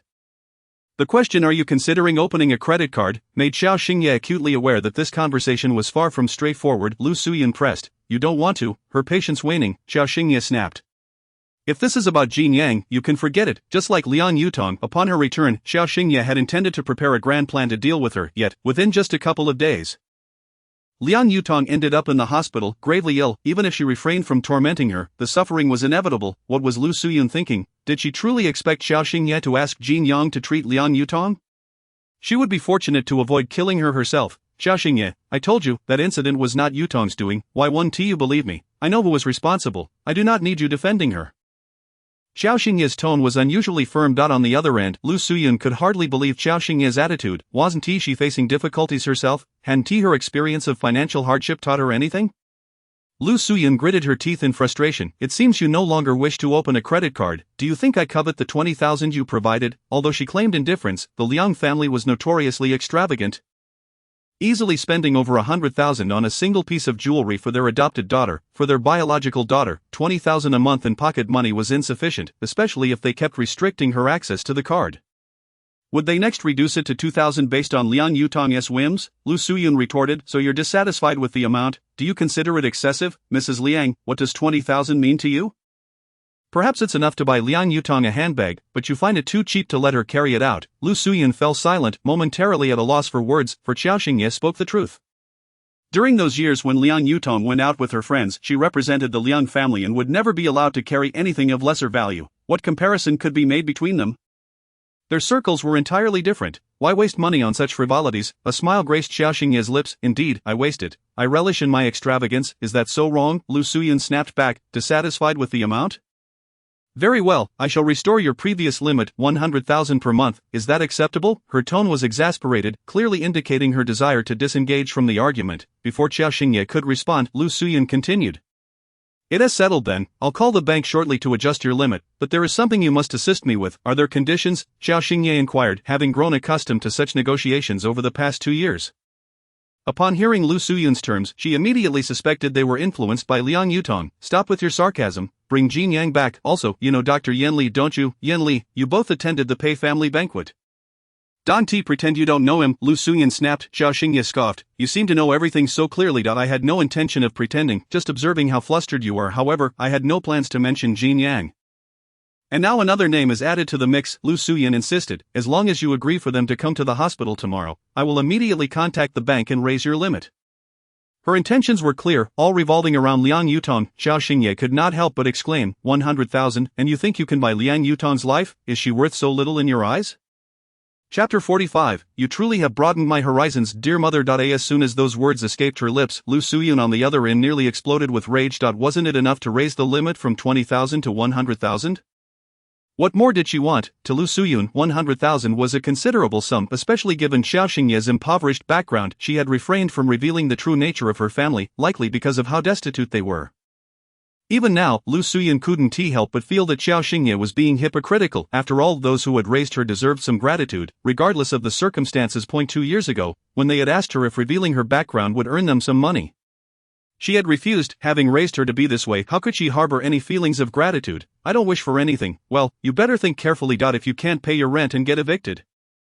Don T blamed me for being a heartless mother. The implication was clear. If Jin Tianchang were to be taken from her, she would have no hope of returning to either family. Qiao Xingye fluttered her eyelashes, gazing out at the bright sunshine, feeling as if her mother was truly pushing her limits. Without waiting for Lu Suyun to respond, Qiao Xingye hung up. A mother. She chuckled bitterly. She genuinely hoped Lu Suyun would forget her identity as her mother. At that moment, Qiao Xingye felt as if she were being extorted. Meanwhile, at the hospital, Lu Suyun, infuriated by Qiao Xingye hanging up, dialed her number again only to find she had been blocked. Liang Jinchao arrived to find Lu Suyun in a fit of rage. Who taught her this dreadful habit of blocking people at the drop of a hat? It is infuriating. Lu Suyun felt as if she had never been this angry in her life, and her ire was directed squarely at Qiao Xingye. Liang Jinchao's complexion was still pale, a testament to the knee injury he had sustained the previous night, nearly incapacitating him. How are you holding up? I'm fine now, Liang Jinchao replied. Though he was seething with frustration, Lu Suyun had mentioned Dr. Yan Li to him last night, and he found himself troubled by the coincidence that both doctors were connected to Qiao Xingye. Did she refuse to comply? Lu Suyun fumed. What does she have against Yutong? Why does she insist on making things difficult for her? At that moment, Liang Jinchao remained silent, his expression darkening. Lu Suyun continued, how could she possibly know people like Jin Yang and Yan Li? They are far beyond her social circle. This particular aspect puzzled Lu Suyun immensely. Liang Jinchao furrowed her brow, pondering before speaking. Has the Jin family been engaged in charity work in impoverished mountainous regions for these years? Is her acquaintance with Jin Yang related to this? Lu Suyun nodded in agreement. It is possible, therefore, if she knows Yan Li, it might also pertain to Jin Yang. Jin Yang and Yan Li are both medical professionals. Even if they practice in different specialties, they can be considered colleagues. With this thought, neither Lu Suyun nor Liang Jinchao harbored much doubt. What is the current condition of Yutong? Liang Jinchao glanced toward the hospital room. Not mentioning this matter was one thing, but upon bringing it up, Lu Suyun sighed. She woke up in pain twice last night. Alas, the thought of Liang Yutong enduring the torment of illness at any moment caused her heart to ache. Meanwhile, early in the morning, Zhang Yuan was summoned by Qi Yan to address the situation at Qianwan. Just as he was about to leave, Qi Yan called again to say he would personally go to Qianwan for discussions. Considering the uproar from last night for reasons unknown, which claimed Qi Yan intended to purchase Qianwan solely to allow Liang Yutong to recuperate in peace if this acquisition ultimately fell through, It would indeed become a troublesome affair. Did you not see the steward there during your previous visit? Indeed, Zhang Yuan nodded. Qi Yan's expression darkened significantly. Zhang Yuan dared not speak, aware that Qi Yan would surely blame him for his ineffectiveness. Lu Suyan's call came through. Ayan, just now Qiao Xingye's side rejected the request for help in contacting Yan Li and Jin Yan. What should we do? Upon hearing Qiao Xingye's name, Qi Yan felt a headache coming on. At this moment, he even believed Qiao Xingye was sent by heaven to thwart him. I will find a way. Do not call her again. They had already seen Qiao Xingye's stance concerning Jin Yang. Why bother calling her? It would merely be self-deprecating. Yet regarding Yutong, Lu Suyan could not continue. Her throat choked with emotion, unable to utter a word. Qiao Xingye was simply too ruthless to in matters of life and death. How could she remain so indifferent? What kind of family raised her to be so callous? The more Lu Suyan thought, the angrier she became. Alright, I will handle it. Do not contact her. Understood. After hanging up on Lu Suyan, Qi Yan felt an increased surge of frustration. He pinched his aching brow and asked Zhang Yuan, who was driving ahead, how does she know Yan Li? That is unclear. How does Qiao Xingye know Yan Li? To be honest, this revelation was indeed somewhat unexpected. After all, given Qiao Xingye's background, it was improbable she would have any interactions with someone of Yan Li's standing. Perhaps it was through Miss Tang? Zhang Yuan speculated. After some contemplation. Qi Yan considered this and deemed it the only possibility, for Qiao Xingye, with her limited capabilities, could hardly be expected to know someone of Yan Li's stature at Qianwan. Upon descending the stairs, Xiao Rongchuan was already seated in the dining room, a laptop in hand. Hearing the commotion, he lifted his head to glance at Qiao Xingye. Awake, why not sleep a bit longer? Qiao Xingye muttered, what time is it? It's still early. In reality, it was no longer early. She had initially woken at 9, but after answering calls from Yang Tingting and Lu Suyun, it was now directly 9:30. Xiao Rongchuan looked at her fondly. Go have breakfast. Qiao Xingye felt a twinge of hunger. The steward, noticing she was up, hurriedly set the breakfast he had prepared on the table. Xiao Rongchuan had already finished eating. As his routine was usually quite regular, after Qiao Xingye swiftly finished her breakfast, Xiao Rongchuan received a phone call and set down his tablet. Seeing him rise, Xiao Xingye hastily put down her bowl. Are we leaving now? Take me with you. Xiao Rongchuan checked the time on his watch, frowning. What are you going out for? Xiao Xingye's lips twitched. I'm going to work. Upon hearing this, Xiao Rongchuan glanced at the incoming Lu Ling. Miss, do you want me to help you close your studio? After all, if the master were to leave from Gangcheng, she would certainly have to return to F country with him, thus, her studio would no longer be necessary. Close it. I'll find someone to manage it later. It's still a profitable venture, so don't just shut it down. The designers there had all been personally trained by her, and everyone was doing well. If she were to close it, they would all have to seek new employment. Let us go quickly. I have a meeting to attend. Qiao Xingye stepped forward, linking her arm with Xiao Rongchuan, and together they made their way outside. Meanwhile, Qi Yan's car had also arrived outside of Tinglan Linju. Chapter 46. Qi Yan personally encounters Qiao Xingye at Qianwan. Just as they stepped outside, Qiao Xingye received a call from Yang Tingting.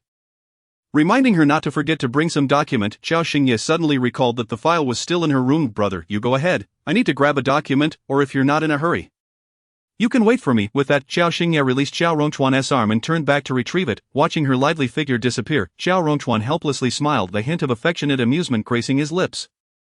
She was still so reckless. Lu Ling also glanced in the direction Xiao Xingye had vanished, remarking, after all, she used to have no worries. Now she is a boss in her own right, learning to be responsible. Upon hearing the phrase a boss, the fondness in Xiao Rongchuan's eyes deepened. The little girl had grown up. Lu Ling nodded. Indeed, upon entering the car, Xiao Rongchuan checked the time on his watch and instructed the steward to arrange another vehicle for Qiao Xingye. They would leave first. Understood. Lu Ling started the car and dialed the internal line to arrange transportation for Qiao Xingye. Once everything was settled, they departed. As they passed the gate, they spotted Qi Yan leaning against the Bentley.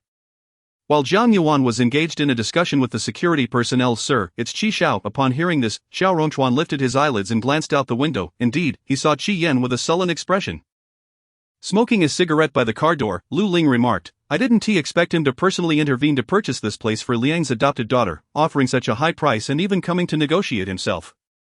Just how significant is that adopted daughter in his eyes? Xiao Rongchuan's gaze turned cold. Inform the steward not to engage with him. Is it important? The more important it is, the harder it is to attain. And the more restless he becomes. Lu Ling acknowledged. Understood. He promptly contacted the steward to relay Xiao Rongchuan's exact words. The steward replied, we have not been engaging. The message from above had always been clear. And the steward was unwilling to waste time. Hence, Zhang Yuan had never met him. After hanging up, Lu Ling asked Xiao Rongchuan, should we remind the young lady? No need, she is quite clever. When discussing Qiao Xingye, the coldness in Xiao Rongchuan's tone dissipated entirely. When he had been unable to find Qiao Xingye earlier, he had worried about her being bullied outside. However, now that she had been located, he had witnessed how she could protect herself.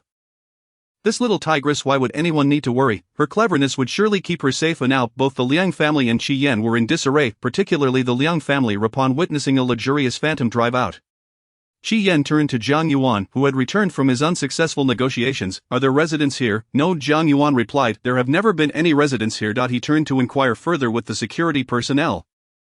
But they were all well trained and would not utter a word about matters they were not supposed to disclose, especially regarding the movements of the master. Soon after, another vehicle emerged, moving at a leisurely pace.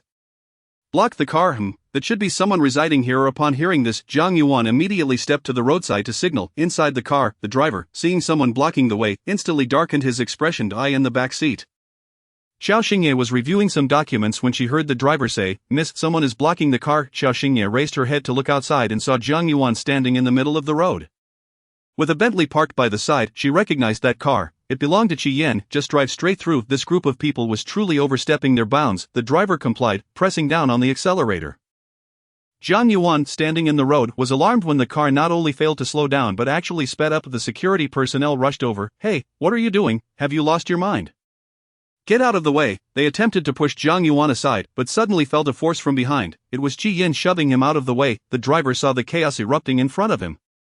Including his own security personnel, Qiao Xingye noticed this as well and, with a headache, commanded, stop the car. Initially, it would have been easy for Zhang Yuan to dodge a single car, but now that people were entangled on the road, Qiao Xingye couldn't be so heartless concerning lives. The car was forced to halt, without waiting for Qi Yan, who was approaching with a face full of anger. Qiao Xingye pressed down on the car window. Their eyes met. When Qi Yan recognized that it was Qiao Xingye in the car, his pupils inexplicably contracted. Why are you here? Qiao Xingye chuckled. It's me. That's so surprising. What are you doing here? Qi Yan asked through gritted teeth. He had not yet calmed down from seeing a man in her house at Jinjiang Tiancheng, and now she appeared here again. Why can't I be here? Qiao Xingye countered with a question. Qi Yan clenched his fists, his gaze upon Qiao Xingye as if she were a woman selling herself. Once more, she spoke, her tone even colder than before. Are you not aware of your own standing? Is your humiliation not sufficient for you? They are already in quite the predicament. If outsiders were to learn that Qiao Xingye recently annulled her engagement only to appear at such a place as Qianwan, it would only serve to further disgrace both the Liang and Qi families. Yet, this foolish woman remains oblivious to the need for discretion. Before Qiao Xingye could respond, Qi Yan stepped forward, intent on dragging her from the car. Where do you intend to place the dignity of the Liang and Qi families? Is it merely because your card has been suspended that you choose to demean yourself? Do you not comprehend the reasons behind your current plight? Should you not humble yourself instead of resorting to such self-degradation? Qi Yan was on the verge of madness. He was resolved to take her back to the Liang family, where they could discipline her properly. However, just as he grasped Qiao Xingye's wrist, a sudden bang echoed, and he gasped in pain. The hand that had seized Qiao Xingye's wrist fell away, as both hands clutched his abdomen in agony. Sir Zhang Yuan, witnessing the incident, rushed forward to assess Qi Yan's injury. It was Qiao Xingye who had delivered an unceremonious kick to Qi Yan's midsection. The pain made his temples throb, and he glared fiercely at Qiao Xingye. You wretched woman! Qiao Xingye leisurely adjusted her disheveled dress and coldly commanded the driver, drive. Qiao Xingye, Qi Yan seethed with rage, rising to once again confront her. Get down! Do you possess any sense of shame? What audacity to board someone else's vehicle! What else was this woman capable of? Before Qi Yan could reach the car door, it sped away like an arrow released from a bow, narrowly missing his foot. Damn it, this woman, she's truly lost her mind. Chapter 47. Apologize to Pei Shan? Qiao Xingye departed, yet the tension in the air remained palpable, nearly igniting Qi Yan's sanity. You saw her, didn't you? Qi Yan glared at Zhang Yuan, who nodded affirmatively. Yes, I also saw Miss Qiao here yesterday. Yesterday too. Is it not enough for this insufferable woman to have sold herself once? How many times is she willing to sell herself? No wonder my black card has lost its value. It seems several men outside are supporting her. Zhang Yuan felt the fury radiating from Qi Yan and dared not speak further, yet his mere nod fueled Qi Yan's anger. Investigate. Find out who that man from Jinjiang Tiancheng is. And what of these other men? What on earth do they see in a woman like Qiao Xingye? The more Qi Yan pondered, the more infuriated he became. Zhang Yuan hesitated to mention that it might be difficult to identify the men from the Linglan Lingzhu area.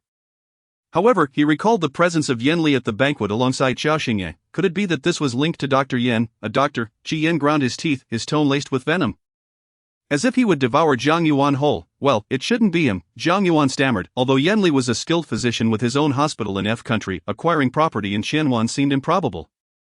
In the car, Xiao Rongchuan reviewed the surveillance footage, his lips curving upwards in an uncontainable smile. Miss didn't suffer any losses, did she? That little tiger would never be at a disadvantage. Qi Yan, such a large man. had been left curled on the ground, unable to rise after her kick. Observing this, Qiao Rongchuan finally confirmed that Qiao Xingye harbored no feelings for Qiyan. If she did, she would never have been so ruthless. Luo Ling nodded. Miss has matured considerably over the years, learning to protect herself. The phrase learn to protect oneself caused Qiao Rongchuan's smile to falter. If only she could remain forever in her carefree years. His thoughts were interrupted by the buzzing of his phone. Hello, Master Qiao, it's me. The voice of Pei Jingyao came through the line. Please, do not hang up. Sensing Qiao Rongchuan's intent, Pei Jingyao spoke earnestly. Qiao Rongchuan replied coldly, speak. I wanted to inquire about the relationship between Miss Qiao Xingye and you. After a pleasant conversation with Qiao Rongchuan the previous night, Pei Jingyao was now on edge, having investigated the events of the banquet thoroughly. As it turned out, aside from the quarrel between Pei Shan and Qiao Xingye, nothing else had transpired, yet Pei Shan and Qiao Xingye arguing was hardly unusual. What do you think? Qiao Rongchuan countered sharply. Pei Jingyao, accustomed to various situations, refrained from pressing further, cautiously suggesting, how about I have my sister apologize to her? I've looked into it, and it was entirely my sister's fault. I assure you, Miss Qiao will be satisfied. Without hesitation, Qiao Rongchuan hung up the phone. Luo Ling, having overheard that it was Pei Jingyao, likely understood the implications. Pei Shan must have faced significant criticism last night. Qiao Rongchuan scoffed. Such a trivial price to pay? Luo Ling replied, indeed, this price is hardly substantial. After all, she publicly humiliated their lady. Although Miss fought back, your stance on this matter is not easily overlooked. What do you suppose Pei Xiao will do to appease her? Qiao Rongchuan lit a cigarette and took a drag. Appease her? Difficult. He knows all too well the temperament of that girl. If Pei Shan has been tormenting her for the past 2 years. Do you think it will be easy for Pei Jingyao to extract a word of forgiveness from her? On the other end, Pei Jingyao fumed as he hung up, his face turning an ominous shade of green. All you know is to eat. Pei Shan, cautiously nibbling at her breakfast, was ultimately unable to escape the consequences of her brother's fury. In a fit of rage, Pei Jingyao overturned the table. The suddenness of the event left Pei Shan no time to evade the splattering of her unfinished porridge onto her skirt. What are you doing, brother? Why take your frustration out on me for your own failed negotiations? You bully me just because our parents are away. It's utterly despicable, not wanting to bring up the matter of negotiations. Pei Jingyao's anger only intensified when it was mentioned. Right now, you will go and apologize to Qiao Xingye. Pei Shan looked at him in disbelief. What did you say? Apologize to whom? She thought she must have misheard. Apologize to Qiao Xingye, the girl who disregarded the entire Liang family, the foolish Qiao Xingye who was incompetent at everything? What merit did she possess to warrant an apology? Brother, are you out of your mind? If you cannot extract a word of forgiveness from her today, you will learn what madness truly means. Pei Shan's lips twitched, and she realized her brother was not joking. He meant for her to apologize to Qiao Xingye. I refuse. Without a moment's hesitation, she firmly declared her stance. Pei Jingyao retorted, refusal, is it? Fine, then pack your bags and get out. What did you say? Would you really kick me out for Qiao Xingye? Pei Shan could scarcely believe it. Pei Jingyao snapped. Do you have any idea how many people are watching that girl now? Qiyan has his eyes on her, not to mention Qiyan. There were many others. If something were to go awry now, it would jeopardize his collaboration with her entirely. Is it really that serious? What on earth is his relationship with Qiao Xingye? Pei Shan felt as if she were losing her mind. What was happening? I don't know, just know that until you obtain Qiao Xingye's forgiveness, this matter will not be over. Pei Shan, apologizing is one thing, but obtaining Qiao Xingye's forgiveness, how on earth can I accomplish that? We have always been at odds. Every encounter is fraught with tension. Forcing me to apologize is already a challenge, and now you expect me to gain her forgiveness. Pei Shan felt as if she might truly lose her sanity. Meanwhile, Qiao Xingye had just arrived at her studio. Upon entering the conference room, she received a phone call. Hello, where are you? The suppressed tone of Pei Shan reached her ears. That single word, I, made Qiao Xingye acutely aware of the anger simmering beneath Pei Shan's surface. She raised an eyebrow. What do you want? I want to see you. What is it? Pei Shan's inquiries were never benign. Qiao Xingye anticipated the same this time, but the next moment she heard Pei Shan utter 2 words, apologize. What nonsense is this? Qiao Xingye was convinced she had misheard. You want me to apologize? Are you out of your mind? Take a look at your own conduct before demanding an apology from me. Believing Pei Shan was about to demand an apology for the previous night's altercation, Qiao Xingye wasted no time in retorting. Chapter 48. Pei Shan wants an apology? I can't believe it. On the other end of the line, Pei Shan was fuming, her brain pounding in frustration. Were it not for her brother's watchful eye, she would have erupted in a heated argument with Qiao Xingye, but with Pei Jingyao nearby, she held her tongue.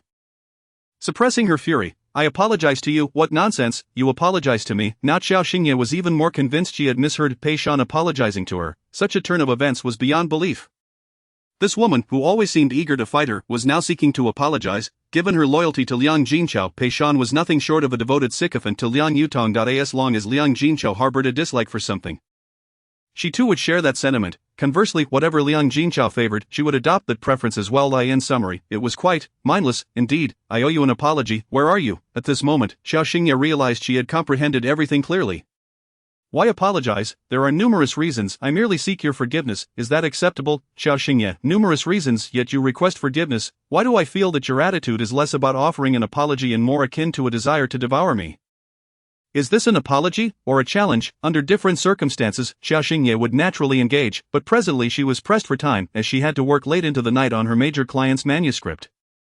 Pei Shan, exasperated, stomped her foot. I genuinely came to apologize, so please, tell me where you are. Qiao Xingye, I won't fall for your tricks. If you have any cleverness, direct it elsewhere. With that, she promptly hung up the phone. Hearing the dial tone signal the call's termination, Pei Shan was left in a state of disbelief. She glanced at the ever-stern Pei Jingyao. No matter the means, you must secure her forgiveness.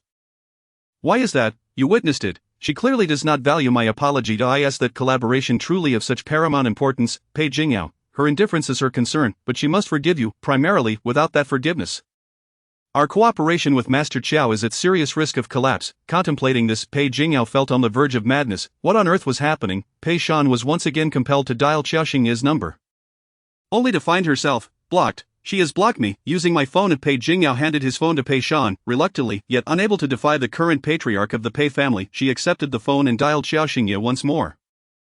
As soon as the call connected, Pei Shan spoke. I truly am here to apologize. Beep beep beep. Before she could finish her sentence, the call was once again terminated. When she tried again, the number had been blocked. Pei Jingyao, upon hearing the cold indication of the disconnection, felt a throbbing headache. What is this nonsense? Blocking someone at will, is that truly acceptable? Unbeknownst to him, both the Liang family and Qi Yan had come to fully understand the plight of Qiao Xingye over the past few days.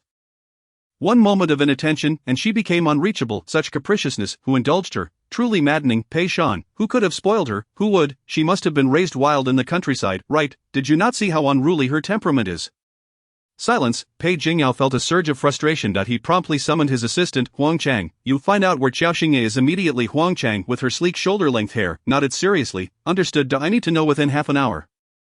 Pei Jingyao was visibly agitated. He was acutely aware of how many people were watching the valuable assets in his hands since Qiao Rongchuan's arrival in Gangcheng. Every second was crucial for him.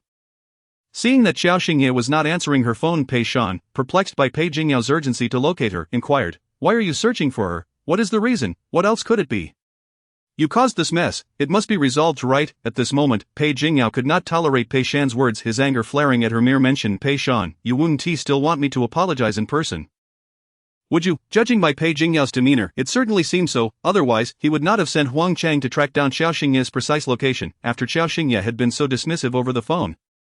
If he were to confront her in person, who knows how she would deride her? Huang Chang returned in less than half an hour. Within just a few minutes, she had gathered the information, demonstrating her exceptional skills honed during her 5 years alongside Pei Jingyao. Mr. Pei, Miss Qiao is currently on the 26th floor of Building 1 at the Oriental International Plaza. What is she doing there? Pei Jingyao furrowed his brow. The Oriental International Plaza primarily housed small companies and studios in its office spaces. Pei Shan, what else could it be? She must have gone there to work. With the Liang family withholding any financial support, she has to secure some means of livelihood. Only she would consider that meager salary worthy of her efforts. Whenever there was an opportunity to belittle Qiao Xingye, Pei Shan would seize it. She truly could not fathom why Pei Jingyao insisted on seeking an apology from such a person. Pei Jingyao cast a glance at Pei Shan. He felt it unlikely.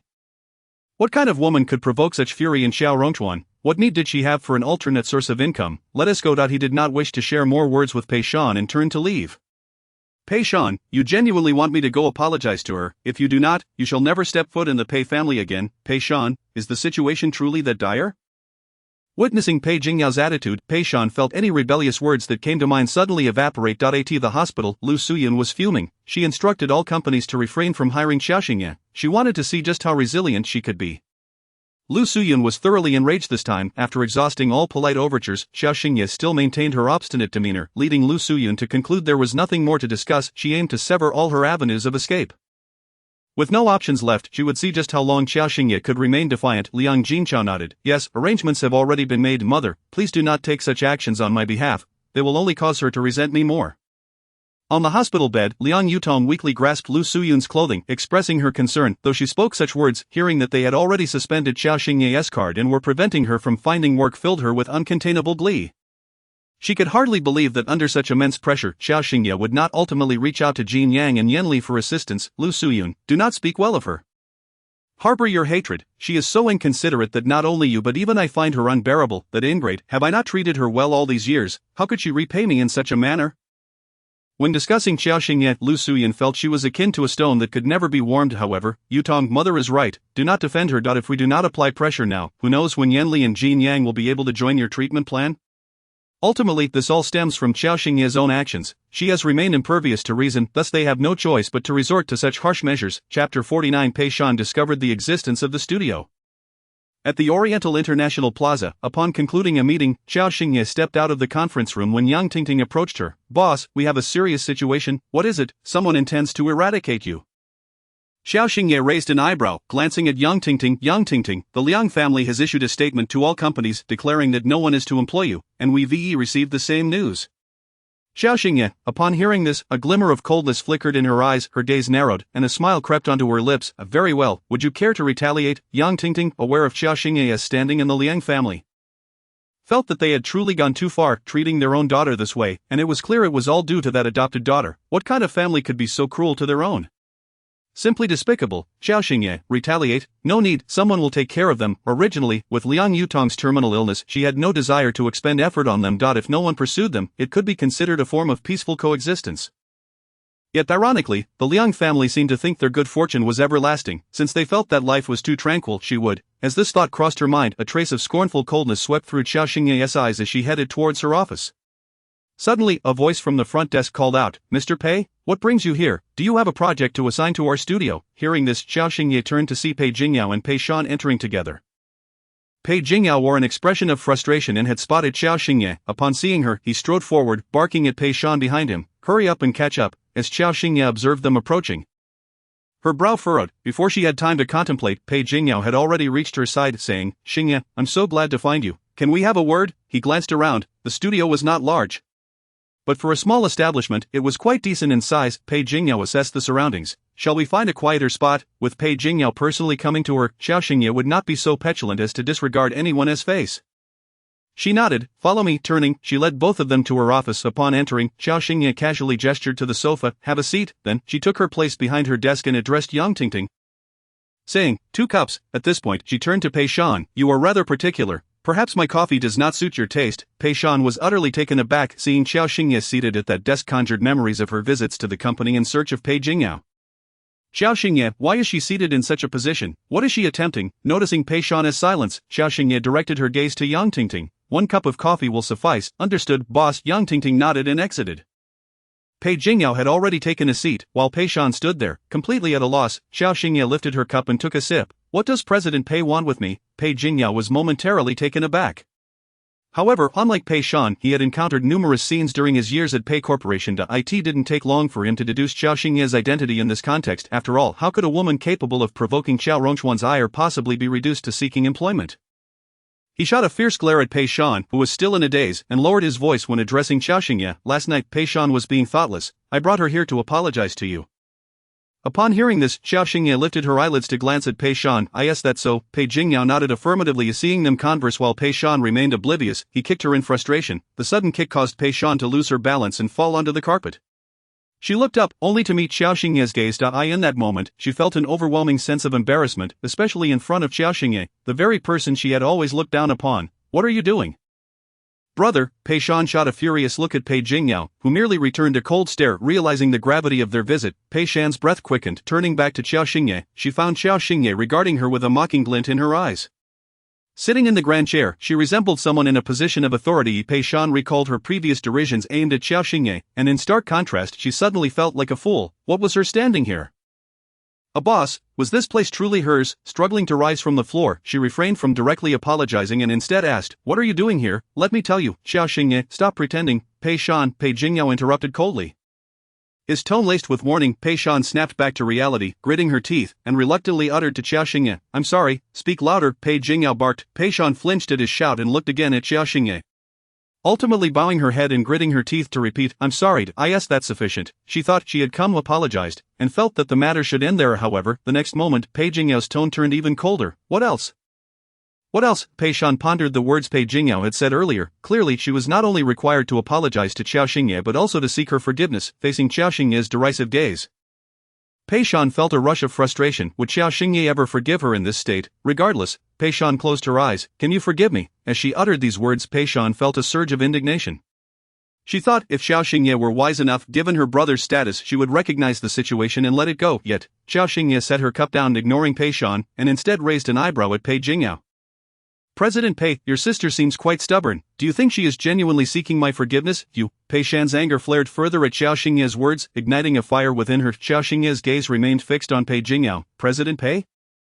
Pei Jingyao's expression turned frosty as he glanced at the insincere Pei Shan. The danger and warning in his tone intensified. You have one last chance. Pei Shan felt her heart sink at those words. In the face of Qiao Xingye, she was engulfed by a profound sense of humiliation. So this was how she intended to humiliate her. Then she could forget about enjoying any good days at the Liang family.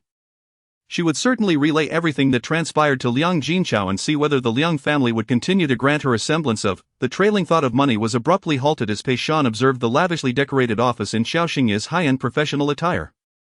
She suddenly comprehended why she had disregarded the Liang family's warnings in recent days. It was apparent that she had no need for a single cent from the Liang family, thus, this forgiveness, should she grant it or not?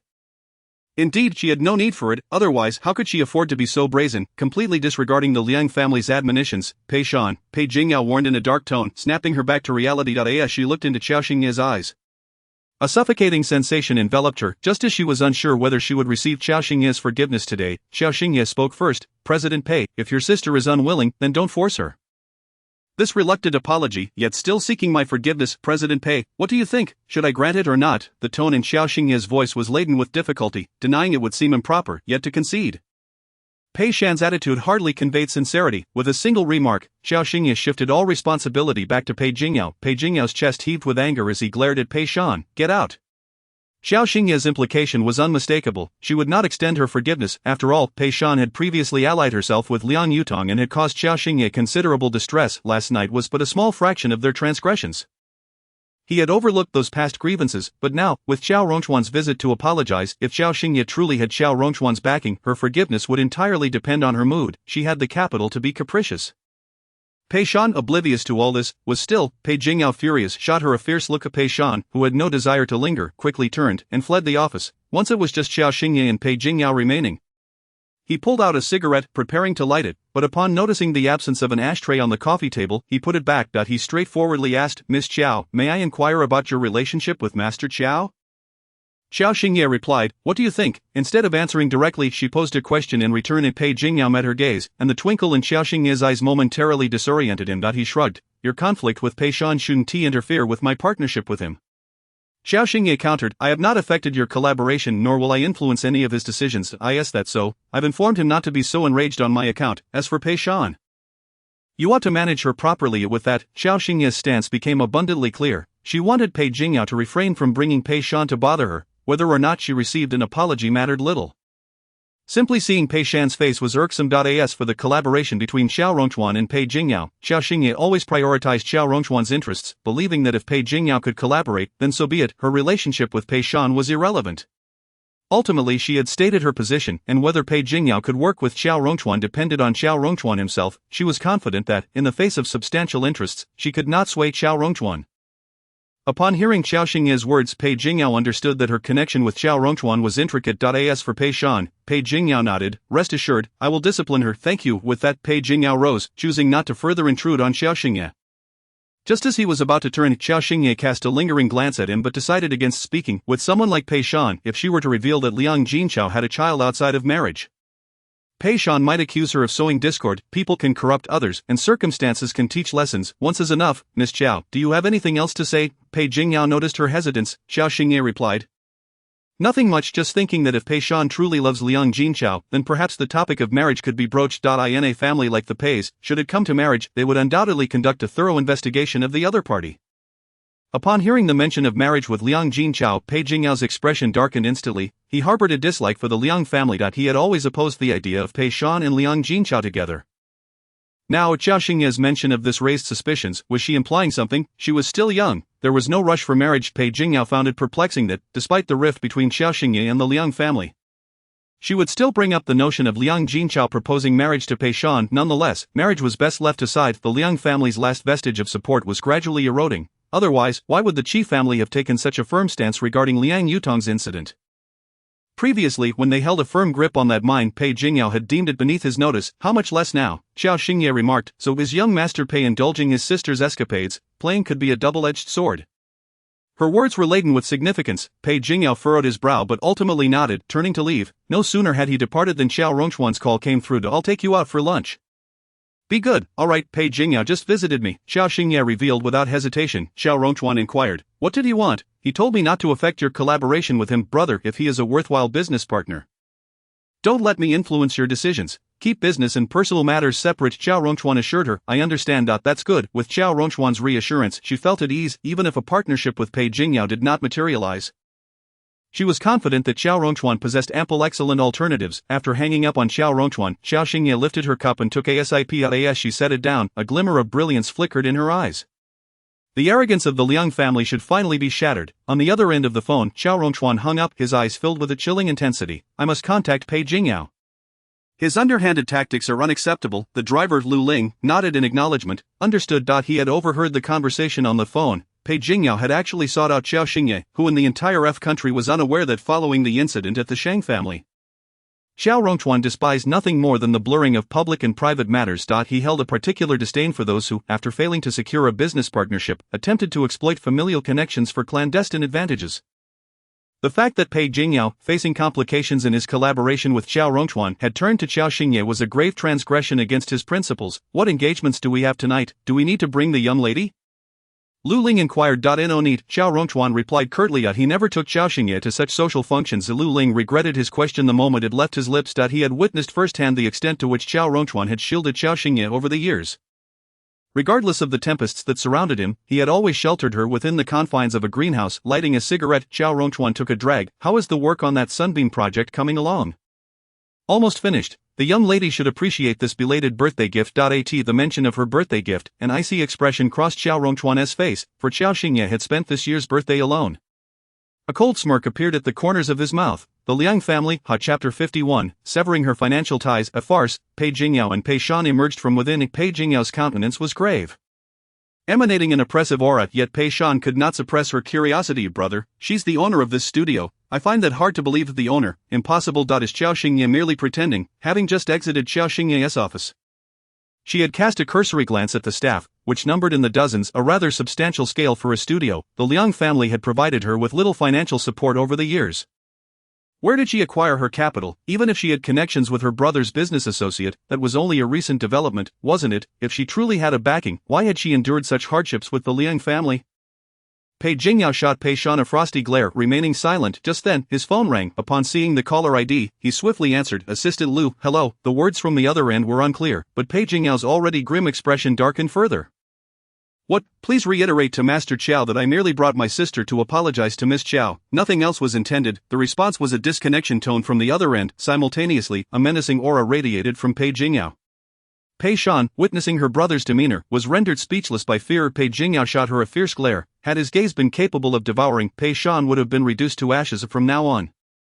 "Steer clear of Qiao Xingye. Keep your distance." Pei Shan remained silent. "If you offend her again." What then?" Pei Jingyao's voice trailed off, yet his eyes brimmed with a perilous warning that extinguished any lingering thoughts Pei Shan had of Qiao Xingye's supposed facade of authority. The fact that Pei Jingyao had been irate from last night until now suggested her identity was far from ordinary, particularly after receiving that phone call, an hour later, having parted ways with Pei Jingyao.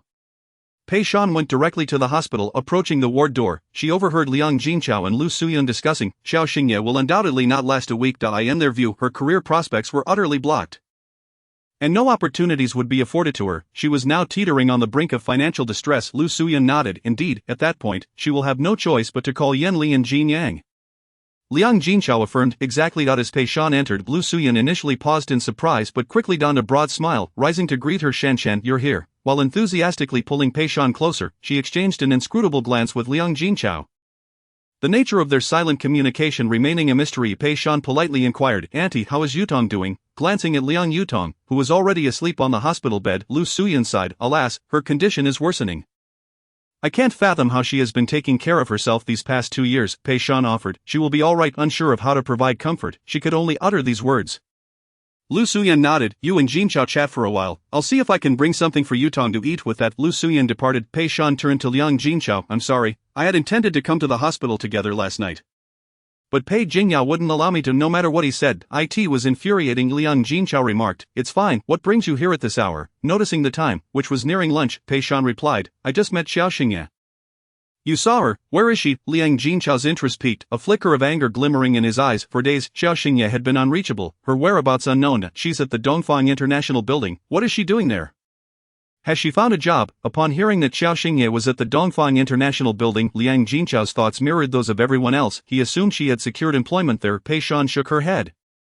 No, she hasn't found a job. Then what is she doing there? She has a studio there. It seems quite substantial and should be quite profitable. What? The atmosphere in the ward instantly thickened. Liang Jinchao stared at Pei Shan in disbelief. Did you misinterpret? How could Qiao Xingye possibly own a studio? Where would she get the funds? Moreover, given her evident lack of skills, what could she possibly offer in such a venture? Pei Shan sensed Liang Jinchao's skepticism. At first, I couldn't believe it either, but it's undoubtedly true. I even overheard the staff referring to her as boss. Liang Jinchao fell silent again, his disbelief palpable. Are you certain you didn't misjudge? There's no way I could be mistaken. My brother took me to apologize to her today, and I was face to face with her. I couldn't have confused her. Seeing Liang Jinchao's reluctance to accept the truth, Pei Shan decided to disclose the purpose of her visit to Qiao Xingye without reservation.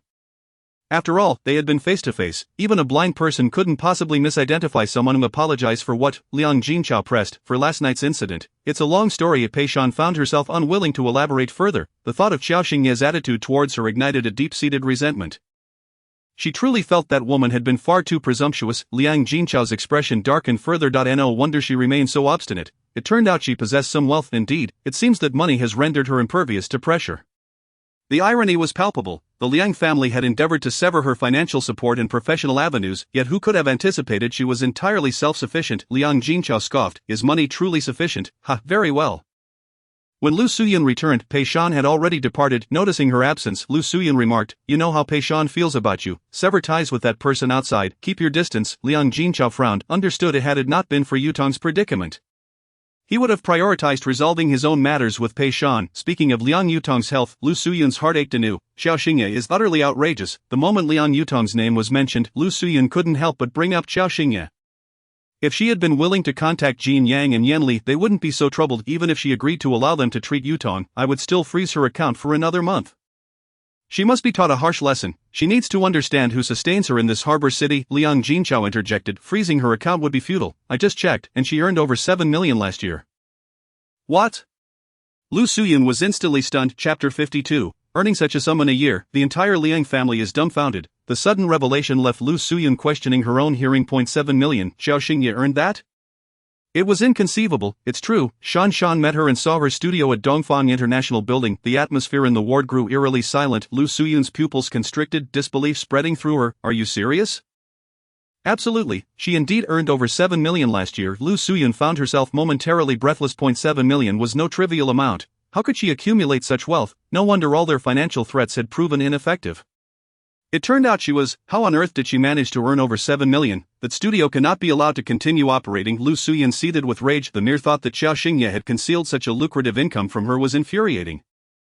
Earning such a substantial amount of money, yet still engaging in petty comparisons with Yutong, is utterly ridiculous. If she chooses to close her studio, so be it. Liang Jinchao nodded, assuring, rest assured, arrangements have already been made. He had instructed his assistant to inform all companies in the harbor city to refrain from collaborating with Qiao Xingye. He could hardly believe that she possessed the capability to partner with foreign firms. Her limited skills were merely a product of serendipity. As he pondered this, Liang Jinchao anticipated that soon Qiao Xingye would once again rely on the Liang family for sustenance. Lu Suyan remained furious, exclaiming, what makes her think she possesses such abilities? Suddenly, a sense of foolishness overwhelmed her. As if they had been mere fools in front of Qiao Xingye these past few days, they had hastily severed her credit card and work opportunities. Yet she had managed to earn 7 million last year. Liang Yutong, who had been feigning sleep, had actually been awake all along. Overhearing Pei Shan and Liang Jinchao's conversation, the subsequent phone call from Liang Jinchao, along with his dialogue with Lu Suyan, left her seething with rage. That infuriating Qiao Xingye, where did she derive her abilities from? At lunch, Xiao Rongchuan took Qiao Xingye to a renowned eatery in the harbor city. As she ate, she muttered, "I was supposed to have hot pot with susu this afternoon. You are not to eat such unhealthy food," he insisted. Having grown up in the Qiao household, her diet had always been quite bland.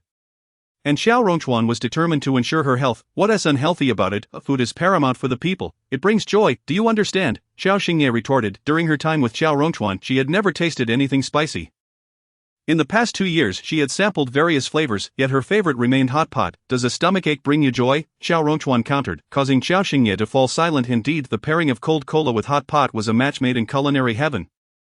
Despite the inevitable stomach discomfort that followed, this restaurant was not only famous but also 5-star rated, with the second floor dedicated to snacks and the third to seafood. After their meal, as Qiao Rongchuan held Qiao Xingye's hand while exiting the restaurant, they encountered Qi Yan in the elevator. Qi Yan's gaze fell upon the intertwined hands of Qiao Rongchuan and Qiao Xingye, barely concealing his fury. Qiao Xingye, each syllable seemed to grind out from between his clenched teeth. Upon seeing Qi Yan, Qiao Xingye couldn't help but think how narrow their paths had become. What a coincidence to run into each other while merely having a meal. Qiao Rongchuan emanated an icy aura, his deep-set eyes reflecting a chilling light that sent shivers down one's spine. Qi Yan had completely lost his reason, oblivious to the danger surrounding him. "You dare to flaunt your relationship with this man while calling off our engagement? Are you not afraid of disgrace? The Qi and Liang families will both lose face," Qiao Xingye retorted. "What do the Qi and Liang families' reputations have to do with me?" Qi Yan's breath quickened as he struggled to contain his anger.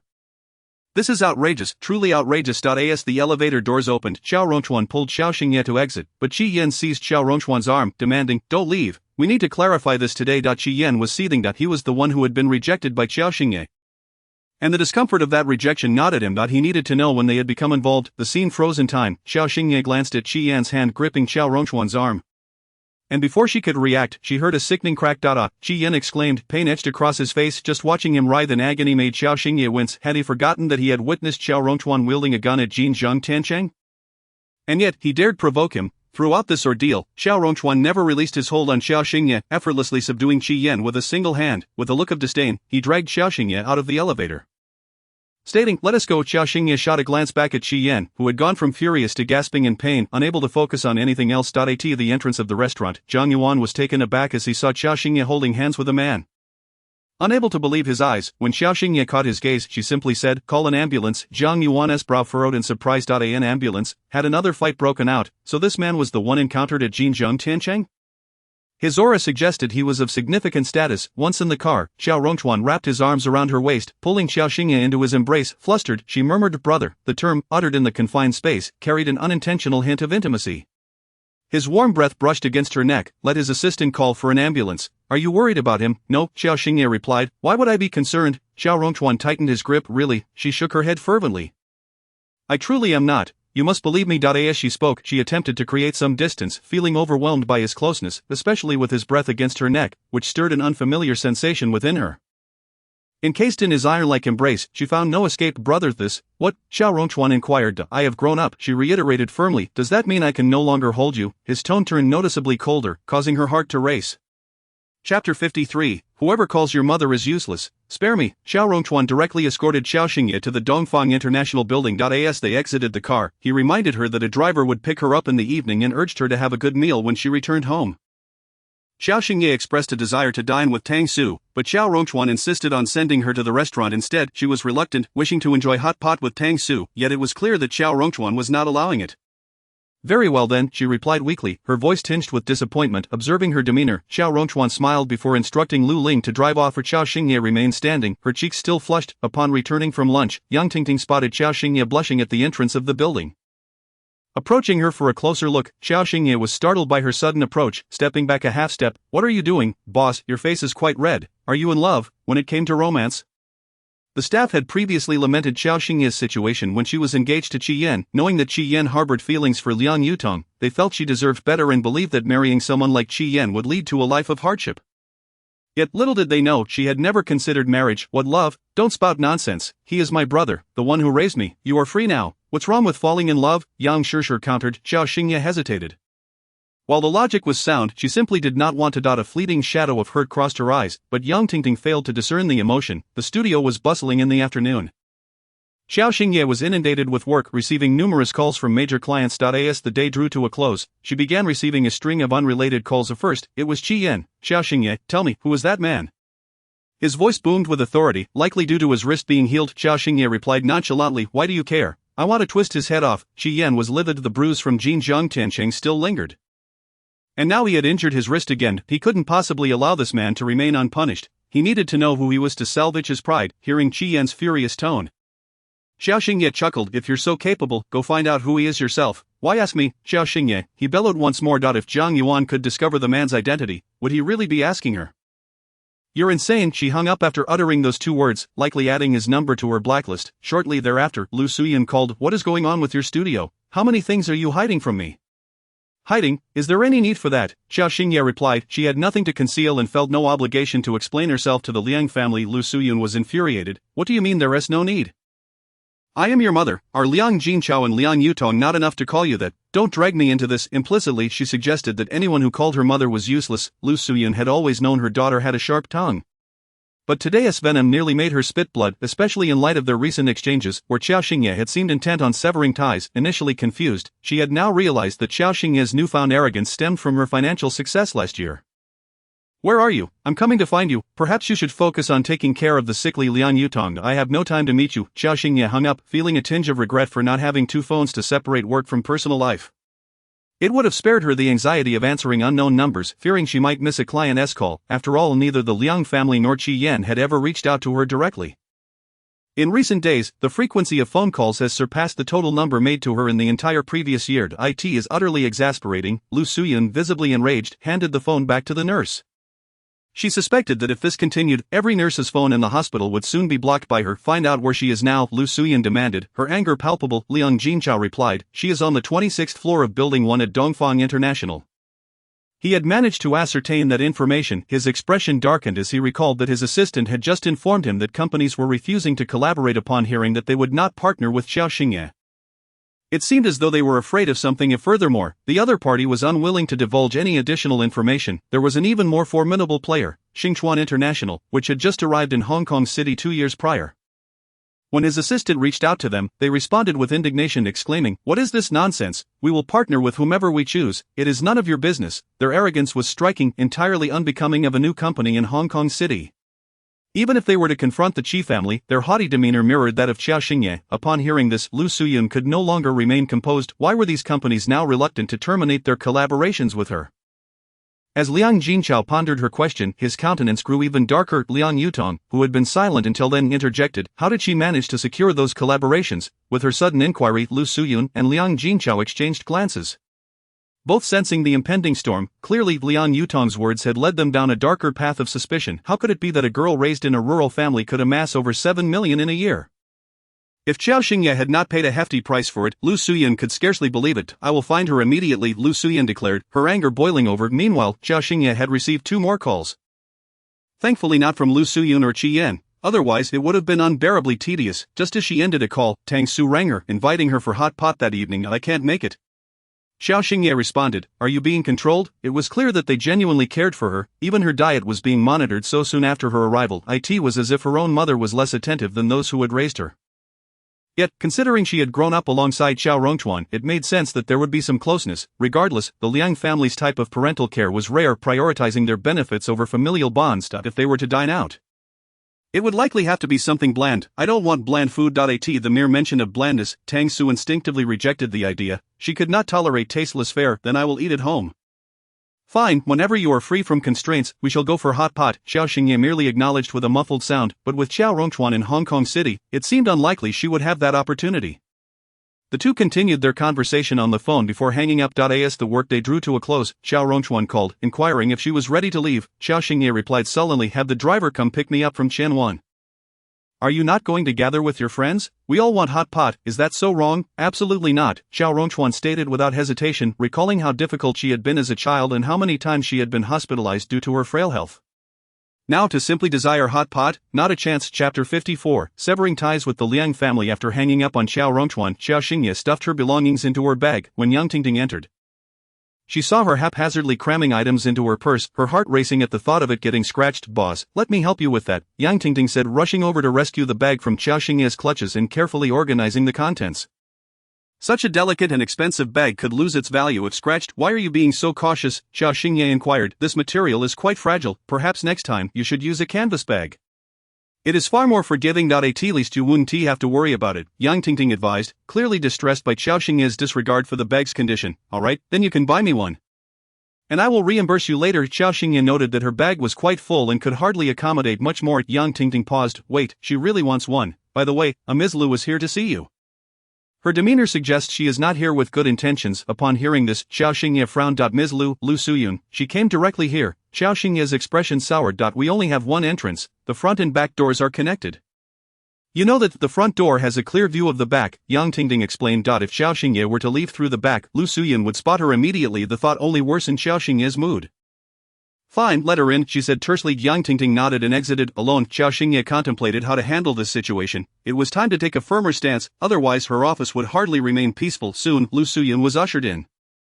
As Yang Tingting had predicted, her expression was one of barely contained fury. Boss, Yang Tingting said respectfully, glancing at Qiao Xingye. Qiao Xingye gestured for her to leave. Yang Tingting complied, closing the door behind her.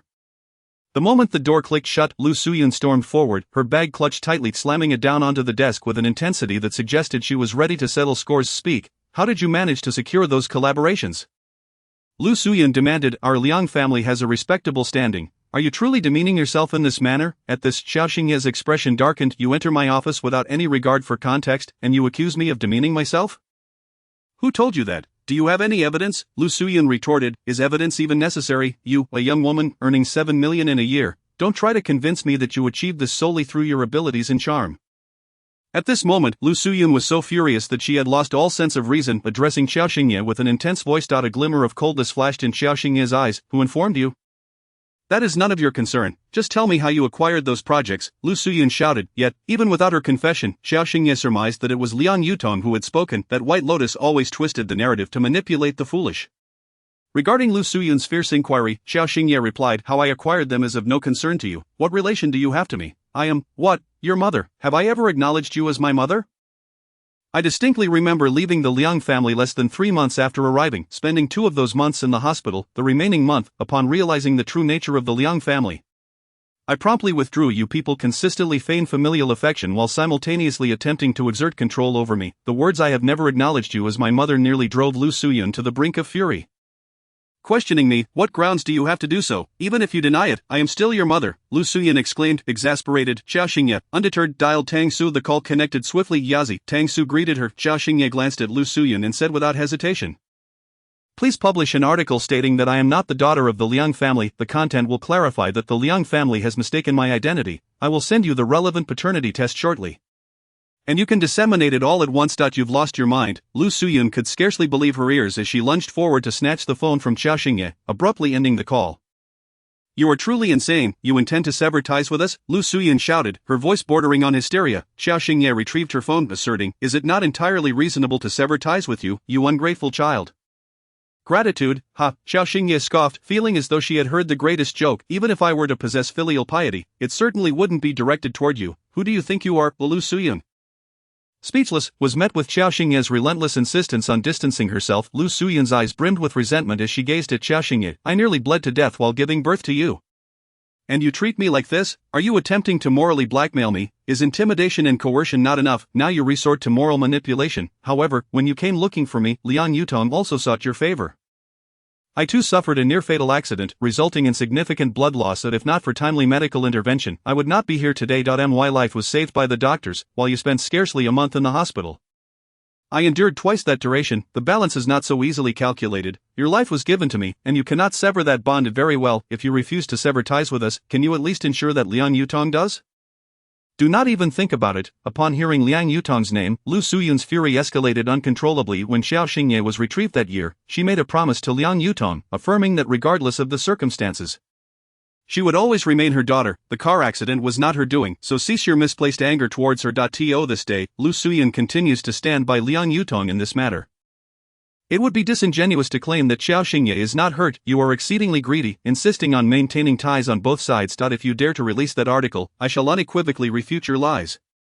If you wish to avoid embarrassment, it would be prudent not to undertake such actions. Even now, do you still seek to threaten me? To threaten her? Qiao Xingye finds it laughable. It appears these individuals have yet to learn their lesson. You have replaced your daughter's nanny's daughter and now you threaten your long-lost biological daughter because of her. Mrs. Liang, you truly seem to lack sound judgment. I ask you, which rational person would not harbor a deep-seated resentment towards the nanny who took their child away? The Liang family is truly an eye-opener. Chapter 55. Xiao Rongchuan takes action against the Liang family. The phrase lack of sound judgment struck a nerve with Lu Suyan. Lu Suyan exclaimed. That woman has already paid her dues. She is dead. Is that not sufficient? Qiao Xingye coldly replied, not enough. Her utterance of those two words appeared particularly ruthless in Lu Suyan's eyes. Her death was merely a reckoning for the sins committed when she took my child. While Liang Yutong must atone for her own transgressions, how can you not believe that the car accident was merely an unfortunate incident? Lu Suyan was on the brink of madness. Her greatest ire was directed at Qiao Xingye for persistently clinging to the events of that year. Qiao Xingye stated, you do not wish to sever ties with me, correct? Very well. Once the old matters of the past were broached, Qiao Xingye had no desire to engage in lengthy discussions with her. She rose from her seat, grabbing her bag, ready to leave. Lu Suyan, seeing her attempt to depart, demanded, what do you think you are doing? We have yet to clarify this matter. Qiao Xingye retorted, what more is there to clarify? What right do you have to demand clarity from me at this juncture? If clarification is what you seek, so be it. Qiao Xingye promptly dialed Lu Ling's number, and the call was answered swiftly. Without allowing Lu Ling to speak, Qiao Xingye stated, please handle the matter regarding my so-called relationship with the Liang family. Understood, she replied before hanging up. Lu Suyan, upon hearing the word handle, felt an inexplicable sense of suffocation. Who are you calling? Who are you having handle what? A foreboding sensation crept into her heart. Qiao Xingye paid her no further mind, merely giving her a glance before striding away. As she opened the office door, she called out, Ting, please escort her out. No need to be overly courteous. Upon hearing no need to be overly courteous, Lu Suyan felt her anger boiling. This was her own flesh and blood, treating her in such a manner. Indeed, one who had not been raised by her side held little affection. Yang Tingting entered, asking Ms. Lu, do you prefer to leave with some dignity or shall I resort to less courteous measures to escort you out? Lu Suyan shot a glance at Yang Tingting, her head spinning with rage. Soon enough, her previously hardened stance towards Qiao Xingye began to backfire. Upon exiting the Oriental International Building and while en route to the hospital, Lu Panming's call came through. Have you gone to see Qiao Xingye again? Lu Suyan replied, yes, I must inform you, she is far from the simple person we thought. She made 7 million last year. It is no wonder she appears unconcerned. Regardless of how I attempt to cut off her financial resources, her cunning is beyond measure. Listening to Lu Suyan's incessant rambling, Lu Panming felt a headache coming on. He could hardly focus on her words. All he knew was that they were suffering tremendous setbacks because of Qiao Xingye. I must tell you, whatever demands she makes now, you must acquiesce. What do you mean? Lu Panming's sudden declaration left Lu Suyan baffled. How could she possibly give in to her demands when Qiao Xingye was so infuriated? Half an hour ago, I received a call stating that if her demands are not met, the company may as well close its doors. Do you really believe that? In this port city, who could easily threaten them? The key question was, who made that call? Half an hour ago, she had just come from Qiao Xingye's side. Right, Lu Panming replied, do you think I would believe such nonsense? Yet, in the past half hour, I have received 2 calls from partners wishing to withdraw from collaborations. Those 2 partners are crucial to Liang's interests. In just 30 minutes, Liang has suffered the loss of 2 major projects. One can only imagine the influence of the individuals behind this. Lu Suyan was taken aback. Are you implying that my visit to Qiao Xingye and my refusal to meet her demands caused this? It is clearly directed at her, is it not? Lu Suyan fell silent. What demands did she make of you? She wants to sever all ties with us. Can I agree to that? Recalling the call she had received from Qiao Xingye, she had initially thought it was merely a threat. However, it now seemed far more serious. A young woman capable of earning over 7 million a year must indeed have powerful backing, yet the manner in which she wielded that power. Lu Suyan's heart ached. After all, she was still her daughter. How could she endure this? Upon hearing Qiao Xingye's demand, Lu Panming's breath caught. Did she truly say that? What else could it be? Do you think she would present me with demands I could not fulfill? As the situation escalated, Lu Suyan wished fervently that Qiao Xingye would request something tangible such as jewelry, property, or money. If she could make such requests, as long as Jin Yang and Yen Li treated Liang Yutong, what could she possibly refuse? Yet, Qiao Xingye saw none of these. She desired to cut ties with her. How could Lu Suyan accept that? Lu Panming was equally furious. What on earth have you 2 been quarreling about? His tone carried an accusatory edge towards Lu Suyan. The call he had received was no jest. He firmly believed the other party possessed the power to bring down the entire Liang family. Lu Suyan responded, she earned 7 million last year. I simply must understand how she did it. After all, she is still my daughter, and I do not wish for her to demean herself. Lu Panming retorted. So you plan to confront her directly? What other option do I have? Lu Panming was rendered speechless by her obstinacy. In his view, Lu Suyan's every quarrel with Qiao Xingye stemmed from her careless choice of words. Having not been raised by her side, she could hardly comprehend Qiao Xingye's temperament. If she adopted an overly aggressive stance, Qiao Xingye would never acquiesce. I have told you countless times, exercise patience with her. Patience? You also said not to give her a card upon returning from Jinjiang Tanchang. In the matter of Qiao Xingye, neither of them could dictate terms to the other. Lu Panming concluded, I will not waste more words. You must resolve this matter swiftly. How am I to resolve it? She is not answering my calls nor willing to see me. I barely managed to meet her earlier, and look at her attitude. If this matter is not handled properly, you, Mrs. Liang, may find yourself in dire straits. Lu Panming, infuriated, hung up the phone. He never anticipated that the turmoil within the company was entirely rooted in the conflict between mother and daughter. What a predicament! Lu Panming then called Qi Yan. Upon hearing that the Liang family was embroiled in issues related to Qiao Xingye, he immediately thought of the man accompanying her. That man possesses such capabilities? To halt 2 major projects of the Liang family within half an hour. Who exactly is he? Yan, you are aware of your father's current stance towards me. This matter, the Qi family had already faced various grievances from Liang Yutong. And now an unknown adversary had emerged. Lu Panming felt as though his days were growing increasingly untenable. Qi Yan's expression darkened. Understood, I will handle this matter. He hung up, glancing at his casted left hand. His tone toward Zhang Yuan turned icy. Have you still not uncovered the identity of the man beside her? Hearing Qi Yan's frigid tone, Zhang Yuan felt cold sweat trickling down his back. The forces behind this situation remained elusive, making it impossible to gather information. To this day, they were still unaware of the man's name. Chapter 56. Instead of purchasing a manor, you might as well buy a grave. Meanwhile, as Qiao Xingye approached the listening Lanlin residence, she received a call from Liang Yutong. The tone in Liang Yutong's voice was noticeably weaker than before, yet her words dripped with pride. You probably do not know yet. Yan is currently seeking to purchase the listening Lanlin residence in Qianwan, intending to use it for my convalescence. Each word was laced with Liang Yutong's smugness. Listening Lanlin residence. Over the years, many affluent families have coveted property in Qianwan. It is said that not only does the location boast beautiful scenery and fresh air, but it is also renowned for its auspicious feng shui. Esteemed families place great importance on such matters, Qiao Xingye replied. I am already aware. What has Qi Yan previously purchased for you? Qiao Xingye pondered. What has Qi Yan bought for her? Jewelry and such. But she has forgotten what those items look like. Perhaps having too much from a young age has rendered such possessions insignificant in her eyes. It is merely Liang Yutong's display of arrogance. Qiao Xingye scoffed with a hint of derision. Liang Yutong, you, a person on the verge of death, neglecting self-cultivation, what do you have to boast about here? Her sarcasm was so blunt that it left Liang Yutong momentarily speechless on the phone.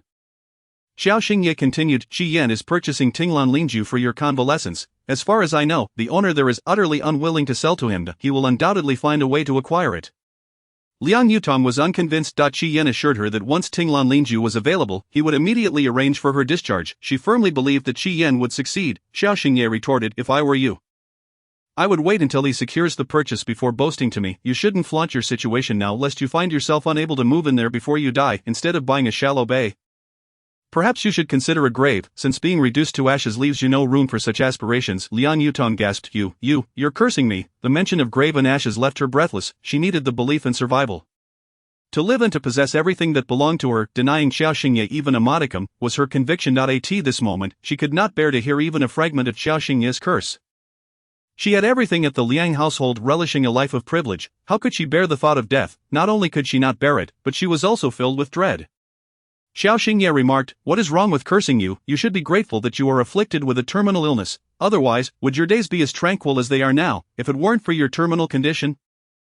You would be grappling with the repercussions of that car accident from years ago. In any case, Liang Yutong found herself cornered, with no escape. If her illness proved untreatable, she would be reduced to ashes. If she recovered, she would still have to face the consequences of Qiao Xingye's grievances, suffering in the hospital from the torment of her ailment. Once discharged, she would be subjected to legal repercussions. Qiao Xingye, you are truly malicious, echoed the furious voice of Lu Suyun from the other end of the line. Qiao Xingye narrowed her eyes. Yes, I am indeed malicious, and what of it? Lu Suyun was incensed. Who was the man threatening your father over the phone? When you were in your office earlier, who did you call? Qiao Xingye, do you not understand that a girl should know her self-worth? Do we in the Liang family lack money? This statement implied that Qiao Xingye could simply ask.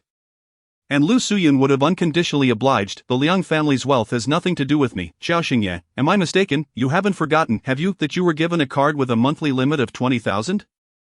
TSK, the Liang family certainly has plenty of money. Lu Suyun was nearly speechless with rage at Qiao Xingye's mocking tone. So, you find it insufficient? She retorted through gritted teeth, her tone suggesting that Qiao Xingye's appetite was insatiable. Qiao Xingye replied, "It seems you still do not comprehend the extent of the Liang family's predicament, nor do you understand the reasons behind it." The weight of the words predicament resonated heavily with Lu Suyun.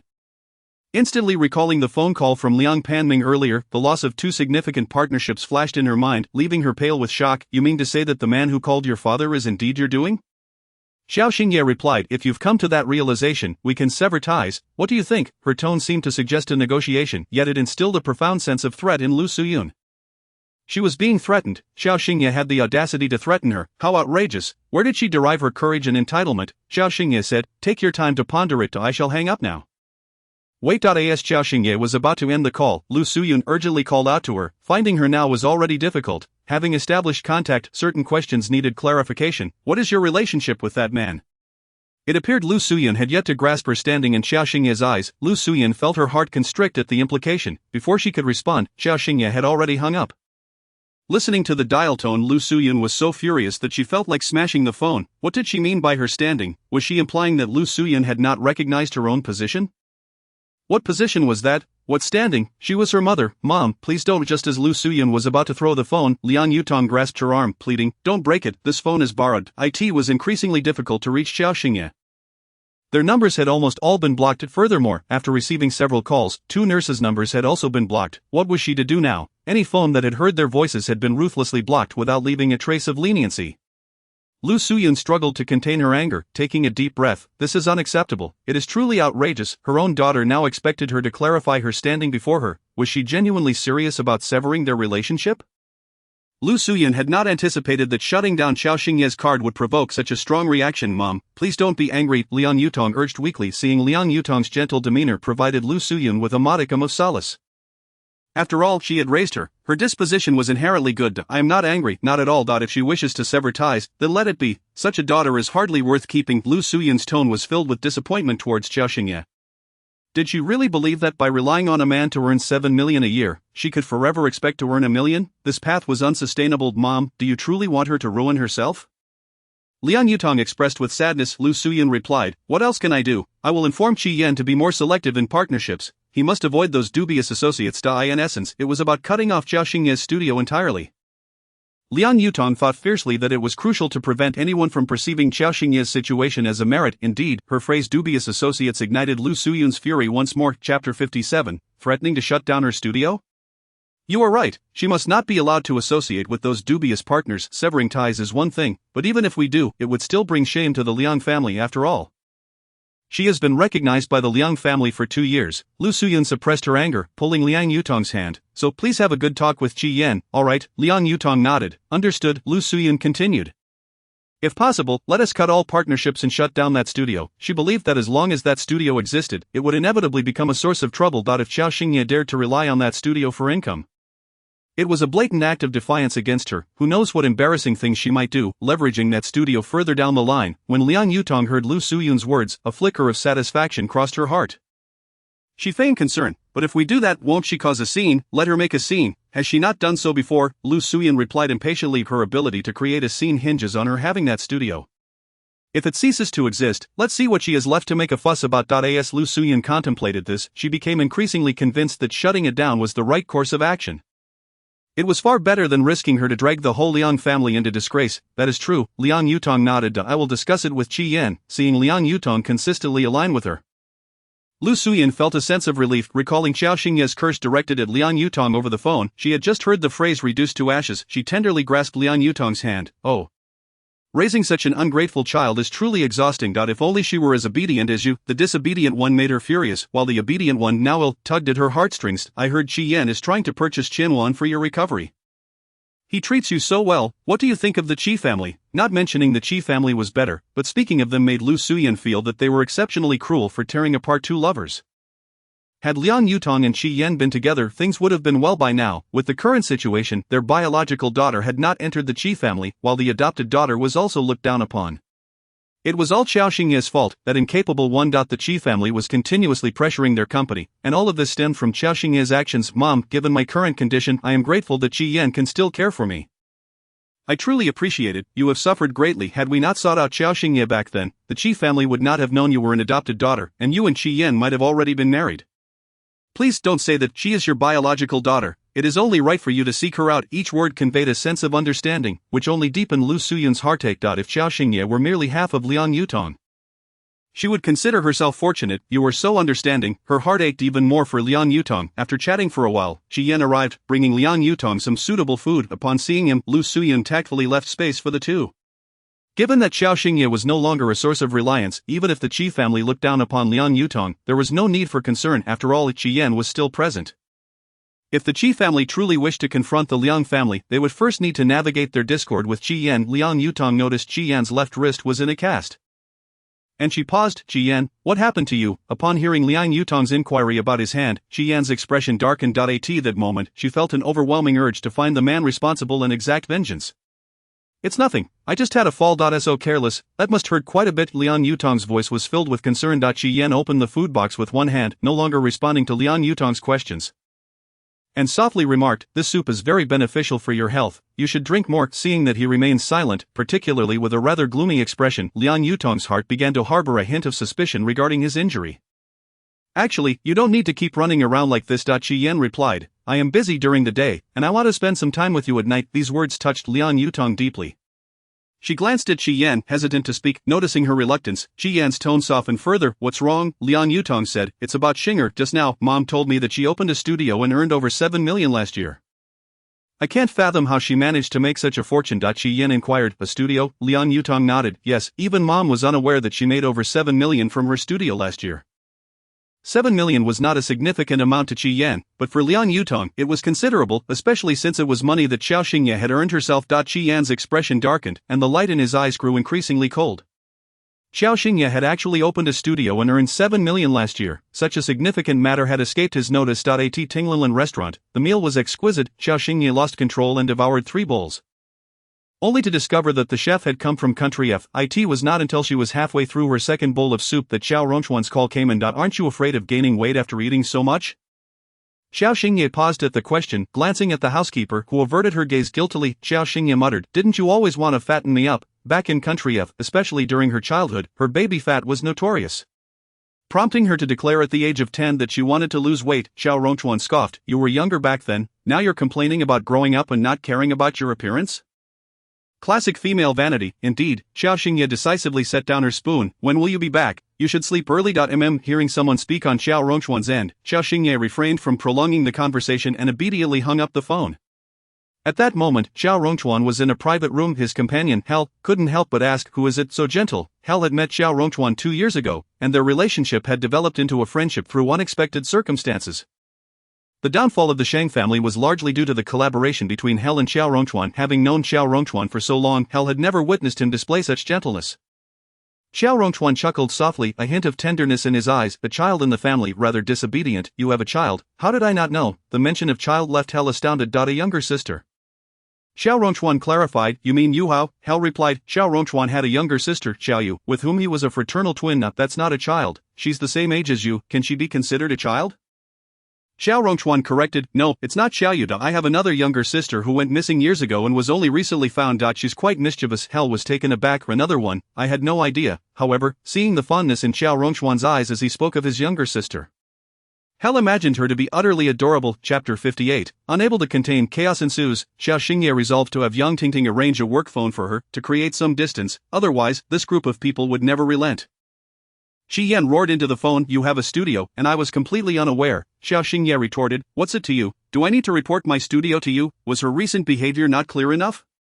Or had she truly been too submissive, allowing them to bombard her with incessant inquiries? It was utterly infuriating. Qi Yan demanded, what else are you hiding from me? What is there to hide? My affairs have nothing to do with you. She snapped, isn't Liang Yutong sick enough? With 3 types of cancer, shouldn't you be helping her find a good burial site instead of harassing me? Qi Yan was utterly furious. Qiao Xingye, particularly at the mention of burial site, anyone on Liang Yutong's side would be averse to hearing those words, as they were a cruel curse. Why are you shouting? Qiao Xingye shot back, just wait for me. After leaving that threatening remark, he hung up. Qiao Xingye heard the dial tone and huffed, let us see what else Qi Yan can pull. Qi Yan was genuinely furious. Discovering Qiao Xingye's studio and the substantial income she earned last year made his face turn a deep shade of green. He took a long drag from the cigarette between his fingers and mused, have we not been a laughingstock during this time? Zhang Yuan, sitting in the passenger seat, felt a chill run down his spine upon hearing this.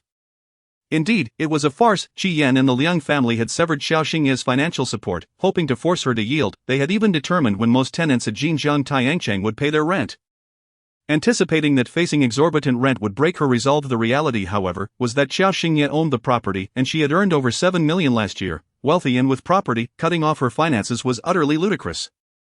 In short, they still did not truly understand Miss Qiao, Zhang Yuan remarked, and his words only served to deepen Qi Yan's irony. Having been engaged to him for 2 years, he barely knew her. The thought of her deceit made Qi Yan lose his temper. Handle it. Handle what? Zhang Yuan asked. Anyone who dares to collaborate with her studio is opposing the Qi family. Zhang Yuan hesitated. Isn't that unwise? I want her studio to collapse within a week. Qi Yan spoke forcefully, not allowing Zhang Yuan a chance to respond. Cold sweat broke out on Zhang Yuan's forehead, but the man behind him, he dared not pursue the topic further. If Qiao Xingye had a solid backing, they clearly could not suppress her. I want to see who this man helping her is. A man, since they could not ascertain the identity of the person on the other side. They would see who would come forward to assist her this time. Zhang Yuan understood Qi Yan's intention and nodded. Understood. The news of Qiao Xingye's studio broke like wildfire through the Liang family, especially upon learning that the property in Jinjiang Taiyangcheng was also owned by Qiao Xingye. At the hospital, Lu Suyan paced angrily in the ward. Liang Panming had also arrived, and Liang Jinqiao was present as well. Qi Yan had been called away by phone man with a flurry of phone calls. Liang Panming's face turned ashen after grasping the situation. What does she take us for, a joke? Lu Suyan exclaimed. Enough, Mom. Don't be upset. I believe Xingxing must have thought our financial support was insufficient. She could have simply told us. Liang Yutong paused, her tone faltering, yet, even without finishing her sentence, everyone felt that Qiao Xingye had been inconsiderate. Even concluding that her earnings were not legitimate, now, everyone was contemplating how to shut down her studio. After leaving Liang Yutong's hospital room, Liang Panming instructed his assistant to contact Qiao Xingye. After several attempts, the assistant finally reached her. Qiao Xingye was about to play a game when the assistant said, Miss, the sir is at the CAF across from Jinjiang Taiyangcheng. Please come out. Qiao Xingye raised an eyebrow. What if I refuse to come out? If you don't come out, you might find it hard to keep your studio. The assistant's tone was particularly firm. Another threat. Qiao Xingye scoffed. Let him try to shut it down first.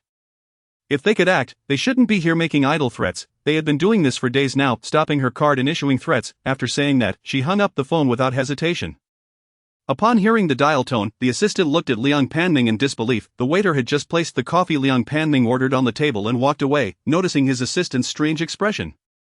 Liang Panming furrowed his brows. What's wrong? The lady said that if he has the ability to close her studio, she won't come to see you. At these words, Liang Panming's face turned a deep shade of anger. Cough, cough, cough, this rebellious girl, didn't you tell her I was at the CAF right outside? I did, but she refused to come. Then go knock on the door and bring her out. Liang Panming was furious. Forget it, I'll go myself. He and Liang Jinqiao were not in communication, and he was still unaware that Qiao Xingye no longer resided in Jinjiang Taiyangcheng. Thus, he stormed over, intent on knocking on the door, only to find that he had been at it for over 10 minutes with no response from inside. Qiao Xingye opened the door. Silence ensued. The incessant knocking eventually drew the attention of the property management due to complaints from neighbors. Liang Panming, infuriated, descended the stairs, only to look up and see that the windows belonging to Qiao Xingye's unit were dark. She wasn't home. What time was it? The assistant glanced at his phone. It's already past 10.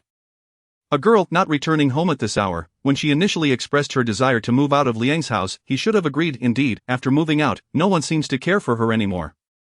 She comes and goes as she pleases. Does she? Quickly, let us make a call to inquire about her whereabouts. Just now, she borrowed a phone at the CAF, and that young lady has blocked my number. The mere phrase blocked is infuriating. She has taken to blocking everyone, even her own father. Liang Panming was quite upset and, upon returning to the hospital, unleashed a torrent of reproaches at Lu Suyan, chastising her for not having properly guided Qiao Xingye during these years.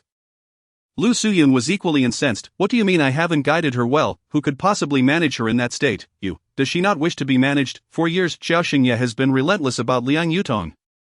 Even after driving her out of the Liang family, she refuses to reside there. She indeed wishes to manage things, but Qiao Xingye never grants her the opportunity. Mom and Dad, please stop fighting. As the argument escalated, Liang Yutong became agitated and began to convulse, appearing utterly distressed. Liang Panming and Lu Suyan were taken aback by her condition. Lu Suyan screamed, Yutong, Yutong, what's wrong? Don't scare your mother, please. Doctor, call a doctor immediately. Chapter 59. The Qi and Liang families are embroiled in a fierce quarrel. At the Qi family's ancestral home, Fengman noticed the cast on Qi Yan's arm and frowned. What happened to you? And your face? After a couple of nights of brawling with Qiao Rongchuan, Qi Yan bore a bruise on his face, making him look even more fearsome. With a cast on his arm, it was evident that he had been involved in a fight. Qi Yan replied, it's nothing. Why are you looking for me at this late hour? Your father is waiting for you in the study. Qian nodded and turned to ascend the stairs. Feng Man watched his retreating figure, her gaze lingering on the cast on his arm. Lost in thought, she instructed the butler, "Fetch Jiang Yuan for me." "Understood." In the study upstairs, upon entering, Qian was greeted by a heavy scent of smoke. Qi Jin, having stepped down a year ago, still exuded an air of authority. Throughout the past year, Qi Yan had been in charge of the Qi family, with Qi Jin rarely concerning himself with company affairs. Now, Qi Jin looked at Qi Yan with a commanding gaze. "The heir of the Lu Jia family from F country has arrived in Hongcheng. Are you aware?" "Yes." Qi Yan nodded. "Have you met him?" "Not yet." Qi Yan replied. Jiang Yuan had been attempting to arrange a meeting with his assistant, but there had been no response. Qi Jin remarked. "Pei Jingyao has been met." "What?" Qi Yan asked, surprised. "It's your grandfather's birthday banquet." Qi Jin's tone showed unmistakable displeasure as he spoke. "Has the matter concerning Liang Yutong hindered you?" Qiao Xingye made the cancellation of the engagement public. Liang Yutong's return is no secret. Upon hearing Liang Yutong's name, Qi Yan's expression stiffened, and he quickly added, "This matter has nothing to do with Yutong. I am currently addressing the situation with Mr. Lu." "Addressing? I heard he has been here for 3 days. And you still haven't met him." Qi Yan, "Do you realize he possesses information that many are eager to collaborate on?" "I know." Qi Yan replied. "If you truly care for Liang Yutong, treat her as a mere trinket. If she influences you adversely, then what?" Qi Jin did not continue. Taking a drag from his cigarette, he looked at Qi Yan with an even sharper gaze, the implication clear. Qi Yan understood all too well. 2 years ago, a similar situation had arisen due to Qiao Xingye's uproar, which had posed a grave threat to Liang Yutong. "Understood," Qi Yan replied, though his tone was not particularly pleasant. His words carried no defiance. Qi Jin waved his hand dismissively, saying, "You may leave." Each terse exchange bore an undeniable weight of intimidation for Qi Yan. Upon descending the stairs from the study, he encountered Feng Man, who wore an expression of discontent as she looked at Jiang Yuan, who stood there, visibly uneasy. Upon hearing footsteps, Feng Man lifted her head and shot a cold glance at Qi Yan. "You have truly disappointed me. Liang Yutong is holding you back, and Qiao Xingye has led you to lose control and engage in fights." As soon as these words escaped her lips, Qi Yan cast a chilling glance at Jiang Yuan, who, already apprehensive, dared not meet his gaze. Approaching Feng Man, Qi Yan parted his lips, seemingly to speak, but ultimately chose silence. "Let us go," he instructed Jiang Yuan, who nodded vigorously in compliance. Just as they reached the door, Feng Man's voice echoed, "And Liang Yutong must not be allowed to wander outside. Currently, the entire Hongcheng is in an uproar, claiming Qi Yan intends to purchase a seaside property for Liang Yutong's convalescence." "What kind of place is that?" She had previously considered it for her own retirement, showing little concern for her family. Yet now she harbors such intentions for a sickly individual. She investigated, and the information had been leaked by Liang Yutong herself. "What does this signify?" "It's become common knowledge that if Qi Yan does not procure it for her, he would be ridiculed, given her current state. Do they truly believe she can be of any trouble?" Qi Yan's tone was laced with evident displeasure, as he harbored an aversion to any disparagement directed at Liang Yutong, particularly from family members. Feng Man detected his protective tone, her expression darkening further. "Indeed, she is gravely ill, yet still flaunts her condition." "Mother." Qi Yan's tone grew sharper. He turned to face Feng Man with a sullen glare. She retorted, "Liang Yutong's cunning is not as simplistic as you perceive. Do not underestimate her. Is it possible that Qiao Xingye has said something to you? Does she need Qiao Xingye to inform me of her character? Are you implying that I cannot discern individuals?" Qi Yan remained silent. "You've spent too much time with someone like Liang Yutong. It's become second nature for you to place blame on others for minor issues." Faced with such incisive remarks from his mother, Qi Yan could not muster a single retort, ultimately storming out. Watching Qi Yan's furious departure, Feng Man narrowed her eyes. "Does Qiao Xingye truly have a man?" "Yes, I looked into it." The injury on the young master's face was sustained at Jinjiang Tiancheng, while his wrist was injured during a daytime social event in the elevator. Feng Man's anger intensified. Why would he engage in a brawl with Qiao Xingye's man? What sort of nonsense is this? Furthermore, Qiao Xingye actually has a man. Enraged, Feng Man immediately dialed Lu Suyun. Upon answering, Lu Suyun was bombarded with an onslaught of accusations. "You say Qiao Xingye is your biological daughter, yet you cannot guide her properly, and you cannot manage the foster daughter in your midst either." "Madam Qi, your words are rather excessive." Such blunt accusations ignited Lu Suyun's ire.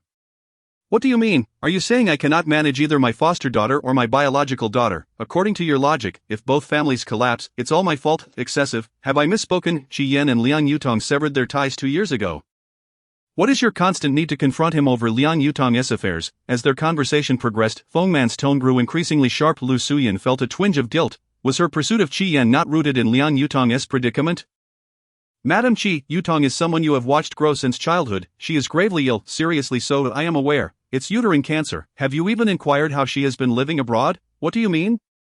Lu Suyun's fury flared. The phone man replied bluntly, I am merely indicating that the nature of her illness is suspicious. You expect me to feel sympathy? Are you out of your mind? Phone man was unapologetic.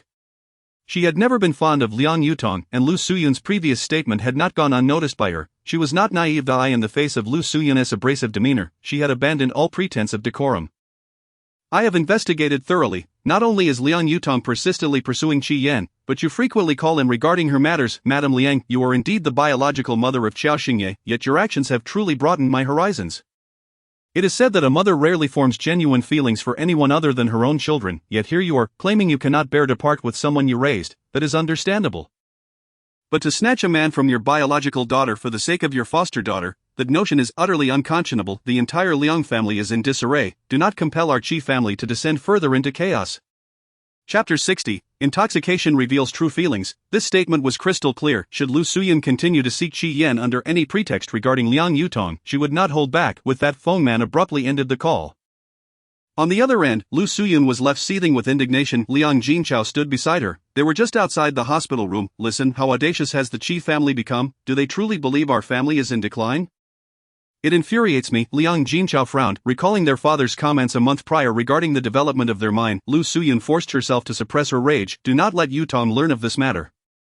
Understood. Liang Jinchao nodded. They dared not let Liang Yutong know, especially in her current state. Qi Yan was her psychological support. Lu Suyun closed her eyes momentarily. We must find a way to bring both Professor Jin and Professor Yen Li here. Today, the doctors were to discuss Liang Yutong's surgical plan. Just hearing about it made her heart race. How could one person bear such a burden? Liang Jinchao suggested, I will seek out Qiao Xingye again. Your father went just now. Did you not hear him say he could not find her? I suspect she is not residing at Jinjiang Tiancheng. Not there. Then where could she possibly be? In an unknown location. Lu Suyun felt an intensifying pain in her head. She was well aware of Qiao Xingye's social circle and assumed that she had not been out late with anyone. Thus, Lu Suyun now harbored suspicions that Qiao Xingye was not residing at Jinjiang Tiancheng.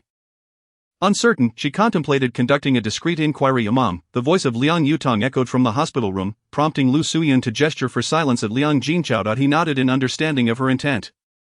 The establishment of such a studio by Qiao Xingye undoubtedly indicated the presence of influential support behind her. It was imperative for them to ascertain the identity of this benefactor swiftly. Upon entering, Lu Suyun was struck by Liang Yutong's pallid complexion, drenched in sweat, stirring a profound sense of concern within her. What happened? Are you in pain again? Liang Yutong replied, Xing'er, you must care more for her.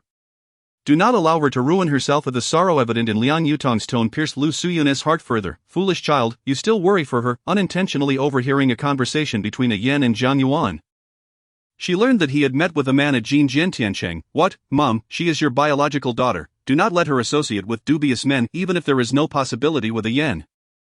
She should not be casually involved with any older men. The term older men ignited a fierce indignation within Lu Suyun, her heart surging with tumultuous emotions. Observing her speechless fury, Liang Yutong's gaze flickered with a hint of malicious satisfaction.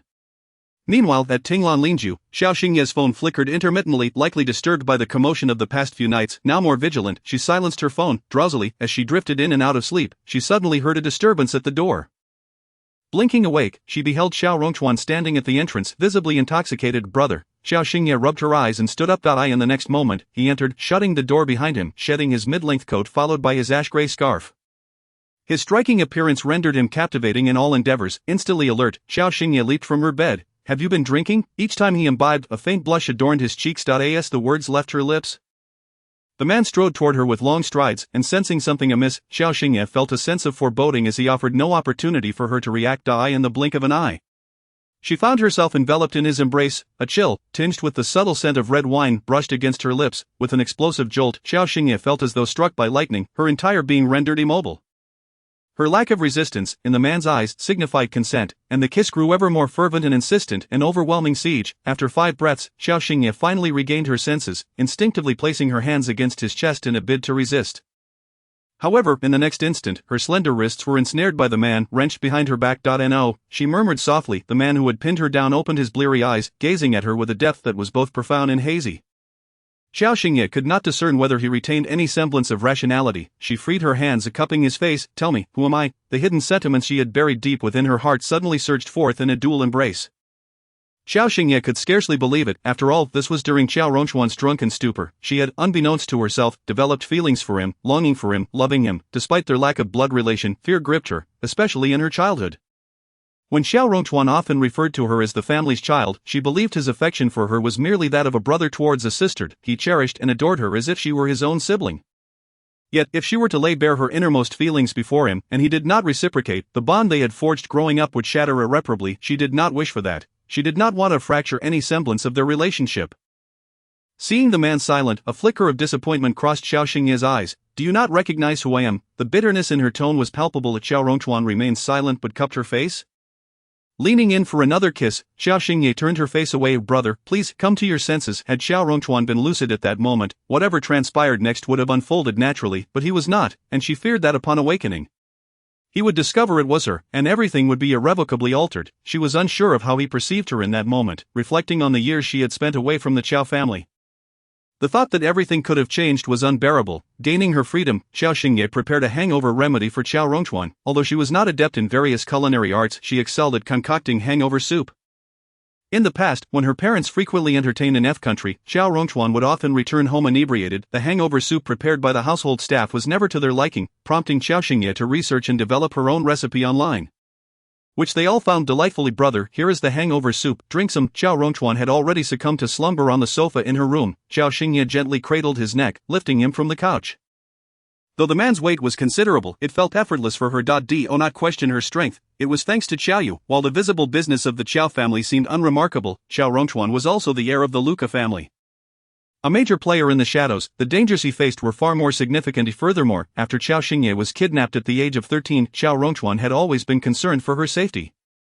Unable to bear it, Qiao Yu took her away for 3 months of training. Chapter 61, Waking Up Only to Seek Affection. Yes, indeed, it was 3 months. During those 3 months, Qiao Rongchuan was frantic with worry, searching for her tirelessly. While she was hidden away by her sister, training rigorously. They encountered no significant dangers afterwards, but her physical strength improved immensely. Leaning against him, she fed him the hangover soup. Xinger, the man murmured gently, his demeanor soft in his inebriated state. Yes, I am here. Do not run away, or I shall break your legs. Even in drunkenness, he does not forget to threaten me. After finally managing to get the hangover soup into Qiao Rongchuan, Qiao Xingye found herself lacking the strength to escort him back to his room. It was now 2 a.m, and the household staff had mostly retired for the night. Consequently, she allowed him to sleep on the sofa in her room, covering him with a thicker blanket before turning to her bed. The day had been exhausting, and she quickly fell into a deep slumber. As sunlight filtered through the curtain's crevice, it illuminated Qiao Rongchuan's face.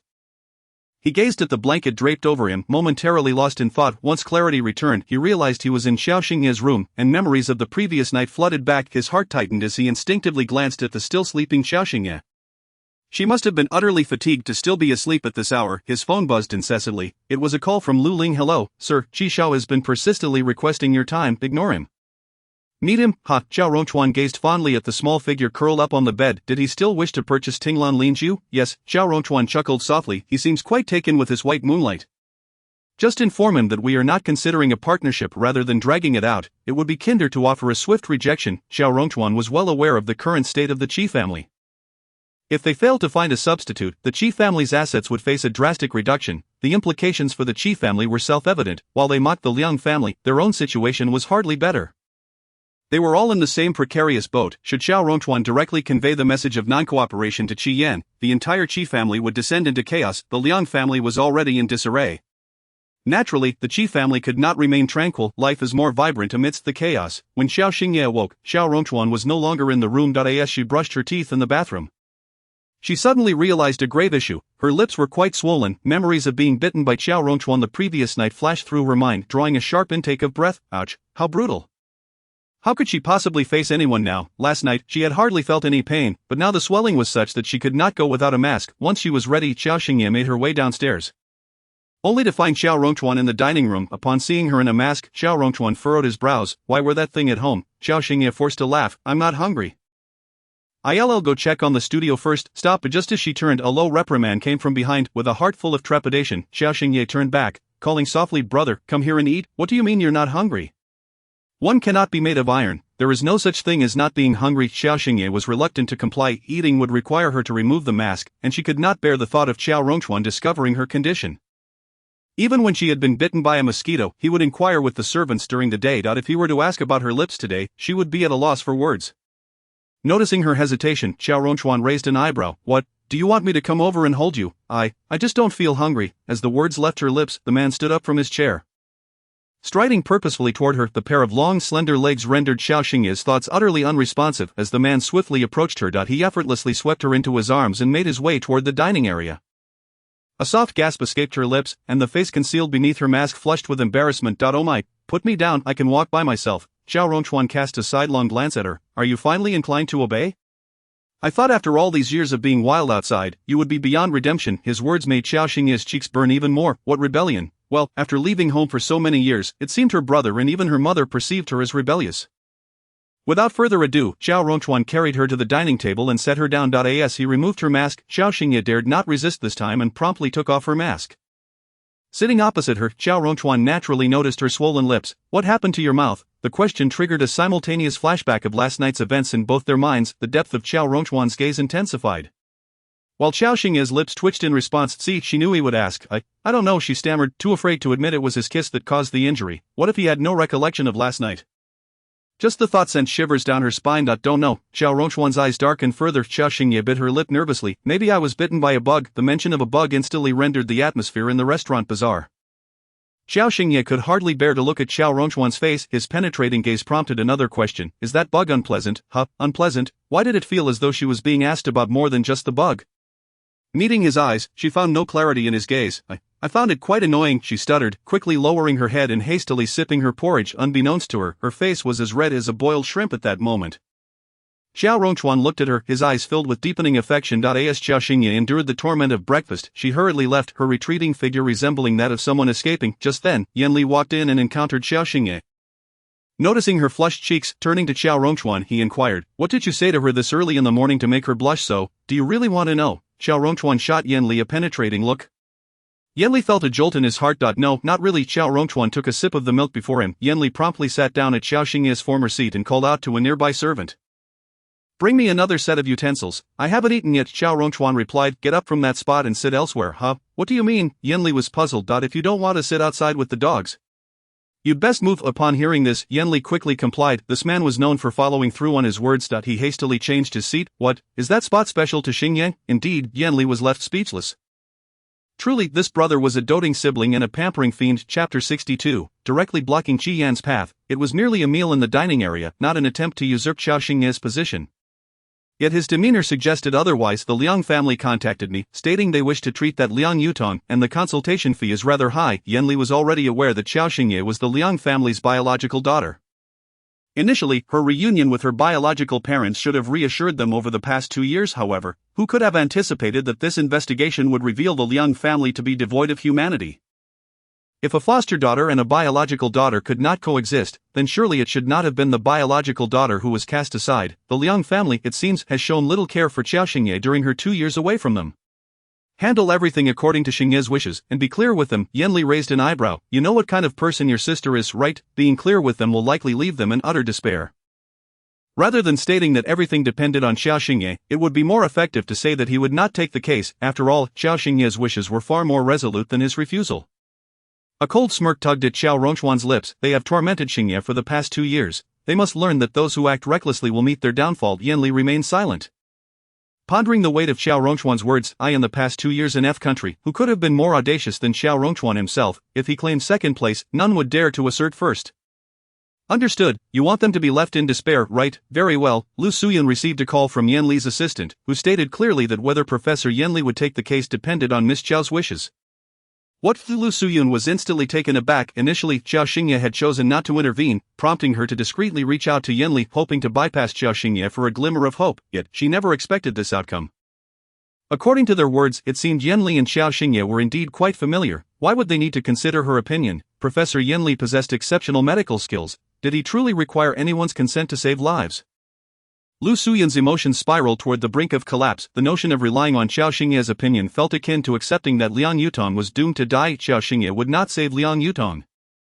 Her stance was far too inflexible, leaving no room for hope. Madam Liang, I've conveyed Professor Yanli's sentiments. You should seek assistance from Miss Qiao. The caller hung up after delivering the message. Lu Suyun felt on the verge of insanity.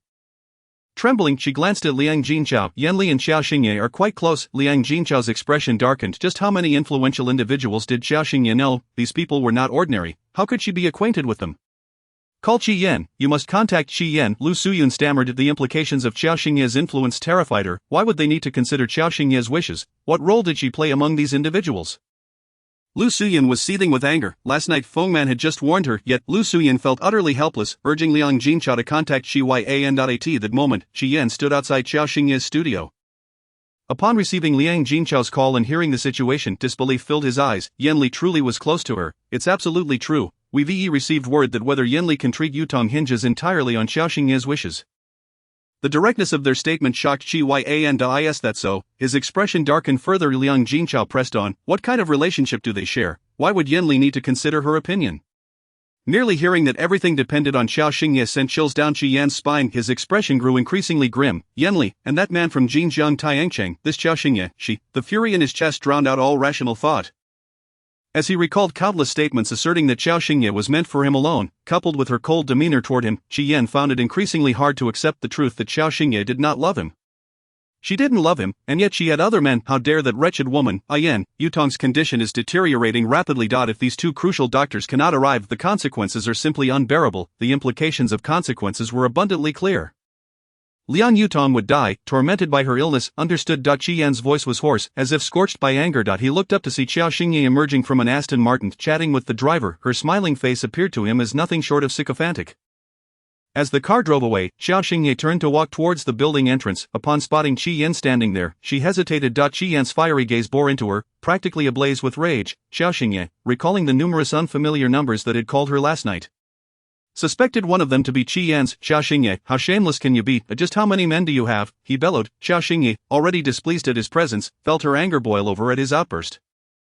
She stepped forward and slapped him across the face. What business is it of yours how many men I have? Although the morning rush had subsided, people were still milling about. The sound of the slap echoed, leaving Qi Yan's face a ghastly shade of green. He glared at Qiao Xingye, teeth clenched. Qiao Xingye, raise your voice again. I dare you. Qiao Xingye retaliated with another slap to his other cheek. Qi Yan, seething with rage, found himself momentarily speechless. Seeing his silence, Qiao Xingye crossed her arms. Are you out of your mind? The entire Hong Kong city is aware that we've broken off our engagement. What do you want from me? Why do you care how many men I have? From here to Rome, you're not even in the running. What, do you want to devour me? Qi Yan's fury surged to unprecedented heights. Qiao Xingye, furthermore, marriage should be about freedom. What are you doing? Has my engagement with you stripped me of my right to choose freely? Her small mouth was a flurry of accusations, leaving Qi Yan no room to interject. He merely observed her lips moving incessantly. Wait, why does it seem like her lips are swollen? Qi Yan, no longer a naive youth, immediately discerned the situation. The fury in his eyes intensified. How long have you been with that man? Have you shared a bed? Have you done anything? Qiao Xingye, hey, what kind of person are you? Speaking such foul words, without hesitation, Qiao Xingye kicked Qi Yan. This time, Qi Yan dodged swiftly, evading her attempt. Chapter 63, the man behind Miss Qiao is too formidable. We dare not terminate our collaboration. 10 minutes later, Qi Yan followed Qiao Xingye into the studio. A cursory glance revealed that this studio had been established for quite some time. The IT appeared to accommodate dozens of people. As far as studios go, this was indeed a considerable scale. He had not anticipated that this woman possessed such capabilities behind the scenes. 7 million a year was no trivial matter, especially for someone in her early 20s. Yang Tingting poured Qi Yan a cup of coffee. Noticing the tension between the two, she quickly excused herself. Only Qiao Xingye and Qi Yan remained, with Qiao Xingye crossing her arms and gazing at him.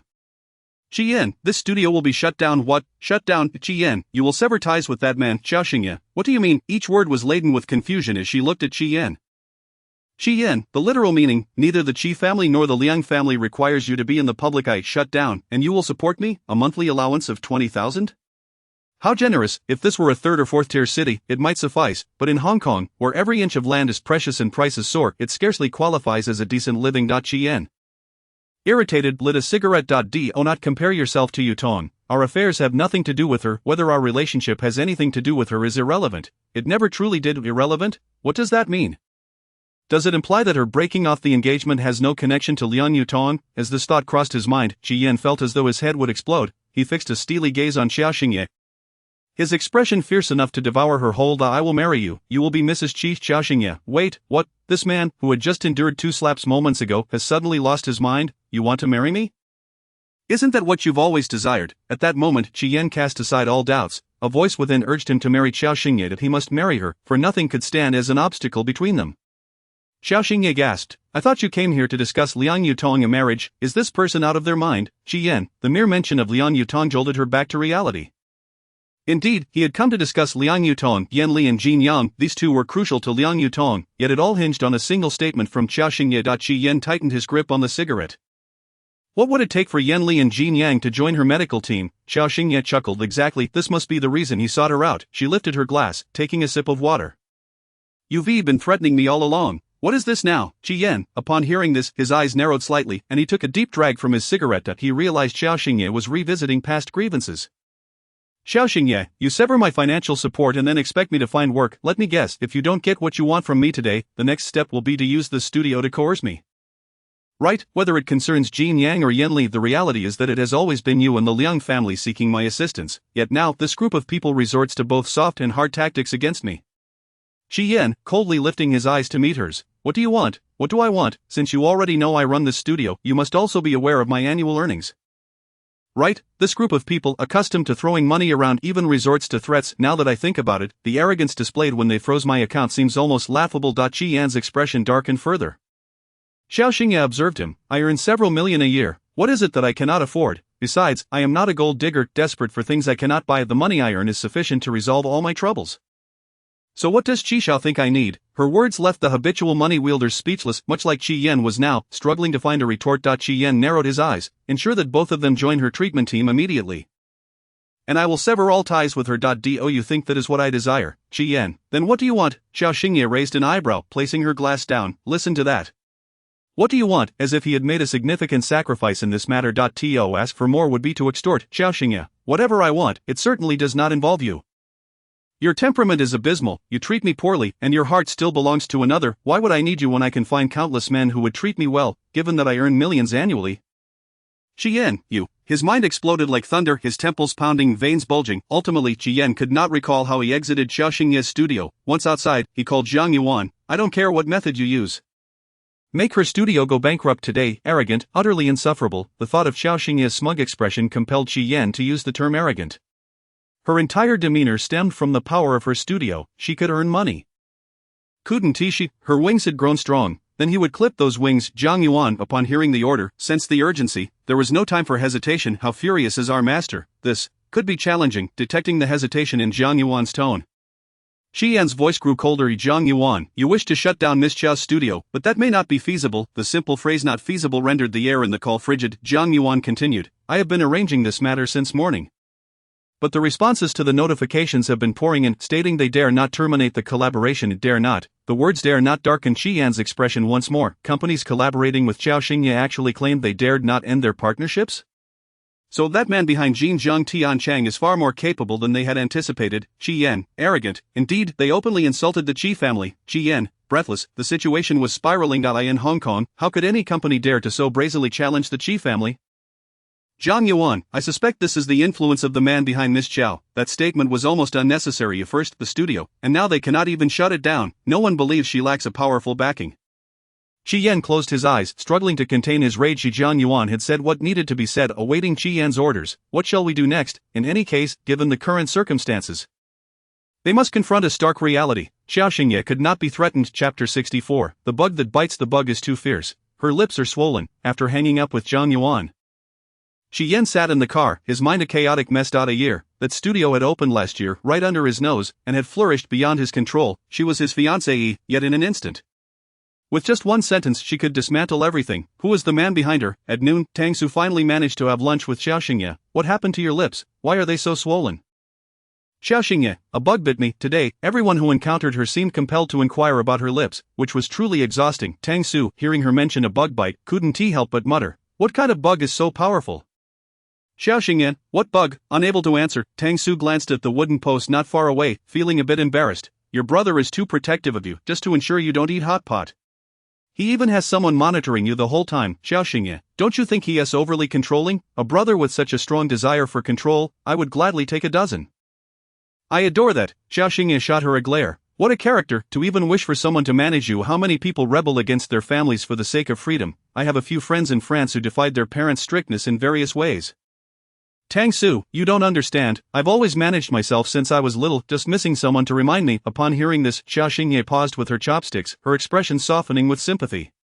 Unlike her, Tang Su's life had started off in a more challenging environment. She had been abandoned by her family's maid, but at least the Qiao family had never let her suffer. S story is rather poignant. Her father abandoned her shortly after her birth, embodying the quintessential irresponsible man. She was raised in a single-parent household, with her mother preoccupied with making a living, which led to her being entrusted to her aunt's care. Receiving a monthly allowance for her sustenance, although her mother later became quite successful, emerging as a prominent figure in the harbor city, was deprived of familial affection throughout her upbringing, even to this day. She does not reside with her mother. Once you experience it, you'll realize how burdensome it can be, consoled her. Huff dismissively, you simply don't appreciate the blessings you have. Regardless, I desire a brother like that, one who comes in droves.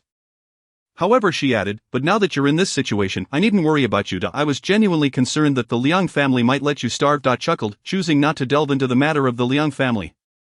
Just thinking about them left one at a loss for words to describe their foolishness. How is your mother these days? Quite well, thank you. Felt at a loss for words regarding her own mother. On one hand, she received generous allowances each month, yet the emotional connection was conspicuously absent. Her mother was perpetually engrossed in her work, and despite amassing considerable wealth, her relentless drive made wonder if she intended to crush someone under the weight of her riches. Has your mother sought out your father over the years? Shook her head. I wouldn't know, she never shares those details with me. Speaking of her father revoked no feelings within her, perhaps she had grown accustomed to his absence, rendering it inconsequential. Let's put aside these morbid topics and discuss in the Liang family. Suggested, that too is a dismal subject for me, replied, but isn't that precisely what makes it dismal? Whenever broached the subject of family, it invariably summoned thoughts of those who brought misfortune. Popped a piece of mushroom into her mouth, finding its flavor insipid, too bland for someone accustomed to spicier fare. I must warn you, Liang Jinqiao is a petty individual, and has been rather foolish regarding Liang Yutong. They will undoubtedly attempt to sabotage your studio. Was unperturbed by overt confrontations, especially with having a brother like hers to back her. However, she was wary of the underhanded tactics employed by the likes of Liang Yutong, who was adept at subtle manipulations. Assured her, fear not, I am prepared for both overt and covert attacks. Should they dare to come, I shall meet them head on. Felt reassured by her words, the opposing party was cornered and would resort to desperate measures, but was ready, anticipating their every move. That settles it. Nodded, adding, if you need anything from me, just let me know. I am not afraid of them. Although the family was the wealthiest in the harbor city, had grown audacious over the years, emboldened by her mother's indulgence. Despite her mother's infrequent presence, she would always respond with, she has done all she can, what more can I do? Thus, her mother remained aloof unless trouble arose, in which case she would confront it head-on. A quintessential bear mom. Laughed, very well. As their lunch concluded and they prepared to leave together, the driver, who had been waiting nearby, approached. Miss, the master is waiting for you outside. Raised an eyebrow at chuckling, he truly is a doting brother, isn't he? Does he monitor your every meal? At this recalled the numerous dinners, during which would invariably call to ensure she had not overindulged, while most parents worry about their children not eating enough. His concern lay in the opposite direction. Noticing silence, lips twitched. Does he really? Nodded affirmatively. Indeed, yes. Eyes sparkled with envy. I'd gladly accept 100 brothers like him. Mused, 100, should I enroll in first grade to experience the teacher's burden? The moment I opened my eyes, I'd be bombarded with 100 questions. My CPU would surely overheat. Upon entering the car, the familiar aura of sophistication enveloped as she cautiously glanced at, did you wait specifically for me? Have you eaten? He inquired. Yes, then shall we head back? In an instant, he lifted her onto his lap. Tensed, feeling increasingly awkward being carried by him at her age, especially after last night. The roughness of his fingertips grazed her lips.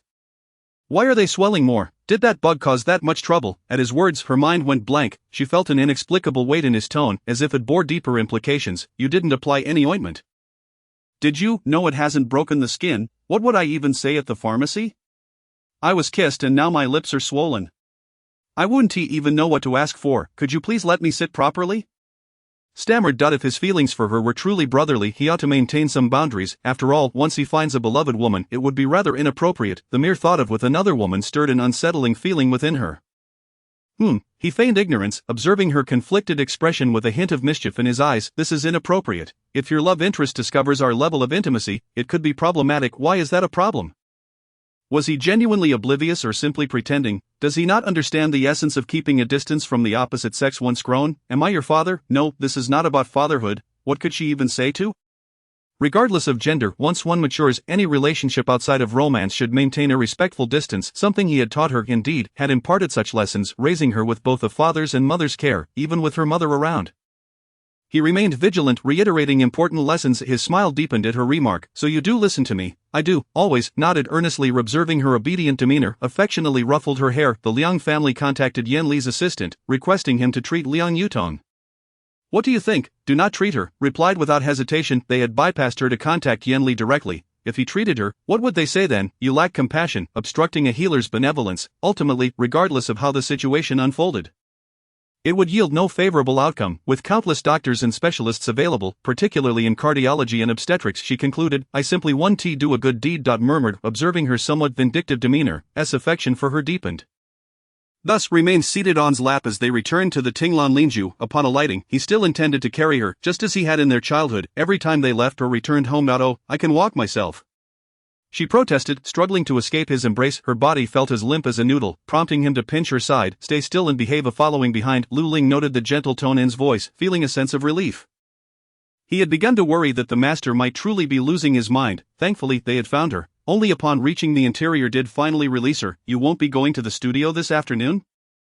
I want to, grumbled. He had just returned, so how could he allow her to work? Now pretending to inquire about her plans was rather disingenuous, she thought, observing her discontent, gently patted her forehead. Take a nap.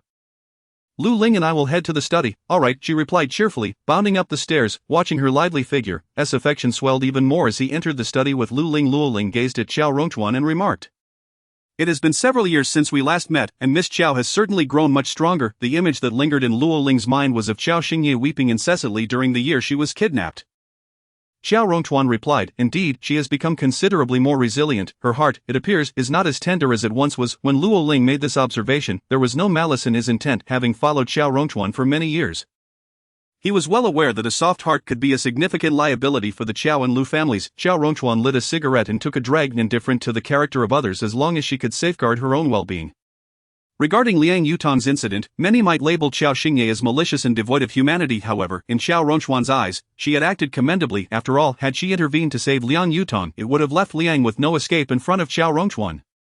Thus she spared him the burden of another life on his conscience. Luo Ling, upon hearing this, was momentarily taken aback. Yet, upon reflection, it was not surprising. He nodded in agreement. Indeed, Qiao Rongchuan had indulged Qiao Xingye excessively, and had even encouraged her to be domineering during their time in F country, believing that such behavior would instill fear in others, preventing them from provoking her. Unfortunately, some lessons cannot be taught. She remained inherently innocent and oblivious to the world's dangers, compounded by Qiao Rongchuan's overprotection. During the years she spent away from home, upon their reunion, Qiao Rongchuan always detected a hint of coldness in her demeanor, undoubtedly a consequence of the Shang family's influence. Additionally, the Liang family in Hong Kong and Xi'an had thoroughly eroded her innate kindness. For Qiao Rongchuan, this development was fortuitous. What progress has been made on those matters? When Qiao Rongchuan inquired, Luo Ling respectfully responded, investigations have been conducted, and there is no connection to Pei Jingyao. Conversely, the Qin family may be implicated. A flicker of cold light crossed Luo Ling's eyes as he spoke. Qiao Rongchuan narrowed her gaze slightly. The Qin family? Luo Ling nodded affirmatively. Indeed. An icy, dangerous aura enveloped Qiao Rongchuan as she focused intently on Qin Chang's side. Good, Luo Ling contemplated before looking at Qiao Rongchuan, unable to suppress a question. So, regarding the Liang family in Xi'an, do you truly not wish to assist Miss Qiao? For now, the Liang family required Yan Li and Jin Yang's approval, so it was best to let her take her time. Luo Ling, take her time. The phrase let her play clearly indicated to Luo Ling that Qiao Rongchuan was indulging Qiao Xingye. However, upon further reflection, it made sense. Before their arrival in Hong Kong, those individuals could do nothing to the Mississippi. Now that they were here, would Qiao Rongchuan truly allow anything to happen to her under his watch? With this thought, Luo Ling chose to remain silent. Chapter 66, She Dies Her Way, I Live Mine. Qiao Xingye had initially intended to take a nap, but the incessant calls from the studio disrupted her. It was inappropriate to silence her phone during the day. However, after finishing a call with Yang Tingting, an unfamiliar number belonging to Lu Suyun rang in. On the line, Lu Suyun was sobbing uncontrollably. Xingye, I beg you, please let Jin Yang and Yan Li come to the hospital. Qiao Xingye responded, all the blame lies with you, mother. Do not harbor resentment towards your sister. I wanted to teach you well, but your stubbornness, so what? In her panic, Lu Suyun found herself at a loss for words. Qiao Xingye retorted, you say my temper is poor, stubborn, Xingye, Lu Suyun hesitated, clearly reluctant to continue with any unflattering remarks, as her immediate concern was for Jin Yang and Yan Li. Ultimately, her pleas were for Liang Yutong, thus she endured everything. Qiao Xingye continued, Madame Liang, after being found by you, I spent 2 months in the hospital. And upon returning to the Liang family, I barely stayed for a month. During that month, you and Mr. Liang were frequently occupied with social engagements. So how could you possibly know about my temper and stubbornness? Each word was sharp and pointed. Lu Suyun was momentarily speechless. Indeed, how did she know? Qiao Xingye pressed on. Do you recall the reason you first troubled me? It was because Liang Yutong had sustained a cut on her wrist. Do you remember what she told you, Lu Suyun? Qiao Xingye continued. She said, it has nothing to do with Xingye, do not blame her. And then you unleashed your wrath upon me, many years later. As Qiao Xingye recounted these trivial details, Lu Suyun still vividly recalled them. The details aligned perfectly, yet hearing them from Qiao Xingye's lips now felt oddly unsettling, almost suffocating. Qiao Xingye pressed further. Did you see me push her? Lu Suyun's breath caught once more. No, she did not. Qiao Xingye's tone was excessively incisive, devoid of warmth. You did not see me push her. You have no certainty that her injury was caused by me. So why did you jump to conclusions? Lu Suyun found herself questioning her own assumptions. She had indeed not witnessed Qiao Xingye push Liang Yutong, nor could she ascertain whether the injury was attributable to her. Yet, deep down, she had somehow convinced herself that Qiao Xingye was responsible. Later, do you recall how many times Liang Yutong said, it has nothing to do with Xingye, it's all my fault? Lu Suyun's breath grew increasingly rapid. Qiao Xingye stated, you yourself are uncertain, aren't you? But remember, after each of her statements, what you did to me. The final words were light, yet they weighed heavily on Lu Suyun's heart. What had she done? Certain matters eluded certainty, but she distinctly remembered how she treated Qiao Xingye, each instance marked by accusations, reiterating her inability to accept Liang Yutong. Can we not discuss this now? Lu Suyun implored. Xingye, she is in great pain. You did not see her when she emerged from the emergency room, retching uncontrollably, unable to even sip water. Qiao Xingye replied. First, ensure she receives treatment. How much do I owe you, mother? I will repay you in the future. Alright, every word dripped with Lu Suyun's tentative plea. Listen, first ensure Liang Yutong's recovery, and then we can discuss what I owe you. Qiao Xingye countered. Has Madame Liang forgotten that my life is a debt you bestowed upon me? How could I owe you anything? This was a sentiment Lu Suyun had expressed to her before, when her tone had been unyielding, employing both soft and harsh tactics to secure Liang Yutong's well-being. Now, realizing that even severing my financial ties would not block my path forward, she had resorted to pleading. The moment those words fell, an eerie silence enveloped the phone line, punctuated only by Lu Suyun's increasingly frantic breaths. At that moment, standing at the end of the corridor outside the hospital room, Lu Suyun felt her blood run cold upon hearing Qiao Xingye's words. When Qiao Xingye noticed her silence, she scoffed. You wish to compensate me. If Liang Yutong truly recovers, isn't that when you will come to settle accounts with me? Qiao Xingye was acutely aware of these people, as they had approached her in the past 2 years to resolve issues concerning Liang Yutong. Speaking of Liang Yutong, she was indeed quite capable. Even from abroad, these individuals would still seek her out for trouble. Time and again, it was the refrain, it has nothing to do with Xingye, it's all my fault. It remained unclear what she meant by it has nothing to do with me, it's her fault, yet whenever she uttered those words, they would deduce that they could not tolerate Liang Yutong due to everything related to the Liang family. Thus seeking her out for retribution, Lu Suyun grew frantic. No, that won't happen. Mother is truly apologizing to you now. Indeed, for Liang Yutong, is there anything you have done that is sincere, Lu Suyun? Upon hearing Qiao Xingye's words, her agitation intensified. In that moment, she even forgot Qiao Xingye's earlier leading remarks, fixating solely on the fact that Qiao Xingye still refused to acquiesce. She would not agree to call Jin Yang. Nor would she permit Yan Li to treat Liang Yutong. So what must be done? As she spoke, her tone began to spiral out of control. On the other end of the line, Qiao Xingye retorted. She dies her way, I live mine. What can I do about her? With that, she abruptly hung up the phone. Her demeanor once again revealed her callousness to Lu Suyun. Qiao Xingye was thoroughly vexed. A knock sounded at the door. Come in. As soon as the words left her lips, Qiao Rongchuan's tall and slender figure appeared at the doorway. Seeing him dressed in an outer coat, it was evident he intended to go out. Did you not take a nap? Qiao Rongchuan frowned, speaking as he entered the room. Qiao Xingye nodded. Not yet. Are you heading out? Qiao Rongchuan responded with a brief indicating he needed to step out for a while but expected to return in time for dinner with her. Urging her to take a proper rest, upon hearing that Qiao Rongchuan would return for dinner, Qiao Xingye obediently nodded, the frustration from the earlier call with Lu Suyun dissipating entirely. After all, they were insignificant people. Why should she let them upset her? With this thought, she felt somewhat relieved. Qiao Rongchuan offered a few more words of instruction before departing. Meanwhile, in the hospital, Lu Suyun, still seething, took nearly 5 minutes to regain her composure. Just as she was about to return to the patient room, she encountered Qi Yan. Chapter 67. The truth of the car accident unfolds from Liang Yutong's lips. Upon seeing Qi Yan, Lu Suyun could not suppress her heartache. An Yutong is in excruciating pain. Her medical team has been replaced by Qi Yan's personnel, who have brought in only the most esteemed experts. Perhaps it is due to the renowned reputations of Jin Yang and Yan Li.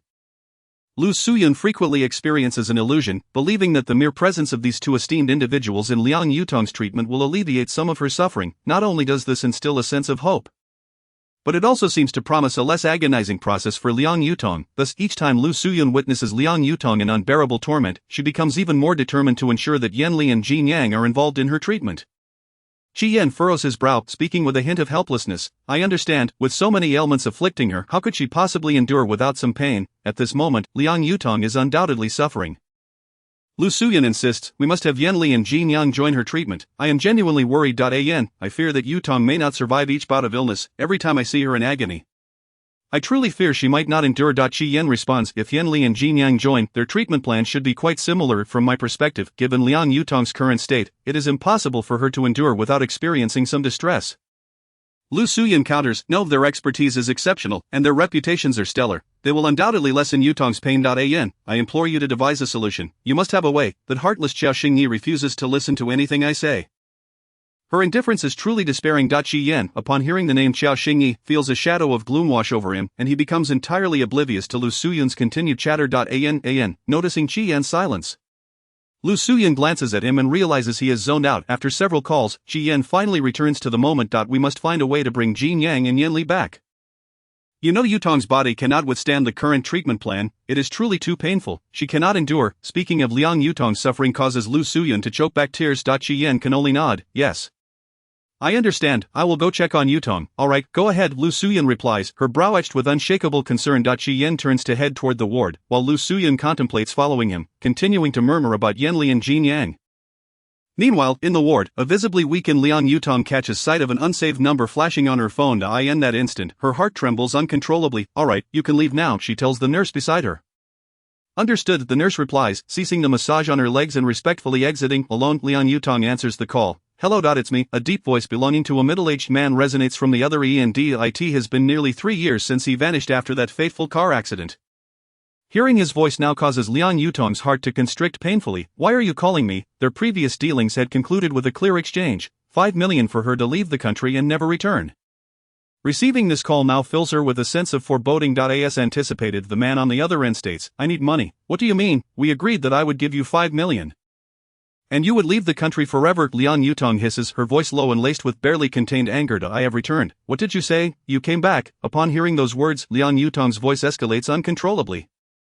Returned, and still in contact with her, even a fool could discern the implications. Liang Yutong's already pale visage loses any semblance of color. What do you want? My mother has just passed away, and my daughter is gravely ill.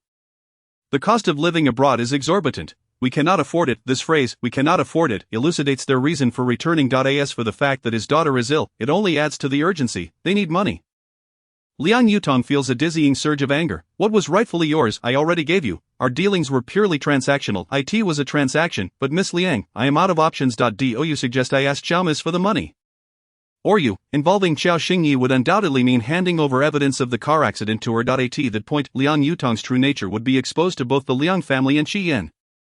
Are you threatening me? Liang Yutong grits her teeth in fury. Indeed, this is a threat. The man is clearly prepared for this confrontation, knowing precisely what matters to Liang Yutong, the Liang family, and who she opposes, Qiao Xingye.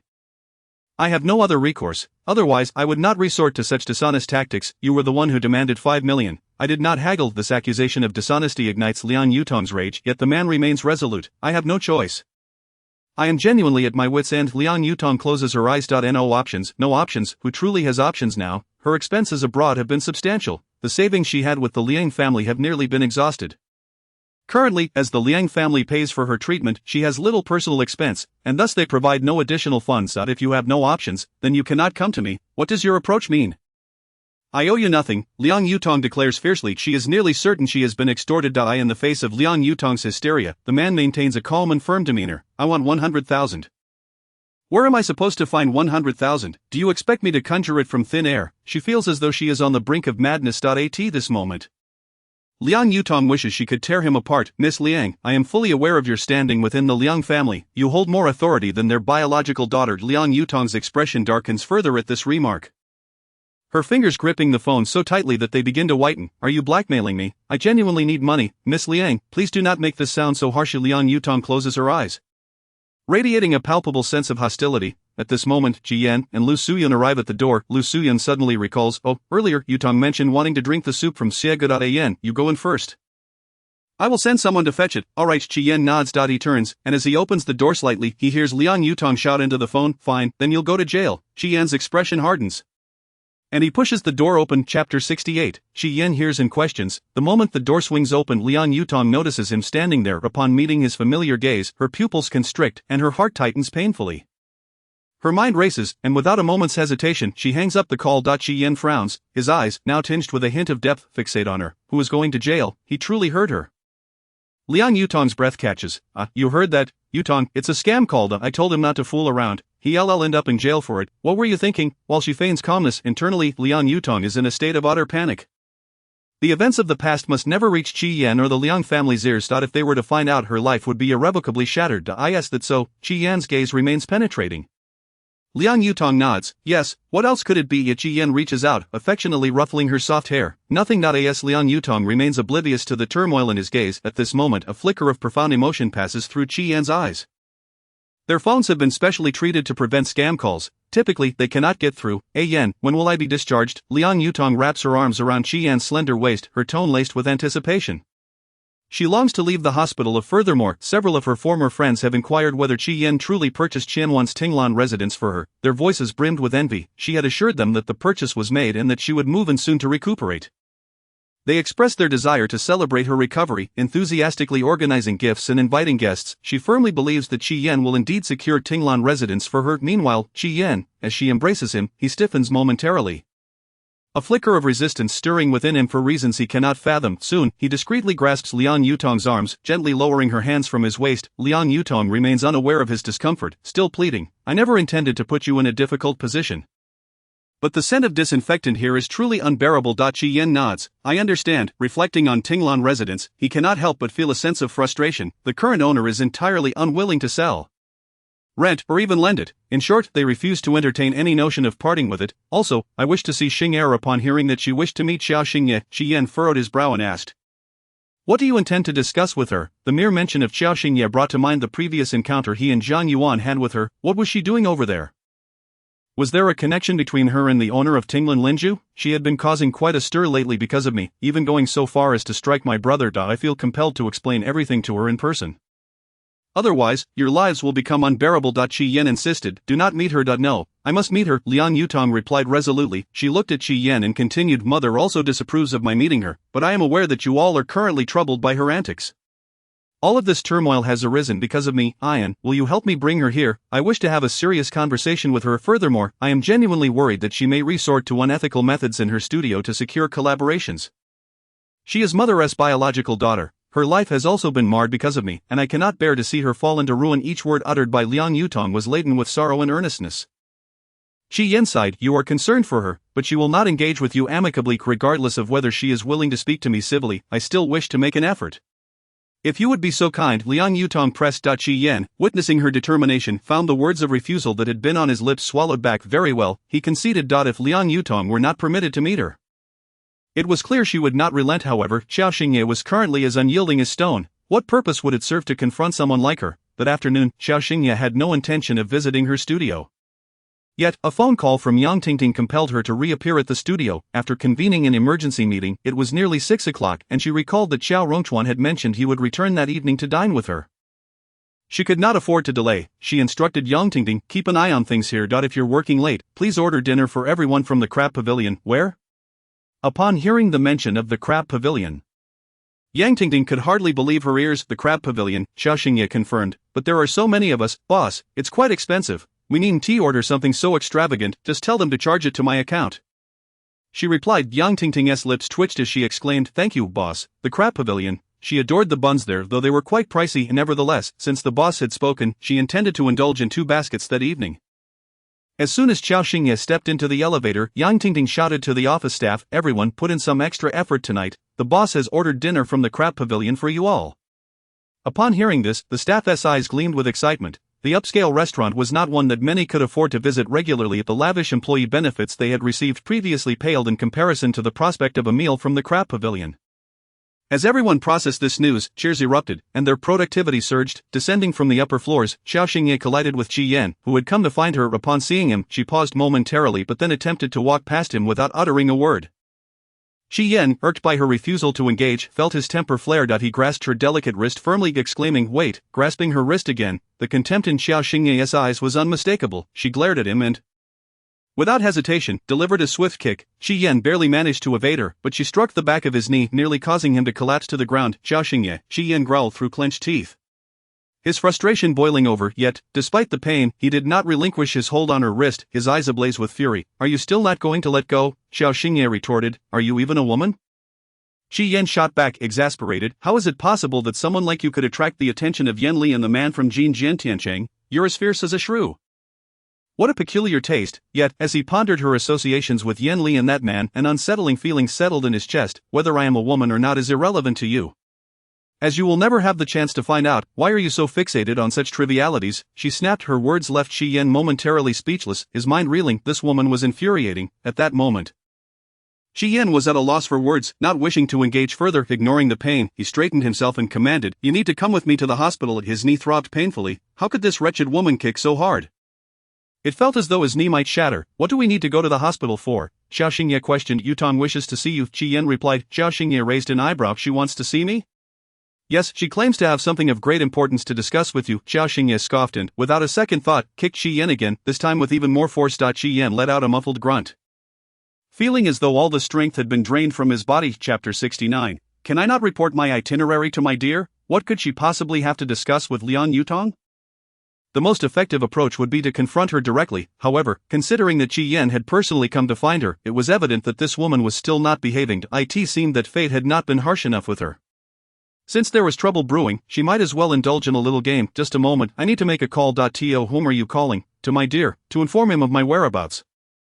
Of course. Qi Yan nearly choked on his own frustration, feeling as though he might collapse from rage. Qiao Xingye brushed him off and moved aside to dial Qiao Rongchuan's number. The call connected swiftly, and a warm voice greeted her. "Are you off work now? I'm heading to the hospital for a bit of fun. I'll likely be back in half an hour." "Have you returned home yet?" "Not yet. Oh, then I'll head out first. Are you going to visit the Liang family? Aren't you bored?" Qiao Xingye muttered. "I need to make sure they're not too comfortable before heading back to F country." After saying this, she hung up the phone. After all, she had matters to settle with the Liang family, particularly regarding Liang Yutong. Ideally, she hoped that before her return to F country, Liang Yutong would meet her demise. If not, she would ensure she ended up in prison. Just as she was about to turn away, Tang Su's call came through. "Su," Qiao Xingye answered. "I found a piece of jade I'm interested in. I'll send it to you for your opinion. I don't have time right now. Send it over, and I'll take a look later." "What are you busy with?" "Yutong is causing trouble again." Tang Su replied. "This white lotus is really something. She has the energy to stir up drama even with 3 types of cancer. Indeed, I'm going to see if she is truly ill." Qiao Xingye remarked. "Make sure to observe carefully. She might be faking it and trying to pin the blame on you." "Understood." Qiao Xingye ended the call and turned to see Qi Yan approaching. Clearly impatient. He limped toward her, looking rather pathetic, but she believed it was still insufficient. She wanted to deliver a few more kicks. "Have you finished your call?" he asked, his tone fiery. Qiao Xingye tucked her phone away. "Yes, I'm done. Let us go." She had thought half an hour would suffice, but she had not anticipated that the hospital where Liang Yutong was staying was quite far from her studio. The journey alone took 40 minutes. In the hospital room, Qiao Xingye reclined casually, her legs crossed, as she filed her nails with a manicure tool. She had not had the chance to redo her nails after a mishap while performing on Pei Shan. Liang Yutong watched her nonchalance, devoid of any hint of sorrow, and felt a surge of resentment. She turned to Qi Yan and Ian. "You should step outside for a moment. I need to speak with Xingye." Qi Yan hesitated, concern flickering in his eyes as he glanced at Liang Yutong. Qiao Xingye was emotionally unstable, as evidenced by her earlier altercation with Liang Yutong outside the Qi family. She was unpredictable, akin to a madwoman. Liang Yutong, sensing his unease, felt a sense of satisfaction. "It's fine. Please step out." Qi Yan reluctantly nodded but shot a warning glance at Qiao Xingye. "Yutong has just undergone treatment. You'd best not act recklessly." Qiao Xingye chuckled. "I can't guarantee that. If Liang Yutong dared to provoke her, what did it matter how many diseases she had? She was not afraid of being falsely accused." The term forbearance had never existed in her lexicon. Years ago, she had suffered enough due to the threats from the Shang family in F country, and now that the Liang family could no longer intimidate Qiao Rongchuan, she had no intention of holding back. Qi Yan was practically beside himself with rage at Qiao Xingye's words. Liang Yutong interjected. "Enough, Ian. You shouldn't harbor such bias against Xingye. I will be cautious." Although Qi Yan remained unconvinced, Liang Yutong repeatedly assured him she would be careful. Ultimately, he stepped outside, though he lingered near the door, ready to rush in at the slightest disturbance, with only Qiao Xingye and Liang Yutong left in the room. Qiao Xingye regarded her with disdain. Liang Yutong's arrogance only fueled her ire further. Yan is going to buy me Tinglin Linju. You're aware of this, right? Didn't we discuss it over the phone? I told him it was unsuitable for you, but Ian informed me today that it has been purchased, and he is currently handling the arrangements. I will be moving in there soon to recuperate. Liang Yutong stated. Qiao Xingye raised an eyebrow. He said that to you? It's been bought. Qi Yan is merely placating you. Liang Yutong nodded. Are you envious? Qiao Xingye rolled her eyes and said, Congratulations. When do you plan to move in?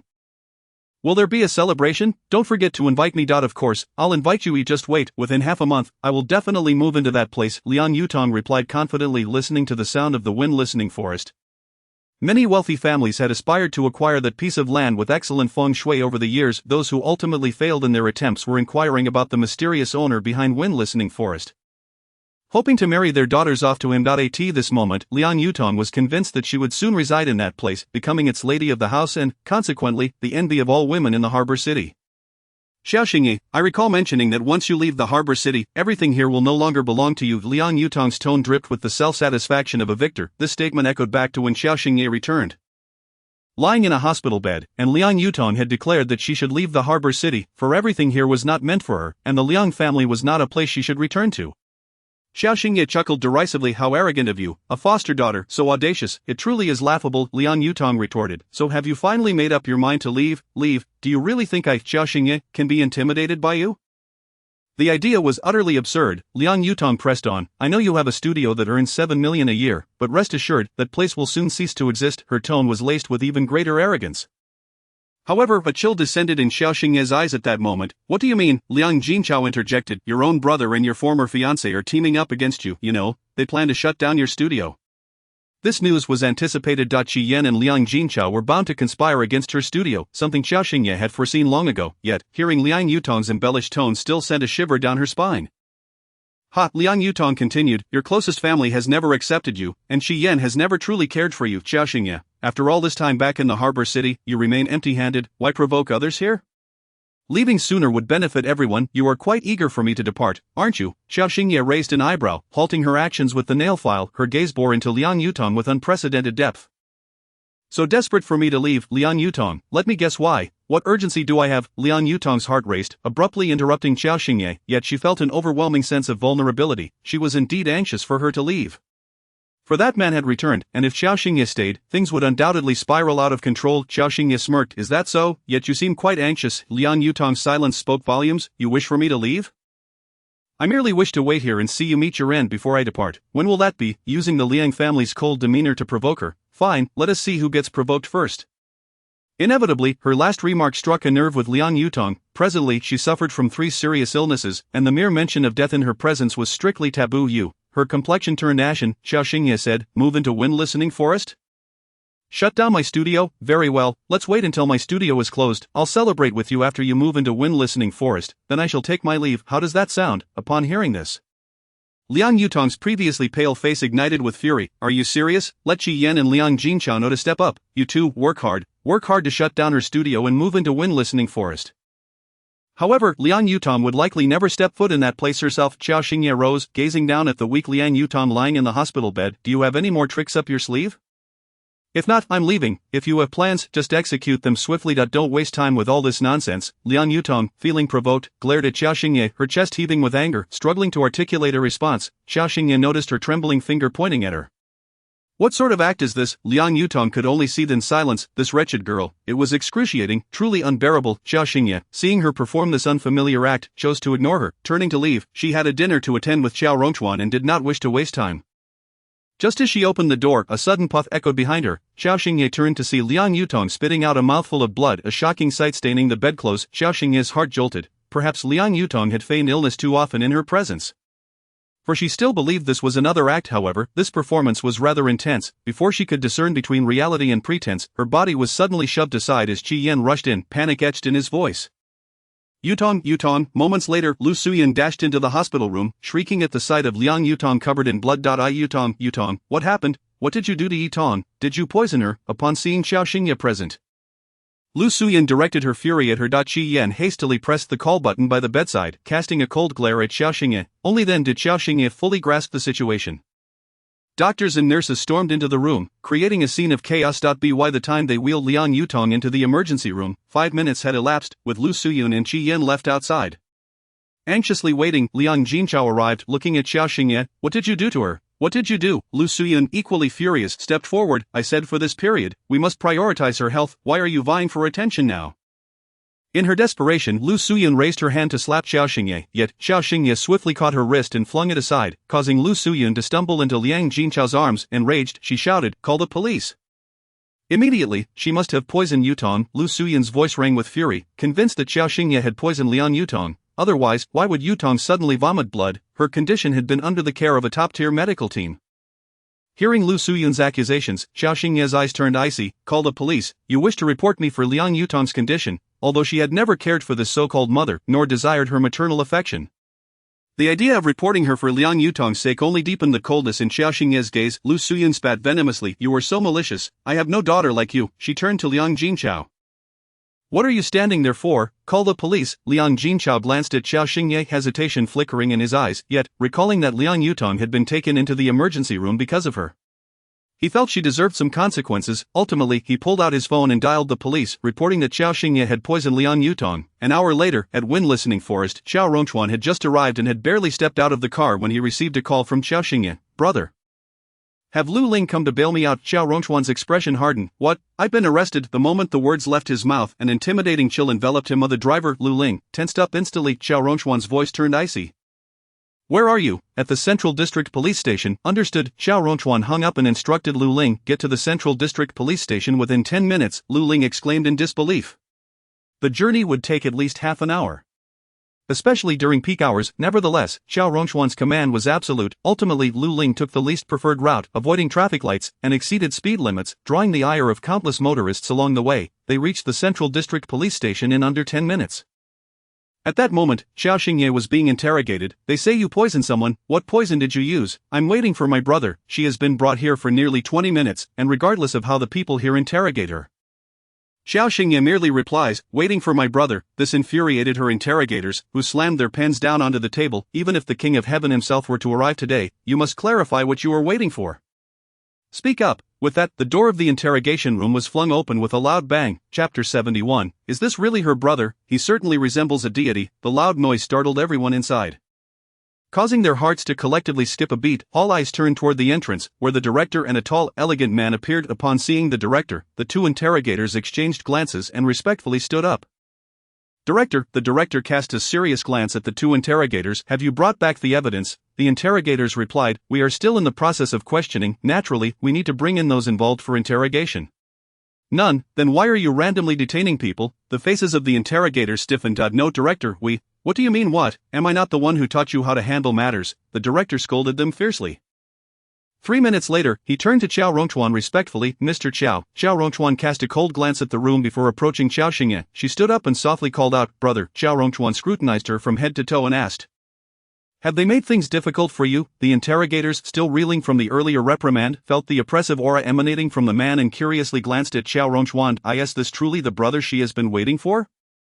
He does bear a striking resemblance to a deity, Qiao Xingye said. If you hadn't come, they would probably have started hitting me. The director and the interrogators froze in place at her words.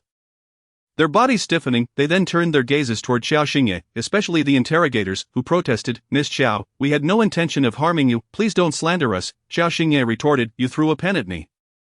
The interrogators were left speechless. Yes, a pen had indeed been thrown. Furthermore, when that pen ricocheted, it did seem to have landed on Qiao Xingye. There was no way to clarify the matter now. The director, already in a foul mood, slapped his forehead in frustration upon seeing that the interrogators were still at a loss for words. I truly did not intend to harm her, I really didn't.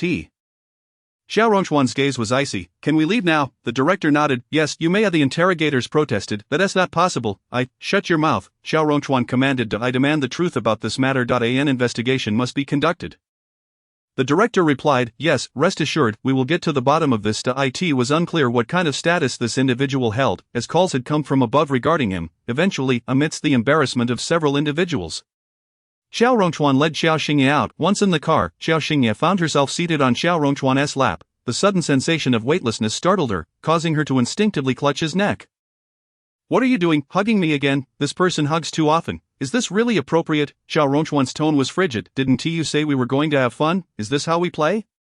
He did not oppose the idea of playing, but this manner of play had ensnared him instead. Qiao Xingye replied, "This was an accident. I thought it was Liang Yutong's scene, but she actually ended up in the emergency room. Bleeding profusely, she might not even make it out of the hospital tonight." Qiao Rongchuan tightened his grip around her waist. "How many such accidents have occurred over the years?" Qiao Xingye fell silent. There had been too many. Whenever Liang Yutong was in trouble, they would undoubtedly act recklessly against her. Noticing her silence, Qiao Rongchuan likely guessed something, his eyes growing even colder. At the hospital, Liang Yutong was out of danger. As she was wheeled into the ward, her face remained pale. "Yutong, it's all my fault. How could I have given birth to such a monster?" The doctor entered behind them and addressed Lu Suyan and Liang Jinchao. "Miss Liang has undergone gastric lavage. We are currently testing her blood. Indeed, there were traces of poison, but she is now stable. She was truly poisoned." Upon hearing that Liang Yutong's blood contained toxins, Lu Suyan's emotions became even more agitated. The doctor nodded. "Miss Liang's body cannot withstand such turmoil. Please be cautious." Lu Suyan looked at Liang Yutong's pale face, her heart aching. The doctor provided a few more instructions before leaving. Liang Jinchao and Qi Yen's expressions were equally grim. Lu Suyan trembled as she held Liang Yutong's hand, as if she had nearly lost her. "Yutong, you must understand that." "Mom, I'm fine. Please don't blame Xingye. Why did you eat what she gave you? You know she is not on your side," Lu Suyan exclaimed anxiously. Liang Yutong replied, "She is my sister. I don't want to doubt her." She did not mention what she had eaten from Qiao Xingye. But her words undoubtedly cemented in Qi Yan and Liang Jinchao's minds the idea that Qiao Xingye had poisoned her. Lu Suyan turned to Qi Yan and Liang Jinchao. "It appears she cannot continue to stay in this harbor city. Today nearly cost Yutong her life." As she spoke, Lu Suyan's tone was filled with hatred. Liang Jinchao nodded. "I agree." Qi Yan had no objections either. "Mom, please don't act rashly. Brother, don't heed Mama's words. Xingye already harbors significant grievances against you. If you proceed this way, she may not even acknowledge you." Lu Suyan replied. "Are we afraid she won't recognize us? She has never acknowledged us." When Lu Suyan mentioned the word acknowledge, her heart ached even more for Qiao Xingye. "We went through so much to find her, yet she wouldn't even change her surname. She has never called me mom once. It would have been one thing if she had merely quarreled with Liang Yutong. But I believed I had treated her well during that time. I poured my heart into it, yet I couldn't warm her heart, ultimately not receiving even a single mom from her." Thinking of this, she felt particularly disappointed in Qiao Xingye. Turning to Liang Jinchao, her tone grew more resolute. "You handle this. Ensure she leaves the harbor city by tomorrow. Not if she stays any longer, Yutong's life may be at stake." Did she not speak to her properly after Yutong returned? She had approached her with a negotiating attitude, but what about Qiao Xingye's demeanor? Forget it, she thought. During Yutong's treatment, whatever was said could not allow Qiao Xingye to remain in the harbor city. Liang Jinchao nodded. "Understood. Mom, please don't speak up for her. During this period, whatever happens should prioritize you." Liang Yutong wanted to say something, but Lu Suyan interrupted her directly. Qi Yan added, "Let us follow Auntie's wishes." It was indeed necessary to temporarily send Qiao Xingye away from the harbor city, not only for Yutong's health but also because he hoped this would sever her ties with those men. Liang Jinchao was eager to see Qiao Xingye leave. Thus, that very evening, he personally went to the police station in the central district to negotiate, hoping to expedite Qiao Xingye's departure from the harbor city. The result, however, left him stunned. She was taken away by a man. What kind of man? She was accused of poisoning. There is no evidence. We cannot detain her. We are currently investigating this matter. Liang Jinchao was furious. "What do you mean there is no evidence? My sister nearly died tonight," he shouted angrily, his resentment toward Qiao Xingye reaching a level where he wished he could slice her into 1,000 pieces. Chapter 72. Quickly have your brother kill them all. When Liang Jinchao returned to the hospital with the news, Lu Suyan cursed for 10 minutes straight. "This family is cursed. How could I have given birth to such a disgraceful child?"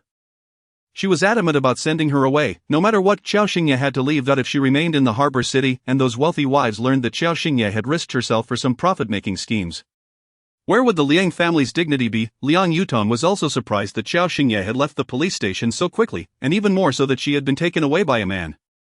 It seemed she had underestimated her. She initially thought she only had Qi Yan, but it turned out there was a backup. How interesting. She was eager to see what kind of man would come to her rescue this time. Regardless of who it was, she would ensure that Qiao Xingye would have nothing in this harbor city. This is infuriating. It's absolutely infuriating. Lu Suyan was so enraged that her chest was heaving.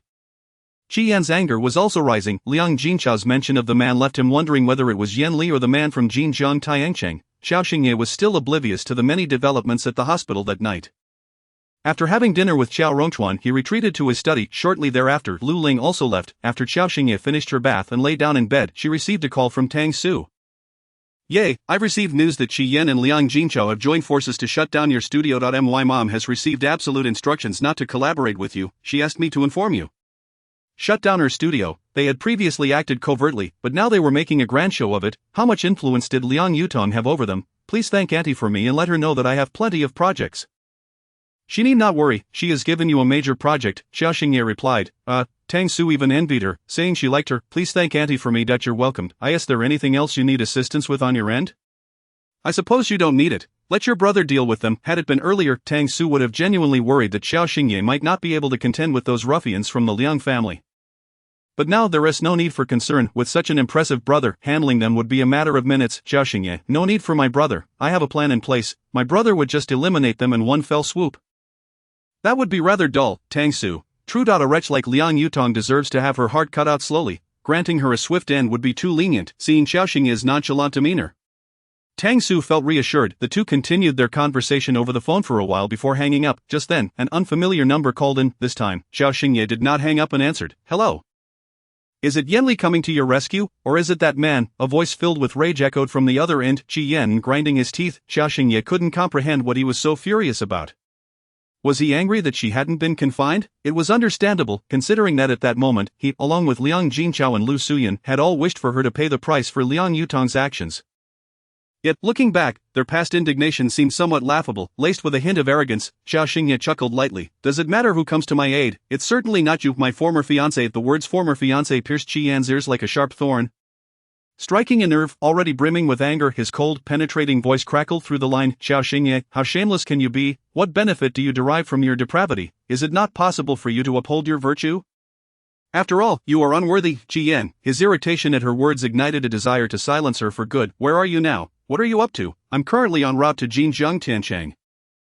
You had better ensure that man leaves quickly. Qiao Xingye, do you still dare to go to Jinjiang Tianchang? Is your hand healed? The moment those words left her lips, the atmosphere on the phone turned tense.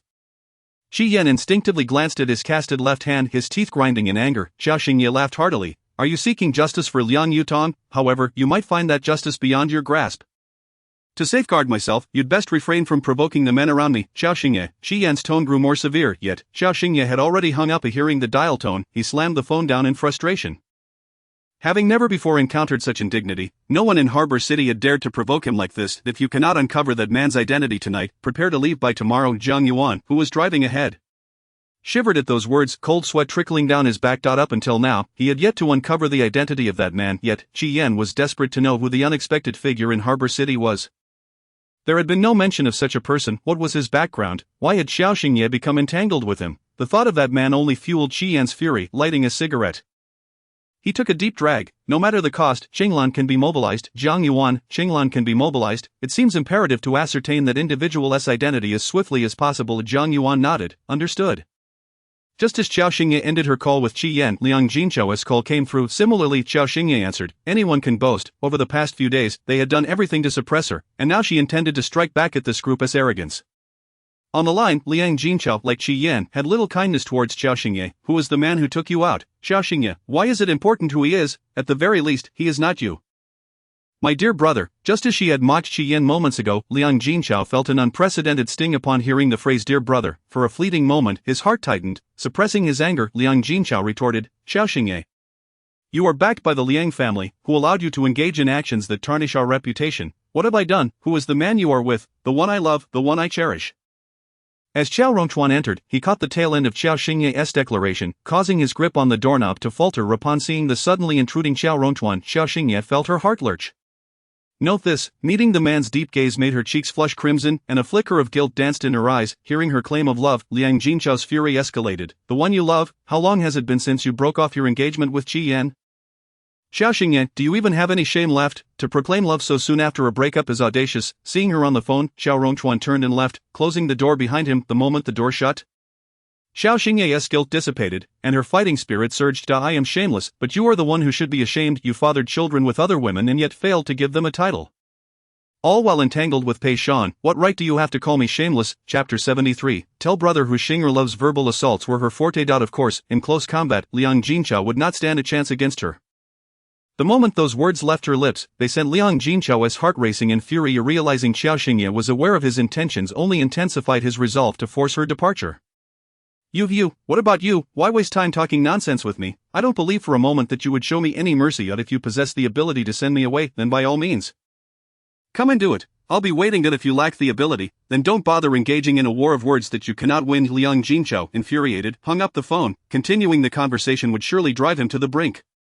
After conversing with Lu Suyun and Liang Yutong for a while, he emerged to find Liang Jinchao's face a thunderous shade of anger. Why are you back? Weren't you supposed to take her to the police station and then send her out of Harbor City? Liang Jinchao cast a glance at Lu Suyun and replied, it seems we may not be able to send Qiao Xingye away. What? Upon hearing that they could not send her away, Lu Suyun's expression darkened. What transpired? She was taken away by a man of considerable status, and she is no longer residing in Jinjiang Tiancheng. Where is she staying then? I don't know. Liang Jinchao said, feeling a headache coming on. Suddenly he realized he may have never truly understood Qiao Xingye. Previously he had thought of her as a mere village girl with no background and no skills. Yet, the events of recent days and the people she associated with suggested otherwise. Yanli, the man who rescued her, if she does not leave, then Yutong will be subject to her whims at all times. Hearing that Qiao Xingye could not be sent away, Lu Suyun became enraged. Liang Jinchao, we must clarify some things about her first. What things? What could a village girl possibly have? Yet, the people she knows are not ordinary. Qi Yin mentioned that the man in Jinjiang Tiancheng was clearly of high status, and their relationship seems to indicate a long-standing acquaintance, not to mention Yan Li and the studio she operates. These are all individuals of considerable stature. How could a young girl manage to start such a large studio? Who provided her with the funding? Hearing Liang Jinchao's words, a flicker of doubt crossed Lu Suyun's eyes. It seemed she had never truly recognized her own daughter. Then we must ascertain the truth quickly, Lu Suyun stated resolutely. Tonight, she had nearly taken Yutong's life, and she could not afford to let her remain in Harbor City for long. Liang Jinchao nodded. Understood. Just as the two were about to say more, the alarming beeping of medical equipment erupted from the hospital room. Liang Jinchao and Lu Suyun exchanged worried glances, their expressions shifting drastically before they rushed into the room. On the hospital bed, Liang Yutong lay pale, her eyes shut. The urgent beeping of the machine sent Lu Suyun into a panic. Yutong, call the doctor quickly. Liang Yutong weakly opened her eyes, grasping Lu Suyun's hand with great effort. Mom. It hurt so much. Those words shattered Lu Suyun's heart. That evening, Qiao Xingye's demeanor was remarkably arrogant, prompting Qi Yin and Liang Jinchao to thoroughly investigate the man by her side. Meanwhile, at Tinglan Linju, Qiao Xingye found herself enveloped in the embrace of Qiao Rongchuan, who held her waist with one hand while gently tucking a strand of her long hair behind her ear with the other. He seemed to relish having her perched on his lap, a habit he had cherished since childhood. However, Qiao Xingye now felt rather uneasy. Brother, what should I say? She was at a loss for words. Growing up, such conversations did not suit their relationship, and they had repeated this sentiment countless times over the past few days, yet Qiao Rongchuan appeared to filter her words, seemingly oblivious to her discomfort. Qiao Xingye felt her heart racing uncontrollably. Of the one you love, who is it? His fingers playfully entwined in her hair, his tone laced with amusement. Qiao Xingye's mind was a cacophony, her cheeks flushing uncontrollably. How could fate conspire so fortuitously? It was almost as if Qiao Rongchuan had entered just to overhear that very statement. Her face ablaze, she stammered, please let me go. Star has truly grown up. And she has someone she loves, Qiao Rongchuan remarked gently, his voice imbued with a unique tenderness reserved solely for Qiao Xingye. However, at that moment, her heart was taut with anxiety. That. She fumbled for words. Utterly unsure of how to begin. Tell your brother who it is that you love. Could she remain silent? No, she couldn't. Star must reveal who she loves. Brother will take care of it for you. Qiao Xingye felt tears welling in her heart, wondering what he could possibly do. Could she even dare to speak? The risk of voicing her innermost thoughts felt insurmountable. I didn't mean it. I was just rambling, didn't you? No, I really didn't up, but why do I see it as such? Qiao Xingye insisted. You must be mistaken. Truly. She shook her head, unable to continue. Qiao Rongchuan chuckled softly, releasing her from his grasp. Get some rest. Don't indulge too much. The term indulge referred to her interactions with the Liang family and Qi Yan. He had discerned that Qiao Xingye was merely toying with them.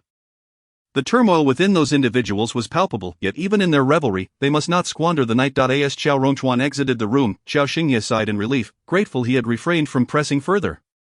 Upon seeing Qiao Rongchuan emerge, Lu Ling respectfully approached him. As he walked, Qiao Rongchuan lit a cigarette, musing, the child has grown, she can harbor secrets now. His words held a profound depth. Lu Ling understood precisely what he meant.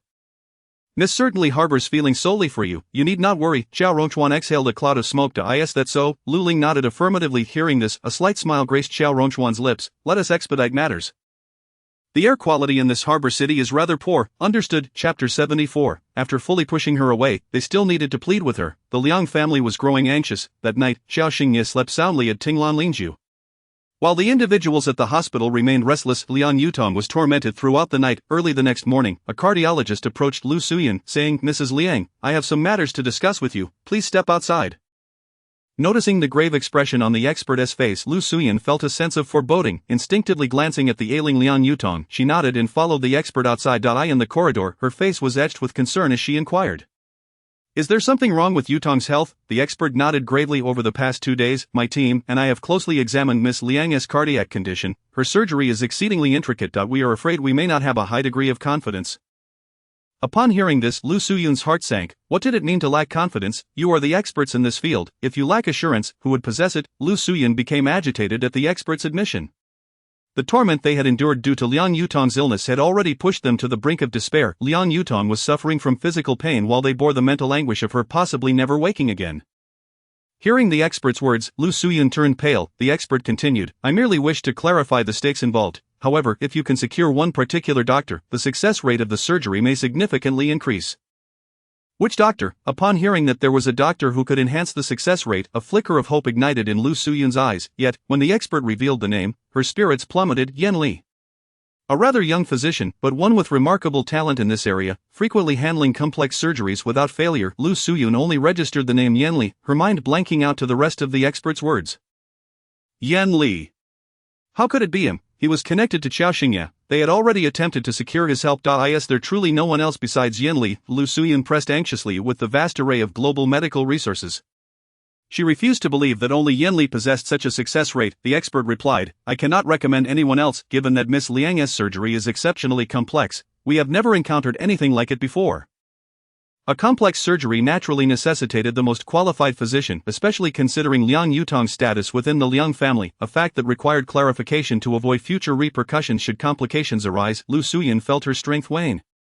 Her body growing weak as she numbly nodded. "I understand." The expert handed her the relevant information about Yan Li. "We contacted him, but he declined. You will need to devise another approach." With that, the expert departed, leaving her alone, leaning against the cold wall, feeling an agonizing turmoil within. What should she do? What on earth could be done? Meanwhile, Yan Li was still an unsolved puzzle. The leading gynecological expert approached her again, stating, "Miss Liang's current intrauterine condition is quite precarious. Based on our research, she will require a complete hysterectomy." Lu Suyun gasped. "What did you say?" Anger surged within her. "A hysterectomy? After all the sacrifices made to bring you here? Are you suggesting that you will strip her of her future as a mother?" Enraged, she glared at the doctor. The Qi family already harbored significant discontent towards Liang Yutong. If they were to learn that she would be rendered incapable of bearing children, her prospects with Qi Yan would be irrevocably shattered. With Qiao Xingye and Qi Yan's relationship already severed, if Yutong and Qi Yan were to lose their chance as well, the alliance between the Liang and Qi families would be irrevocably dissolved. "You lot of incompetent doctors, with a whole entourage of you, can't one of you preserve her uterus?" The doctor replied, "The primary issue is that Miss Liang's health is too compromised. She also has liver cancer, which restricts many treatment options." Liver cancer, a condition that imposed severe limitations on her treatment. Lu Suyun felt her heart constrict further. The doctor continued, "There is a Professor Jean, you may be familiar with her?" Lu Suyun, gasping, looked at the expert. "What do you mean?" "She has conducted extensive research in this area. Although she is quite young, she has successfully treated many patients over the years. If you can secure her assistance, there may still be a glimmer of hope for preserving Miss Liang's uterus." Lu Suyun felt her mind whirl. Jin Yang, Yan Li. Once again, it all came back to these two individuals. Were they truly so extraordinary? Could not a single one of the many replace them? Lu Suyun's frustration mounted as she considered that both Yan Li and Jin Yang were connected to Qiao Xingye. The doctor fell silent, clearly recognizing that certain innate talents could not be substituted by mere effort. Seeing the doctor's silence, Lu Suyun's anger boiled over. "Get out, you useless person!" In her exasperation, she was no longer polite. The doctor's expression soured as he turned to leave, yet, it was not entirely the doctor's fault. Liang Yutong was simply afflicted by too many ailments, each requiring immediate attention. When Qi Yan and Liang Jinchao arrived, they found Lu Suyun's face as pale as a ghost. "Mother, what is wrong?" Pulling herself from her thoughts, Lu Suyun looked at Liang Jinchao and Qi Yan. "Is there any way to pressure Qiao Xingye?" Qi Yan remained silent. Liang Jinchao pondered. What means could compel Qiao Xingye? It seems that nothing can sway her, neither money nor power. There is nothing that can force her. Then let us just kidnap her. Lu Suyun exclaimed in frustration at the lack of options. As Qiao Xingye turned the corner, just emerging, she overheard Lu Suyun's ultimatum. Kidnap her. An icy chill swept through her gaze. A few individuals had yet to notice her and continued their discourse. "There's no other way. We must ensure that Jin Yang and Yan Li return first, since she had chosen to refuse the respectful toast and instead opted for punishment. I find myself at an impasse. Qiao Xingye emerged from around the corner, stating, "So, Mrs. Liang, do you still intend to resort to tearing up the ticket if I refuse to partake in your punishment?" Lu Suyan's Qiyan, Liang Jinqiao, Chapter 75, After striking Liang Jinqiao, is Qiao Xingye still intent on severing ties? Upon hearing these words, everyone turned towards the source of the voice and beheld Qiao Xingye standing a short distance away, clad in a beige coat, her hands tucked into her pockets, a smile gracing her lips. In that instant, the hearts of the trio rose to their throats. Qiao Xingye ambled toward them nonchalantly, followed closely by Lu Ling, whose expression was far from pleasant. The investigation detailed in the files, when witnessed firsthand, proved to be quite astonishing that they would treat their own flesh and blood in such a manner. Qiao Xingye approached Lu Suyun and inquired, "Are you conspiring to kidnap me for Liang Yutong?" At that moment, Lu Suyun's nerves were taut to the limit. She had not anticipated that Qiao Xingye would overhear her. "What a remarkable coincidence." Taking a deep breath, she retorted, "Let Jin Yang and Yan Li return." "What if I refuse? Do you intend to kill me?" "Yes, I heard everything just now. To think that for Liang Yutong, you have already conspired to abduct me and force me to contact Jin Yang and Yan Li. What does blood relation truly signify?" Faced with the nonchalant demeanor of Qiao Xingye, Lu Suyan found herself utterly speechless. Liang Jinqiao, witnessing Qiao Xingye's imposing presence directed at Lu Suyan, grew indignant and pushed Qiao Xingye aside, exclaiming, "Enough, is this how a junior should treat their elder?" In the instant Qiao Xingye was shoved aside, Lu Ling caught her, swiftly delivering a kick to Liang Jinqiao's abdomen. The intense pain radiated through Liang Jinqiao, who doubled over, his face paling. "You!" Seeing Liang Jinqiao struck, Lu Suyun hurried to support him. The color on her face, previously subdued by Qiao Xingye, now crumbled into despair. "What are you doing?" Qi Yin glared at Lu Ling, his eyes brimming with danger. "Another man? Who is this?" Sensing the man's formidable presence, Qi Yin narrowed his eyes dangerously. "Qiao Xingye, come here." At that moment, discomfort surged within him to its peak. Why were there so many men around her? In a matter of days, she had already surrounded herself with 3 different men. Noticing Qi Yan's icy tone directed at Qiao Xingye, Lu Ling slightly tilted his head and inquired, "Shall we take action?" "Qi Yan, take action? What does he mean?" He had just struck Liang Jinqiao and now intended to turn his aggression toward himself. Fury surged within him, aimed directly at Qi Yan. "Qiao Xingye," he glared at her through gritted teeth. The atmosphere was now charged with tension. Qiao Xingye's gaze fell upon Qi Yan's somewhat bruised face and then shifted to his arm, which was encased in a cast. Perhaps it's best to refrain. He had endured enough punishment over the past few days. Upon uttering this, Qi Yan felt a loud ringing in his head, overwhelmed by a profound sense of humiliation. Lu Ling nodded, then addressed Qiao Xingye, "Let us first visit old Madame Zhang." "Very well," Qiao Xingye replied, striding purposefully past Liang Jinqiao and Lu Suyan. Observing her demeanor, Qi Yan's eyes grew colder still. "Qiao Xingye, stop right there." Lu Suyan, unable to contain herself any longer, especially upon witnessing Liang Jinqiao lying on the ground, rendered immobile, felt as though she might lose her sanity. The past 2 years had been fraught with tribulations concerning Qiao Xingye. Now, seeing Liang Jinqiao in such a state, she could hardly catch her breath. Qiao Xingye halted, turning to face her. "What is it? Bring Jin Yang and Yan Li back. I will agree to any terms you propose." Mrs. Liang certainly possesses the ability to bend and yield, expertly manipulating both soft and hard tactics. As a biological mother, she had just threatened to abduct her own daughter, yet now her stance had softened. Qiao Xingye had encountered countless shameless individuals over the years, but someone like Lu Suyan was indeed a rarity. Lu Suyan met Qiao Xingye's gaze, filled with scorn, her heart feeling even more stifled. Yet, there was no alternative. Liang Yutong's illness was pressing. I'm sorry. It's all my fault." Not only was she pliable, but she also unconditionally admitted her mistakes. Each utterance of "I'm sorry" was directed toward Liang Yutong. Qiao Xingye replied, "You are mistaken. I shall have my lawyer contact you, and at that time, you may sign the documents." He presents the documents for severing ties. To be associated with these individuals is truly a stroke of misfortune. With that, Qiao Xingye departed alongside Lu Ling. Watching Qiao Xingye's retreating figure, Lu Suyan felt a profound sense of suffocation. Liang Jinqiao struggled to rise from the ground, the pain in his abdomen having lessened slightly. The man beside Qiao Xingye must be a formidable fighter. That kick had felt as though his insides might rupture. It hurt terribly. "What documents does she wish for you to sign?" Lu Suyan asked, bewildered. What documents? She recalled Qiao Xingye's earlier declaration of severing ties with them and felt her head throb with anger. What else could it be but her intention to cut off all relations? Liang Jinqiao and Qi Yan exchanged glances, their expressions mirroring her realization. Lu Suyan continued, "Before, I was unaware of the source of her confidence. Now I comprehend." Her words dripped with venom. When Qiao Xingye had first proposed severing ties, she had been oblivious to the depth of resources backing her. Relying on those men, she believed she could simply cut ties with them? She would come to regret her decision. Liang Jinqiao declared vehemently, "She will undoubtedly regret it. When that time comes, we shall not afford her the opportunity for remorse." Lu Suyan remained silent, yet she shared Liang Jinqiao's sentiment. But what should be done now? You must sign. Let Jin Yang and Yan Li come to treat Yutong first, Liang Jinchao asserted without a second thought. He could not believe that Qiao Xingye would truly be incapable of remedying the situation.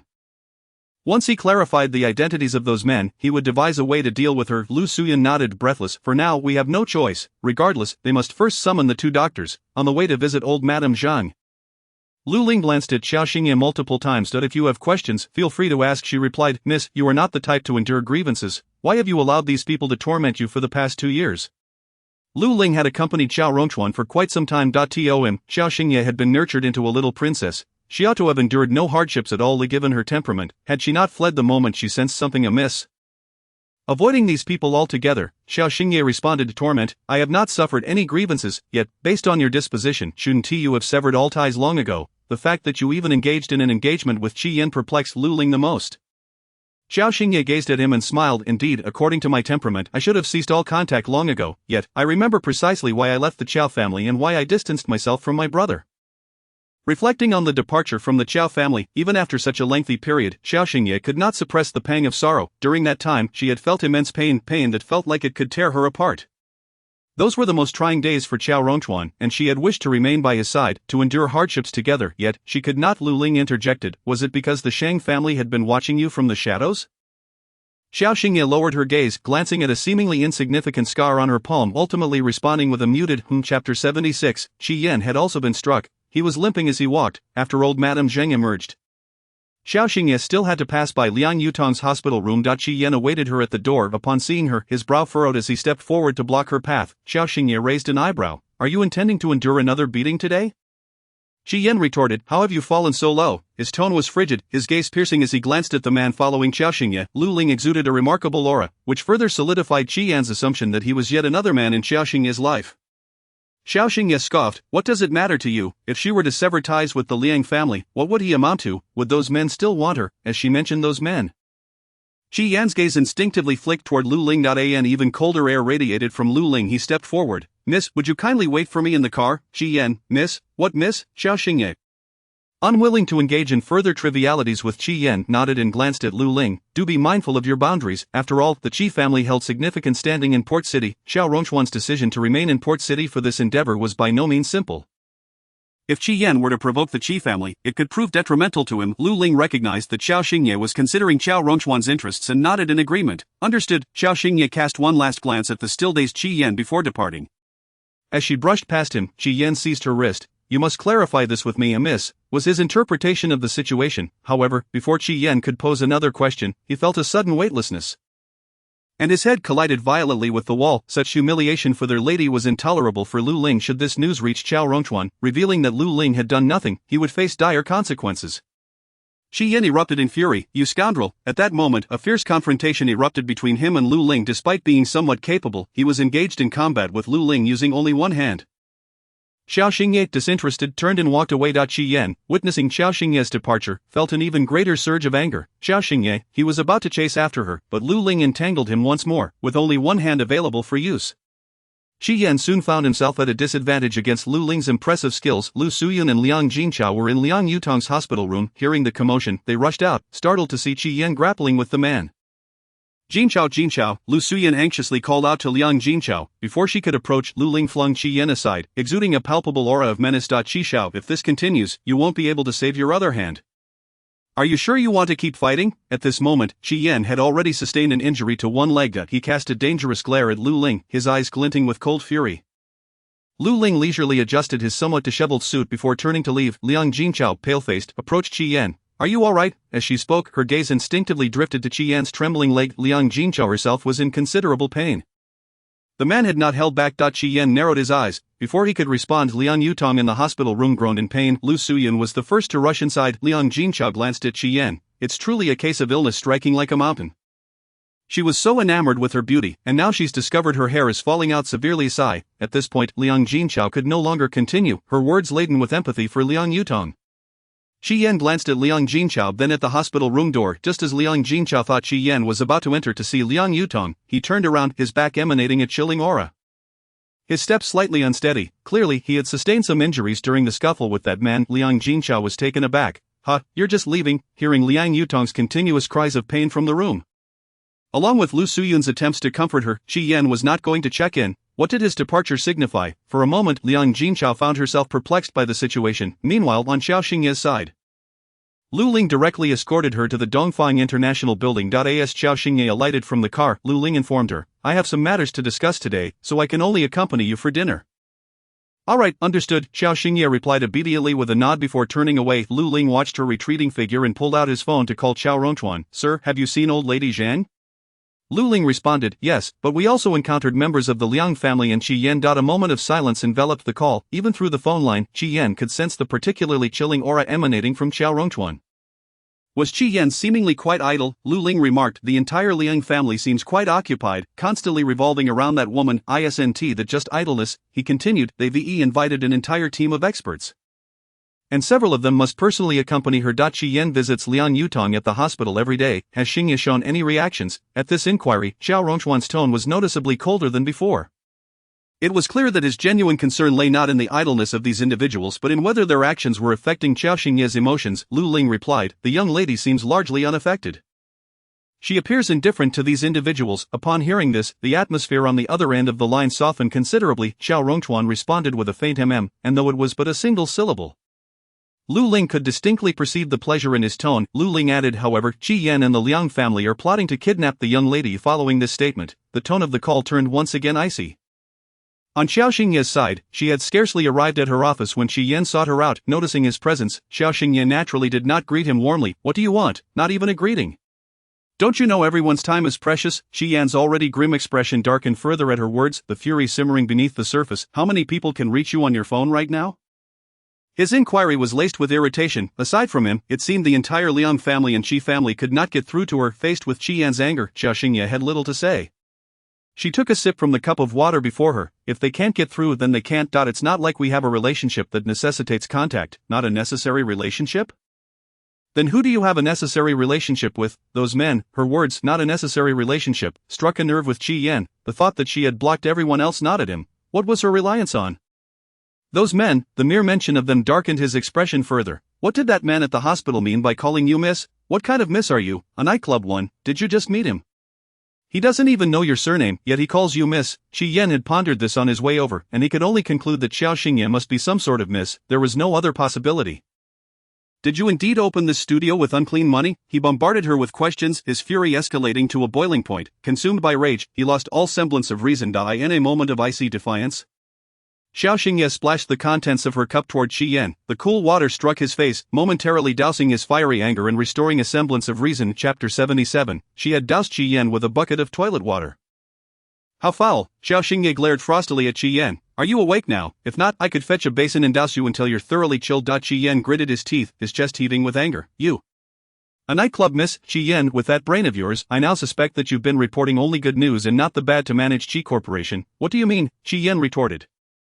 "With your intellect, aside from deceiving your parents, do you seriously think you can manage the company well?" She was unequivocal in her disbelief. Qiao Xingye's implication was clear. She was calling Qi Yan a fool, an imbecile. Qi Yan nearly fainted from rage. You woman, you don't even have the qualifications to question me, and yet you come here to humiliate me." "You seem to be quite oblivious about certain matters."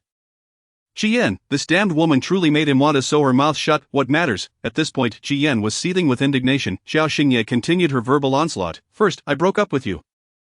The entire Hongqing knows." "Qi Yan, second, you and Yanli Jin Yang, you were still begging me, aren't you?" "Qi Yan, it was better not to mention Yanli and Jin Yang." The very thought of those two made Qi Yan even angrier. These two medical practitioners had the audacity to link lives with Qiao Xingye's words. What kind of medical practitioners were they? "Qiao Xingye, you seek my help while simultaneously insulting me and threatening me?" Recalling how Lu Suyun and Liang Jinchao had spoken of kidnapping her in the hospital, a chill flickered in Qiao Xingye's eyes. The furious Qi Yan, at this moment, found himself rendered speechless, especially with the serious expression on Qiao Xingye's face as she thrust her words into him. He finally realized that her decision to break off their engagement was indeed sincere. Suddenly, he felt a tightness in his chest, suffocating and uncomfortable. His face paled slightly as he asked, "Then tell me, what is your relationship with that man from the hospital? He called you miss. What kind of miss are you?" Qi Yan had come specifically to clarify this issue. Today, he would not leave until he understood. Qiao Xingye smiled at him. "Why should I tell you?" Her retort was sharp, and she was speaking the truth. Why should she divulge anything to Qi Yan? Was my previous statement not clear enough? "Tell me, what is it that you do not understand?" shall I repeat it for you? Is that acceptable? Truly foolish, such a level of ignorance raises doubts about how Qi Corporation is managed so well under your watch. Qian, what do you mean? With that level of intellect, aside from deceiving his elders, could he truly manage the company? Qiao Xingye was evidently unconvinced. Qian, with an icy gaze, looked at her, seeing her remain silent. He disregarded her retort. Then let me ask differently, why do you reside in Tinglan Lingju? Who is the owner of Tinglan Lingju? Qiao Xingye, do you wish to know? Are you so eager to uncover the identity of the owner behind it? Hoping to purchase it for Liang Yutong's recovery, though the notion seemed absurd, Qiao Xingye found it rather vexing. Her home was being coveted by a sickly person. If it were to die within, that would be nothing short of disastrous. Qian, is it Yanli? Or is it that man you were with in Jinjiang Tianchang? Or perhaps the man from the hospital today? Faced with such a humiliating question, Qiao Xingye's patience reached its limit. She attempted to splash another cup of water at Qian, only to find the cup empty. With a resounding bang, she slammed the cup onto the desk and stood up. Wait for me. Leaving those words, Qiao Xingye strode purposefully toward the office door. Qian frowned in confusion at her departure but chose to wait as instructed. He was curious to see what kind of explanation that woman would provide him shortly. Indeed, this is what Qian believes. He thinks his words were excessively incisive and overly aggressive, prompting Qiao Xingye to take a moment to calm down. Once she has collected herself, she will return to provide him with a reasonable explanation. As Yang Tingting observed Qiao Xingye exiting the office, she approached respectfully. Boss. Qiao Xingye headed straight for the restroom, picking up the mop commonly used by janitors. The water in the bucket had not yet been disposed of, but she carried it towards the office nonetheless. Noticing this, Yang Tingting hurried to assist. Boss, why are you carrying that bucket? Let me help you. That water is from the cleaning lady's mopping of the restroom. It is not suitable for USE.no need. Attend to your own tasks. Yang Tingting, sensing the tone, thought the situation must not be very favorable. Knowing that Qian was currently in the office, she surmised that Qiao Xingye intended to use the bucket of water for a particular purpose. In the office, Qian was taken aback by Qiao Xingye's swift return. Had she calmed down so quickly? No sooner had he thought this than he noticed the bucket in her hand. A foreboding feeling washing over him. And the next moment, there was a splashing sound, and he was instantly drenched, chills running down his spine. With a resounding thud, Qiao Xingye slammed the bucket onto the floor. Qian erupted in fury. Qiao Xingye, this wretched woman. He was now sopping wet, water dripping from his hair, making it difficult for him to open his eyes. And what was that foul odor? Qian wiped his face furiously, his gaze at Qiao Xingye brimming with rage. With her arms crossed, Qiao Xingye retorted, "Are you awake now? Is there anything left unclear?" Qian shot her a furious look. If his glare could kill, Qiao Xingye would likely be obliterated on the spot. Seeing him too enraged to speak, she reiterated, "Is there anything else you don't understand? Next time, it won't just be cold water. It will be boiling water." How dare she question him like this? If she didn't show these people a little color, they might genuinely believe she's Qiao Xingye was a pushover. Qian was so infuriated that his mind went blank. He had never been treated this way before from childhood to now, partly due to the Qi family's influence, and later in his role at Qi Corporation, who had not shown him utmost respect. "But Qiao Xingye, I see your studio is not long for this world," Qian bellowed, rising to his feet, exuding an overwhelming pressure that bore down on Qiao Xingye, yet she remained unfazed. "That is, of course, contingent upon your ability to shut me down first." Confrontation met defiance. Qian's eyes seemed poised to ignite with flames, yet facing Qiao Xingye's unyielding demeanor, his fury felt extinguished, as though doused with water. "You wait for me," he spat, storming out the door. Behind him, Qiao Xingye scoffed, her tone dripping with disdain. The chill of Qian's retreat grew palpable, as if he were determined to not rest until Qiao Xingye was utterly crushed. Chapter 78. Can Xiao Rongchuan grant her a title? Qian, infuriated, stormed away. Yang Tingting cautiously peeked in, and upon seeing Qiao Xingye's composed demeanor, she dared to step inside. Heaven knows how terrifying it is when the boss is angry. "Has he left?" Qiao Xingye inquired. Yang Tingting nodded. "Yes, and he looked quite disheveled, not to mention he reeked. He was completely soaked and limped away." "Boss, you really did a number on him." "I didn't hit him."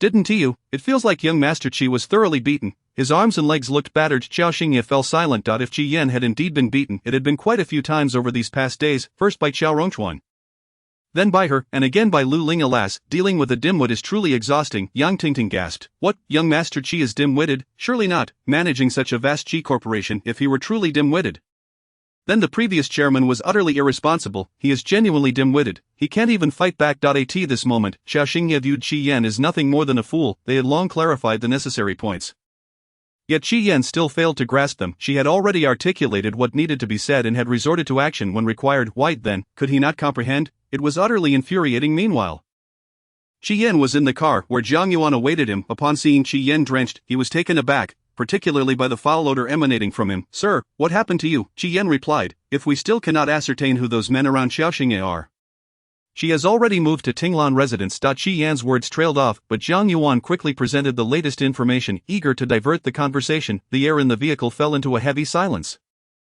Qi Yan squinted. What did you say? Qiao Xingye has moved to Tinglan residence. Zhang Yuan nodded. Miss Qiao has relocated from Jincheng Tiancheng. She is now residing at Tinglan residence. This news struck Qi Yan like a bombshell. Shattering his composure, his entire consciousness felt chaotic and disordered. Thoughts could not coalesce. Qiao Xingye was living at Tinglan residence. She actually, are you certain? After a long pause, Qi Yan gasped out, his voice barely audible amidst the buzzing in his head. Zhang Yuan affirmed, certain. Qi Yan, certain that Qiao Xingye was indeed residing at Tinglan residence, having moved in. Why, what could be the reason? Previously, when Qiao Xingye had appeared there, he had assumed she had been brought in by one of those men. She had merely gone in, but for what purpose? At this thought, Qi Yan felt an inexplicable pressure in his chest. Why was she living there? Qi Yan gasped, voicing his inner turmoil, despite the fact that Qiao Xingye had not displayed the fervent affection that outsiders claimed she had for him over the past 2 years. And even if she was not marrying anyone else, her life had been refreshingly devoid of any male presence. Her existence had been simple, with only Jin Yang and Tang Su as friends. Why now then were men appearing one after another in her life? Why was she at Tinglan residence, and who exactly were the men residing there? Zhang Yuan speculated. It must be due to the owner of Tinglan residence. I have investigated, and while I have yet to see concrete property documents, that plot of land was purchased 8 years ago by a gentleman aged 58, with the surname Chen. Qi Yan, 58? Zhang Yuan confirmed. Yes, according to the timing of the land acquisition, he would now be 66. Qi Yan, the atmosphere in the cramped vehicle fell silent once more. 66, which meant the owner of Tinglan residence was now an elderly gentleman of 66? Qiao Xingye, with someone like that? Qi Yan's breath quickened just as Zhang Yuan was about to say something else. His phone vibrated. It was a call from Lu Suyun. Zhang Yuan glanced at Qi Yan, whose expression darkened. Sir, it's Mrs. Liang, you answered. Qi Yan instinctively responded with 2 words. He barely heard his own voice, let alone what Zhang Yuan had said. His mind was consumed with the thought that Qiao Xingye might be involved with a 66-year-old man. For a man, she had degraded herself to such an extent. Zhang Yuan answered the phone. MRS. Liang Isa Yan in a meeting? I've been trying to reach him with no success. Zhang Yuan observed Qi Yan, whose expression darkened further. Before he could speak to Lu Suyan, Qi Yan abruptly pushed open the car door and exited. Zhang Yuan's heart raced at this sudden move. He instinctively told Lu Suyan, yes. The sir is in a meeting. Just as he finished, the sound of honking from cars waiting at a traffic light resonated through the air. Zhang Yuan, Lu Suyan had also heard it. In a meeting? How come I can hear you outside? Zhang Yuan stammered. The sir is busy. Let us leave it at that for now. With that, he hung up, not wishing to engage further. Meanwhile, Qiao Xingye was preparing for a meeting when she noticed Qi Yan returning, still drenched in his wet clothes. Yang Tingting, witnessing Qi Yan's disheveled appearance, instinctively looked towards Qiao Xingye. However, before she could react, Qi Yan approached and seized Qiao Xingye's wrist, swiftly dragging her back to the office. The entire process was rapid and fueled by anger. As the office door slammed shut, Qiao Xingye forcefully shook off Qi Yan's grip, her gaze icy, her tone laced with disdain. What do you think you're doing? Qi Yan declared. I will marry you. Qiao Xingye, what nonsense is this? What was he talking about? Before she could process his words, the office door swung open, revealing Qiao Rongchuan, adorned with gold-rimmed glasses, standing at the entrance. His serious demeanor and piercing gaze made Qiao Xingye's heart skip a beat. Qi Yan's expression darkened further upon seeing Qiao Rongchuan. What brings you here? Qiao Xingye asked as she walked towards Qiao Rongchuan. Lu Ling had mentioned he had something important to attend to today, even skipping lunch with her. She had planned to invite Su Su for hot pot later on. Qiao Rongchuan removed his overcoat and scarf, presenting them to Qiao Xingye with an air of sophistication and undeniable authority. Qiao Xingye, what is he doing, taking off his clothes? A foreboding sense gnawed at her. As she relinquished her clothing, Qiao Rongchuan uttered not a word, but instead strode directly towards Qi Yan. You wish to marry her? His voice was frigid, laced with an unmistakable undertone of danger. Qi Yan cast a dark glance at Qiao Rongchuan. Indeed, I can provide her with a legitimate status. Can you? Qiao Xingye, upon hearing Qi Yan's incisive retort, her heart skipped a beat as she instinctively turned to gaze at Qiao Rongchuan's silhouette. Memories of his drunken kiss flitted through her mind, a muddled inception of their connection that she had intended to overlook. Yet, with Qi Yan's question lingering in the air, she found herself suddenly curious about Qiao Rongchuan's answer. Could he offer her legitimacy? Chapter 79. While others bind their feet, you seem to have bound your mind. The atmosphere in the office was chillingly tense. Qiao Xingye remained silent, observing Qiao Rongchuan's back. The two men locked eyes, both pairs reflecting a coldness that intensified Qi Yan's gaze, sharpening as he scrutinized Qiao Rongchuan further. Do you truly comprehend what sort of person she is? Can you accept her chaotic behavior? The term chaotic behavior hung in the air. Under ordinary circumstances, Qiao Xingye would have retaliated against Qi Yan, yet at this moment, she merely observed Qiao Rongchuan's figure. Such topics were rarely broached in casual conversation. And now that it had been mentioned, she found herself seeking an answer. What chaotic behavior did she exhibit? Qiao Rongchuan spoke with an icy edge. Qi Yan replied, she is not just yours, she has me as her fiancé as well. Do you mind? And you, do you mind? Qi Yan. Now it was Qi Yan's turn to fall silent. Did he mind? Of course he did. He would relish the opportunity to physically reprimand Qiao Xingye and wished to obliterate the man beside her. Strangely, these matters, as Qiao Xingye had pointed out, were ostensibly none of his concern, yet he found himself wishing to annihilate Qiao Rongchuan. As Qiao Rongchuan perceived Qi Yan as silence, his own expression grew colder. Do you mind? Qi Yan. Still, silence persisted. Qiao Rongchuan narrowed his eyes. There lies one who cares in the hospital, and here is one who is concerned about the past. Qi Yan, you are truly greedy. Qi Yan inhaled sharply, his breath tightening once more. Clearly, he had not anticipated that this man would turn the tables and mock him. What did he mean? Was he indifferent to the fact that Qiao Xingye had multiple men in her life? If so, did that imply an absence of concern? Contemplating this, Qi Yan instinctively cast another glance at Qiao Xingye. Just as he was about to speak, Qiao Xingye addressed Qiao Rongchuan. Please wait here a moment. Shall we go for hot pot afterward? Qiao Rongchuan raised an eyebrow. Am I permitting you to have hot pot? Qiao Xingye. It became clear to her that as long as this ancestral figure was present, she would never have the chance to enjoy hot pot in her lifetime. Then please wait here, and afterward, you can take me to eat something? That must be acceptable, right? Qiao Rongchuan remained silent and simply moved to sit on a nearby sofa. Qiao Xingye approached the increasingly discontented Qi Yan, who observed the ease with which the two interacted. At this moment, his expression was darkening considerably. Qiao Xingye stood before him. Shall I escort you down? Qi Xiao. The term Qi Xiao was laced with a palpable distance, prompting Qi Yan to cast her a cold glance. With a mere glance, his attention shifted to Qiao Rongchuan on the sofa. Qiao Xingye pouted. What is the matter? You still possess legs and arms to continue limping. Upon hearing this, Qi Yan's expression darkened ominously, yet, upon noticing the cold object tucked at Qiao Rongchuan's waist, his anger culminated in a swift exit. In a place like Port City, that man carried a firearm on his person. What was his true identity? Anger and confusion intertwined within Qi Yan's mind. Qiao Xingye escorted him downstairs. Qi Yan looked at her, his lips moving as if to articulate something, yet all his questions were swallowed back. Eventually, he declared, sever all ties with those men, and I shall marry you. His words were resolute. Qiao Xingye raised an eyebrow. You wish to marry me? Why? To be frank, Qi Yan's current demeanor left her quite bewildered. Qi Yan, already incensed, felt his frustration rise further upon hearing her words. Why so many questions? You are my fiancé. My intention to marry you is merely fulfilling my obligation. Qiao Xingye. Fulfilling an obligation? She could not help but hiss softly in disbelief. Qi Yan. Women in the old society bound their feet. Have you now bound your mind? Qi Yan. At her words, his mind buzzed. Qiao Xingye. He was furious. Wasn't this what she desired? Hadn't she orchestrated all this to force him to yield? Yet now, she was not jesting. Qi Yan reaffirmed that Qiao Xingye was not jesting. You should consider carefully. Those men cannot marry you. Do you wish to continue living in such degradation? In degradation, at least I am alive. You should worry about whether Liang Yutong's fragile state will enable her to survive. Truly, her mind had been bound too tightly, leaving her unable to break free. With that, Qiao Xingye turned on her heel and departed. Then, as an afterthought, she added, and I will not marry you. You are not what I desire. Was that not direct enough? Was that not clear enough? If this man still failed to understand, then his mind must truly be bound too tightly. Qi Yan watched her retreating figure, trembling with anger. Zhang Yuan approached from behind. Sir. Qi Yan's breath quickened. Do you think she wishes to marry the master of Tinglan residence? Zhang Yuan. Well, she resides there now. If she were to marry, it shouldn't pose much difficulty, right? After all, once she enters that place, Qiao Xingye has taken the first step that many women could only dream of. Noticing Zhang Yuan's silence, Qi Yan continued. The master of Tinglan residence, would he truly be interested in her? Although Qiao Xingye was the true daughter of the Liang family, Qi Yan instinctively sensed that the individual behind Tinglan residence held an intricate identity. Who could it possibly be? Could it be that man from just moments ago in Qiao Xingye's office? A multitude of thoughts intertwined, leaving Qi Yan's mind in utter disarray. Zhang Yuan remarked, I should first escort you back to change your clothes.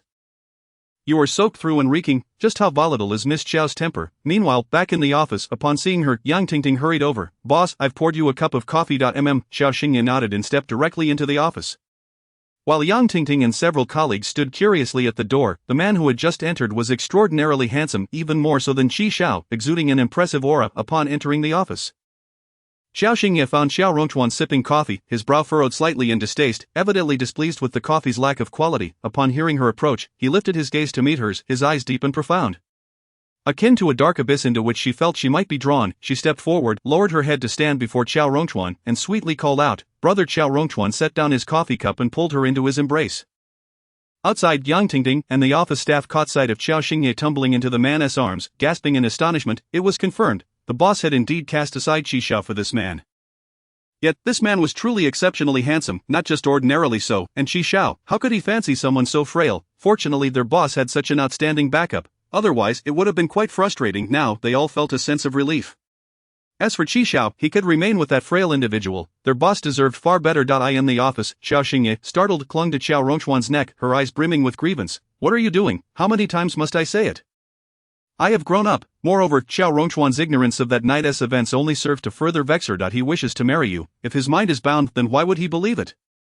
Qiao Xingye mumbled. Chapter 80. The individual behind that car accident has been persistently threatening Liang Yutong. This was the truth. In her perspective, Qi Yan's ability to even broach the topic of marriage today was purely a result of his mind being clouded. Of course, this delusion wouldn't last long. When confronted with Liang Yutong, he would swiftly regain his senses. Qiao Rongchuan's gaze remained as profound as ever. And what of Xingye? What of me? My mind is certainly not clouded. She could clearly distinguish between words spoken in jest and those in earnest. Qiao Rongchuan asked, Xingye, are you happy? Happy about what? He said he wishes to marry you. Qiao Xingye replied, what is there to be happy about? Qiao Rongchuan stated, you are already engaged to him. Qiao Xingye retorted, engagement again? Is it never ending? My engagement to him was due to the Shang family. Speaking of engagement, the implications were vast. Ultimately, it could encompass countless reasons. But it certainly could not align with the rumors circulating about her alleged affection for Qi Yan. Mentioning the Shang family only served to heighten the tension between them. Qiao Xingye lowered her head. Acutely aware that Qiao Rongchuan despised her withholding information from him, even though she had been the one threatened regarding the Shang family, he still sought to reprimand her. True to form, a swift flick of his fingers landed on Qiao Xingye's forehead. Ouch! She let out a muffled sound of pain. Qiao Rongchuan asked, will you dare to do so again next time? I won't, she promised fervently. Next time was a matter for another day. But she certainly wouldn't dare to rebel in front of Qiao Rongchuan. Observing her demeanor, the intensity in Qiao Rongchuan's gaze softened slightly. Cradling her in his arms, he rose to his feet and began to walk to the dining area. Qiao Xingye, such a sense of strength, he lifted her effortlessly. Was it that his strength was extraordinary, or was she merely light? Put me down, I can walk by myself. After all, this was her own studio. And being carried out like this could reflect poorly on her. Qiao Rongchuan lowered his gaze, his eyes deepening with an inscrutable intensity. Am I not presentable? You are, but not in this manner. Before Qiao Xingye could react further, Qiao Rongchuan carried her straight out the door. Lu Ling had arrived waiting at the elevator entrance. When she saw Qiao Rongchuan carrying Qiao Xingye, the entire office held its breath. This was certainly a signal of her impending confirmation. Lu Ling approached respectfully. Sir, Qiao Rongchuan surveyed the expansive office, casually instructing, order lunch from the crab pavilion for them. Upon hearing this, everyone's spirits lifted. Their future boss was generous indeed. Such magnanimity warranted her confirmation. With their thoughts fixated on their benefactor, they found his generosity far superior to that of the enigmatic Qiao, who seemed to harbor affections elsewhere. Qiao Xingye was carried into the car, her head buried in his chest, too shy to reveal her face. Once inside, she quickly rolled to the side. Brother, what is this? Stammering, she found herself at a loss for words. Realizing she had truly grown up, casual embraces at home were one thing, but in public, what are we doing? Meeting the anxious glimmer in her eyes, Qiao Rongchuan's lips curled into an enigmatic smile. If this were to be spread around, it could lead to misunderstandings. Even though he had once bathed her as a child, things were different now. Both of them were destined for their own lives. If our future partners were to discover that we interact in such a way at our age, it would surely cause discontent. Unbeknownst to her, a particular remark seemed to have dampened Qiao Rongchuan's mood. His smile fading and his gaze turning somewhat frosty. Confronted with this shift in demeanor, Qiao Xingye felt a chill run down her spine. The next moment, she found herself pulled onto his lap. Did my previous words fall on deaf ears, or does he, like Qi Yan, simply fail to comprehend what I'm saying? At that moment, Qiao Xingye couldn't help but doubt herself. Was she speaking an alien tongue? If Qi Yan couldn't understand, then neither could Qiao Rongchuan. How utterly perplexing. His fingers, marked by distinct knuckles, grasped her chin. Are you in a relationship? Huh, what? The sudden leap in conversation was bewildering, just as she had recently disentangled herself from Qi Yan. How could she even consider romance? Even if she had the inclination, it wouldn't be so swift. Moreover, a thought crossed her mind, and she glanced at Qiao Rongchuan, swallowing back the words that had almost escaped her lips. Instead, she added, but it is, after all, a matter of time. While uttering this, she felt a heaviness settle in her heart. A fleeting shadow of unease flickered in Qiao Rongchuan's eyes as he released her. Grateful for her newfound freedom, Qiao Xingye hastily retreated to the other side. Qiao Rongchuan remained silent, gazing out the window, lost in thought. His silence exuded a palpable pressure that rendered Qiao Xingye hesitant to speak. Eventually, he took her to a restaurant, the fare remaining light yet palatable. Throughout the meal, his aura of tension persisted. Several times, Qiao Xingye stole glances at him. Brother, why do you seem upset? After contemplating for a while, she decided to directly inquire. Qiao Rongchuan raised an eyebrow, responding curtly, eat your meal. Qiao Xingye, But what has caused this anger? She ruminated, feeling she had said nothing inappropriate. Why the sudden shift in mood? The meal felt tense, leaving Qiao Xingye somewhat apprehensive. Meanwhile, in the car, Qi Yan had changed his attire. Zhang Yuan instinctively asked, "Sir, would you like to visit the hospital to check on your leg, after leaving the hospital?" His gait had appeared somewhat unnatural, and Zhang Yuan worried about potential complications. As soon as he spoke, a chill enveloped the vehicle. Zhang Yuan continued, "Additionally, Mrs. Liang mentioned that Miss Liang has begun chemotherapy. She is in considerable pain and insists on seeing you." In that moment, Qi Yan's thoughts were consumed by Qiao Xingye and that man. The image of the firearm strapped to the man's waist loomed large in his mind. Suddenly, a voice in his heart urged him. He could no longer delay matters with Qiao Xingye. But could it be that her attitude towards him over the past 2 years had been entirely devoid of affection? The suffocating weight in his chest intensified. Sir, Zhang Yuan, noticing Qiao Rongchuan's silence despite his attempts at conversation, called out twice. Qi Yan snapped back to reality. To the hospital, understood. Zhang Yuan replied. At the hospital. After undergoing special treatment, Liang Yutong felt slightly better. Her complexion had improved, yet her illness rendered her far from her usual self. Lu Suyan said, "Rest well for a while, I'll make a phone call." They needed to devise a strategy regarding Yan Li and Jin Yang. Lu Suyan felt an instinctive sense of helplessness when it came to Qiao Xingye. Just thinking of her made Lu Suyan's chest tighten. Liang Yutong nodded obediently. "Mom, you go ahead, I can manage." Seeing her so understanding made Lu Suyan feel even worse as she stepped out to make the call. Alone, Liang Yutong's phone rang again. She glanced at the screen to see that same number. She wished she could block it but dared not. Finally, she answered, "Hello, did you send me 100,000? The man's deep voice carried a clear undertone of anger.